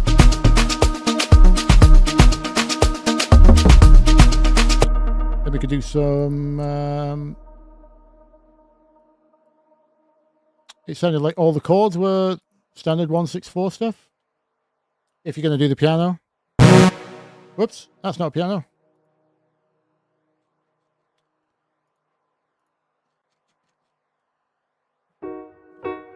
Crank the Dragonfly.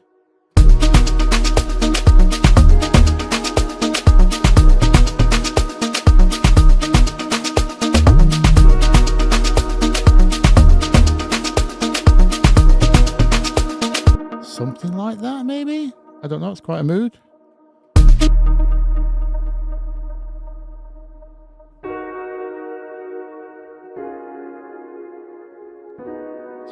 Just those three. Grab that for me. Thank you.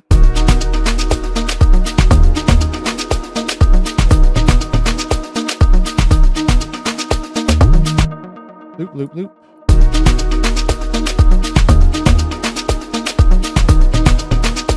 Okay.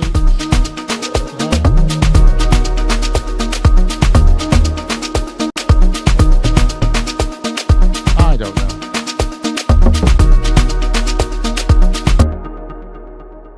There we go. 20. What was that? 20 minutes.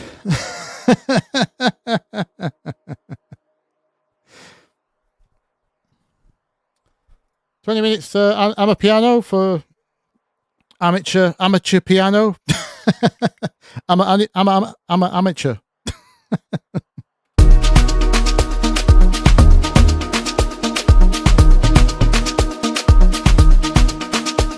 It's very much black coffee, isn't it?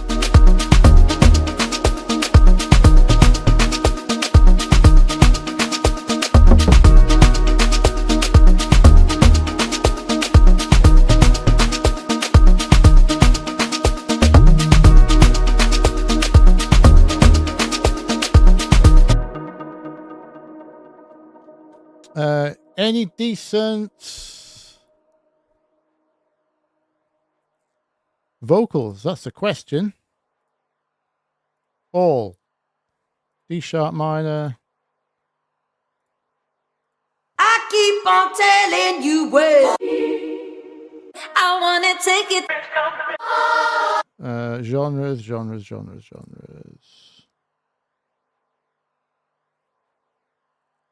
I should do it the other way around, shouldn't I? I should search. Actually, if I just put Afro in. Or maybe I should put Amapiano. What happens? Do they have their own category of vocal, or is it mostly...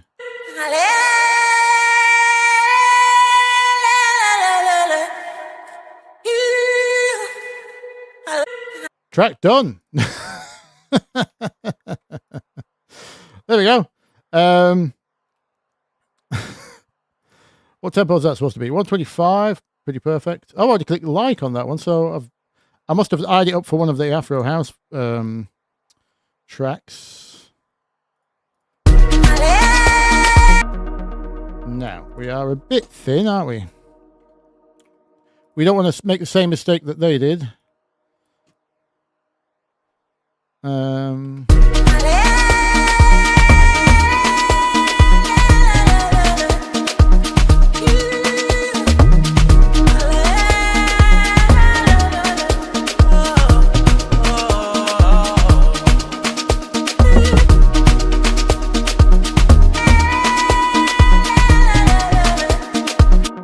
To go, hasn't it?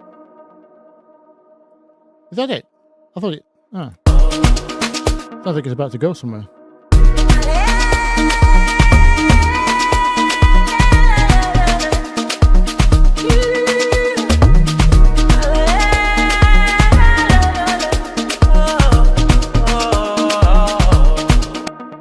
Something like that. I'm hearing some quarter note delays when the vocal stops. Put the duck on the delay.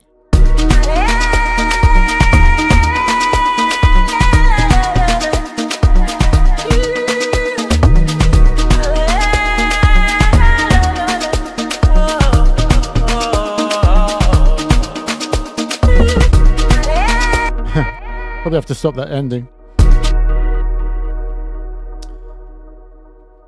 But anyway, I better go.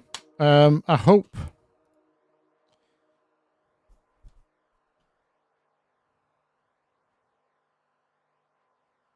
Lion King rubbish, commercial trash.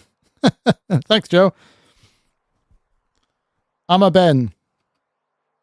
It is I'm a Ben, this version. Made in pure ignorance so far.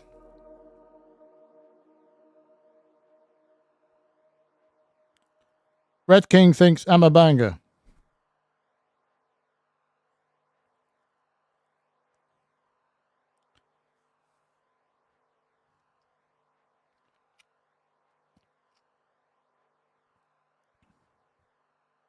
Imagine if you didn't have the toilet break.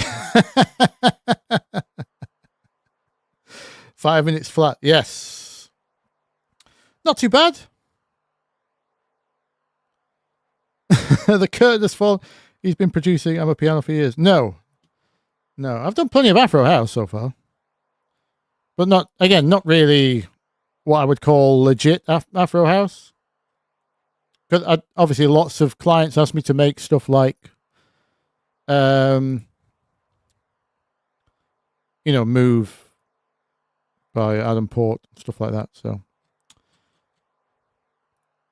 what is my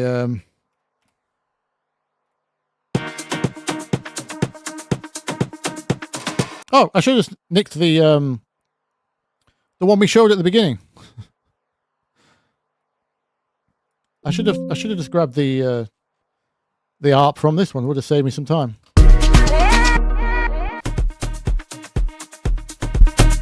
That's also in D sharp.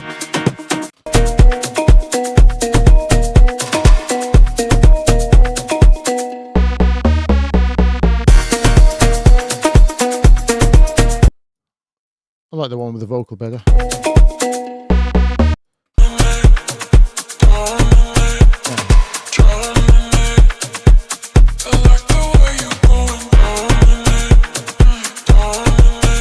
So the question is this Amapiano or is this Afro House?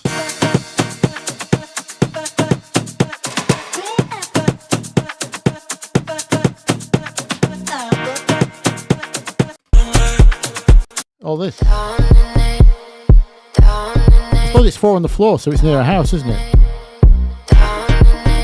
If I just change the kick pattern.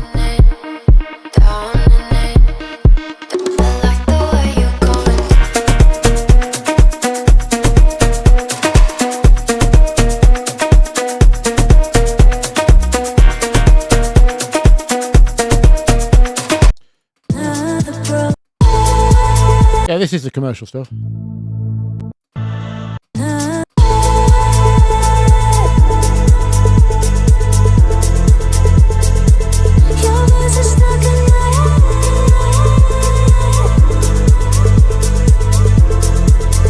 That's barely house. Barely Afro, I mean.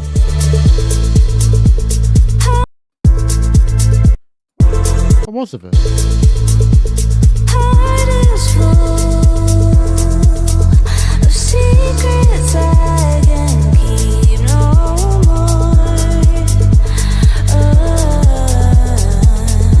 Yeah, not very Afro at all.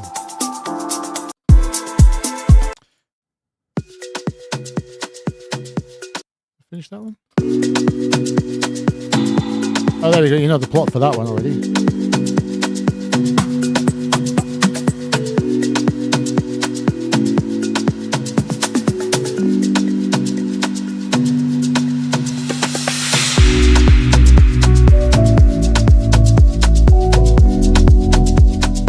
Oh, that's a nice one.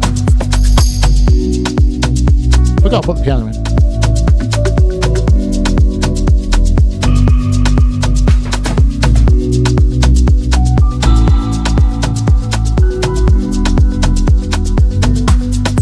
What else do we have?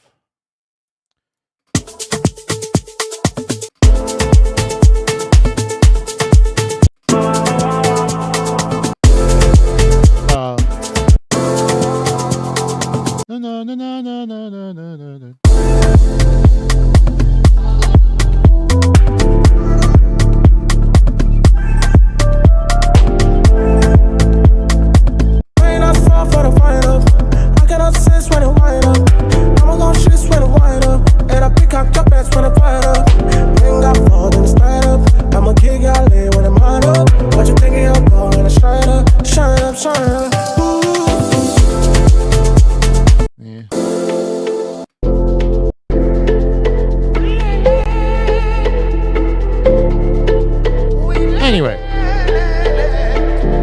Yeah, that's the stuff I've been doing. I've not been doing any piano.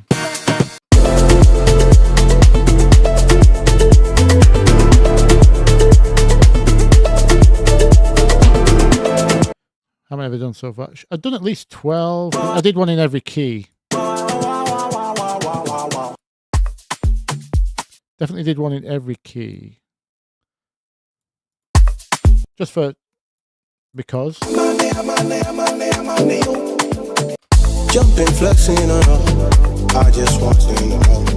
Gucci blessing, blessing, and I know from you, blessing on me. You be something in my life, blessing on me, baby, my thing. Yeah, baby, my thing. Yeah, that kind of stuff.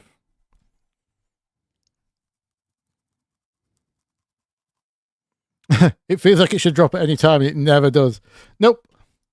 No, because if you're DJing a sunset set and people are all gathered around the pool having conversations, it's not your job to kind of... Well, I mean, this is the kind of set I imagine this is for. It's not the DJ's job to get everyone to start jumping around and like kicking off. It's not that kind of... not that kind of set, is it? This is sunset background, chill.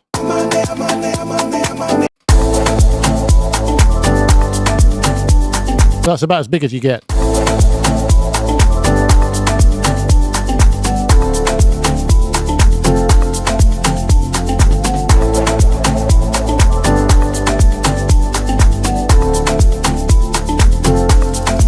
Yes, lots of reverb on everything. No, actually, apart from the drums. I kept the drums mostly dry. Not major progressions, Mike. No, minor. It's all 1/6. It's what I showed in the Afro House chords video. It's mostly 1/7, 6, and 4. In fact, I don't think any of these are not that. What's that one? 1, 7, 4, 6. So that's a 1, 7, 4, 6. This starts on 6. 6, 4. Yeah, this is a 6, 4, 1, 7.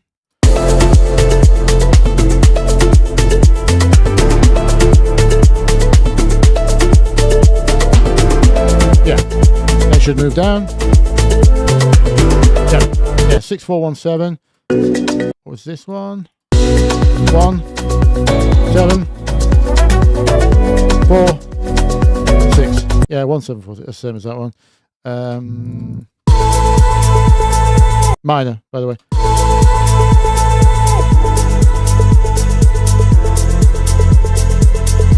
Yep, that's a 1, 7, 6, 4. Oh, that was just a 1. That doesn't move.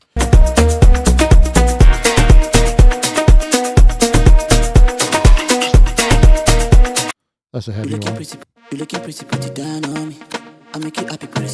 This one's slightly different. This was 1, 6, 1, 7. Kind of moves around. You looking pretty down on me. I make you happy, put a smile on you. When we did it, look really dance on me. Baby, let us run things. All them designers I will buy for you. Then I buy more things. Don't know what I wouldn't do for you. Love, girl, all I want from you is your trust. Your trust. Yeah, your trust. Yeah, your trust. Yeah, your trust. Trust, your trust. I like that melody. Your trust.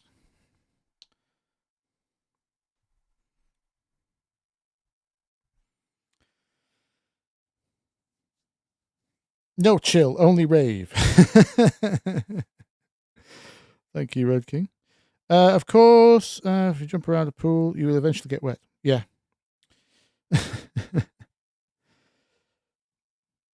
Thank you, Abachi.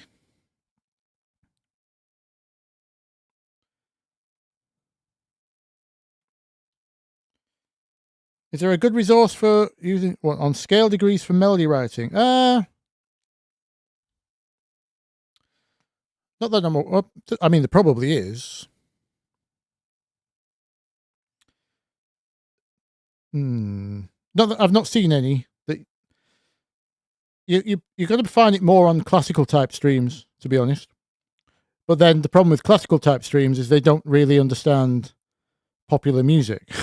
So you'll get tuition on the fundamentals of scale degrees for melodies, but it will be in Roman numerals, and it won't be focused on catchy hooks. That's the problem I find with channels that speak in scale degrees. It's a shame. There should be more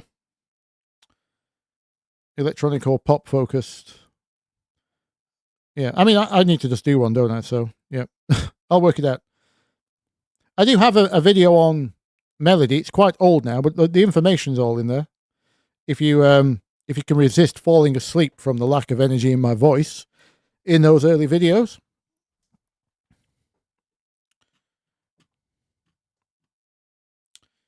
So, yeah, 100k subs, here we come. Yeah, by the end of 2026, at this rate, it is, I think. It's about 18 months away, I think, 16 months till the 100k at the current rate. If I make a banger video for some reason that just pops off randomly, like the We Don't Dance in Stereo one did, something like that, gets 100k, that usually doubles the subs for the month. So that might bring us down a month or two. But yeah, the organic settled rate, it's about, we'll hit 100k by end of 2026, which is great. Do I find value in non-visual EQs? Yes, I talked about that in many videos, actually. The eyes rule the ears, so it's important to not feed them too much information when you're making oral judgments. Yeah, definitely, yeah. That's why I use blindfold EQ and boot EQ, respectively.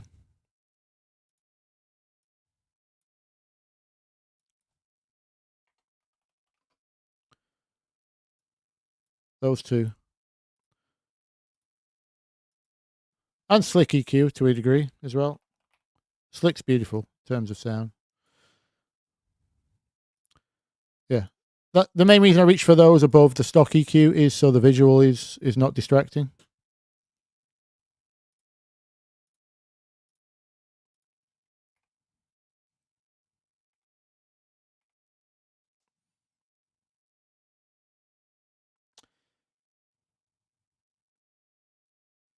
Hey, I need to do a video on scalar.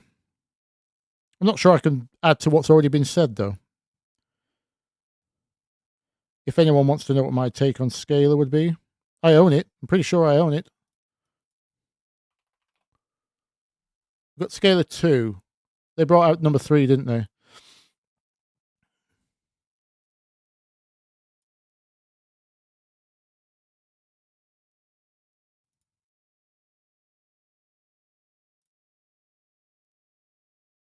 Yeah, I think I've registered and everything. Anyway, I do get easily distracted, Joe.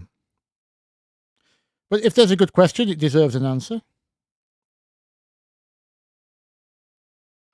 I have tried the Lufticus, whatever it's called, the Mag emulation. Yeah, I don't like it.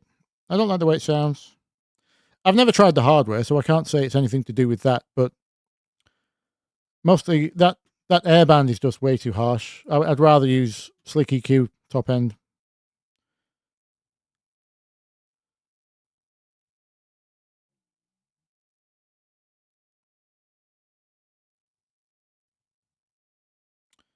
Anyway. So this gets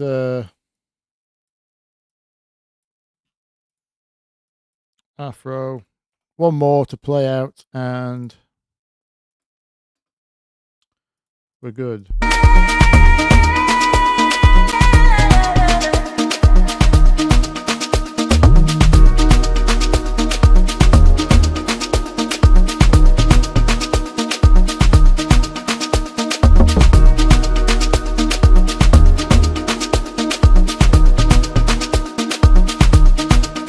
Let's save. forget.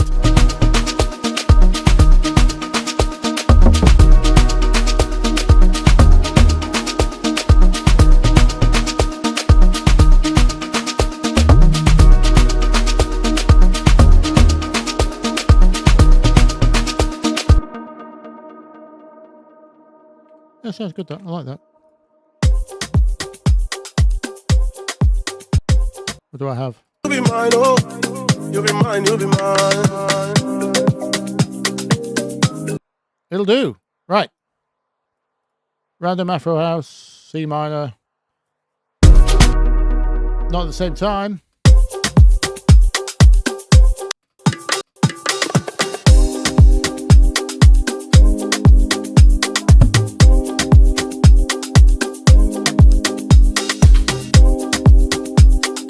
I don't use Sooth 2 Black Suit, sorry.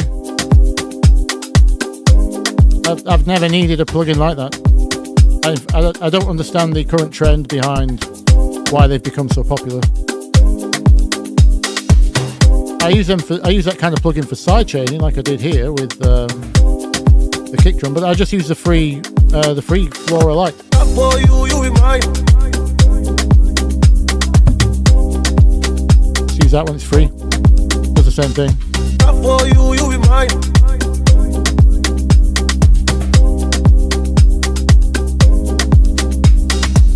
For you, you'll be mine.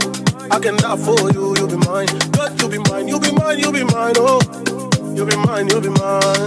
Die for you, you'll be mine. I can die for you. I'm an Indian. You'll be mine, you'll be mine, oh. You'll be mine, you'll be mine.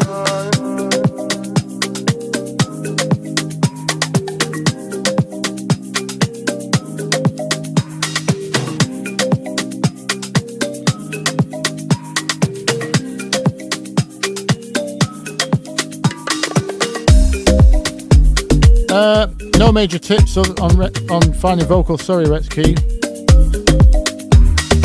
If you've already got Splice, it's just like searching any other sample library. It takes a while. I'd suggest maybe finding your vocals ahead of time, so it doesn't take too much time in the final track session.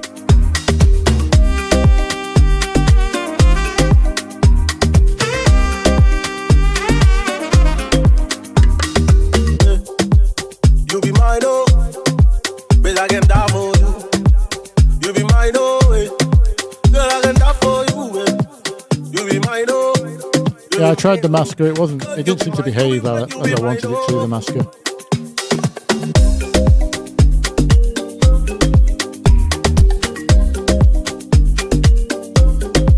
That's a kalimba, not a glockenspiel. It does sound very similar though.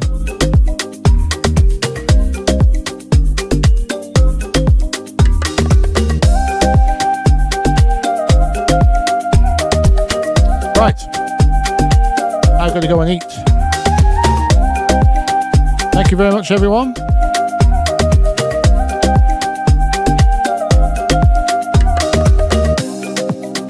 Thanks for all the questions. Thanks for hanging out. And of course, everyone who donated, extra thank you. Very generous.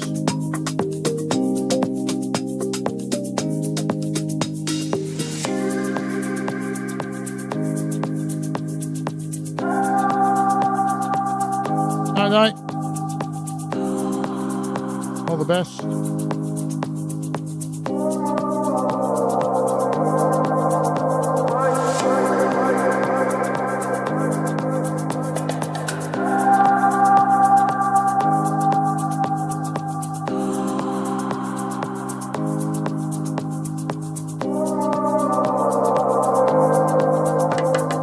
Dance in the bed, I can die for you. Turn in your back and dance for me. Bed in the bed, I can die for you. But yeah, moving your back and dance for me. You want my love, I can die for you. Jump out again, bring it your back. Turn up, wait.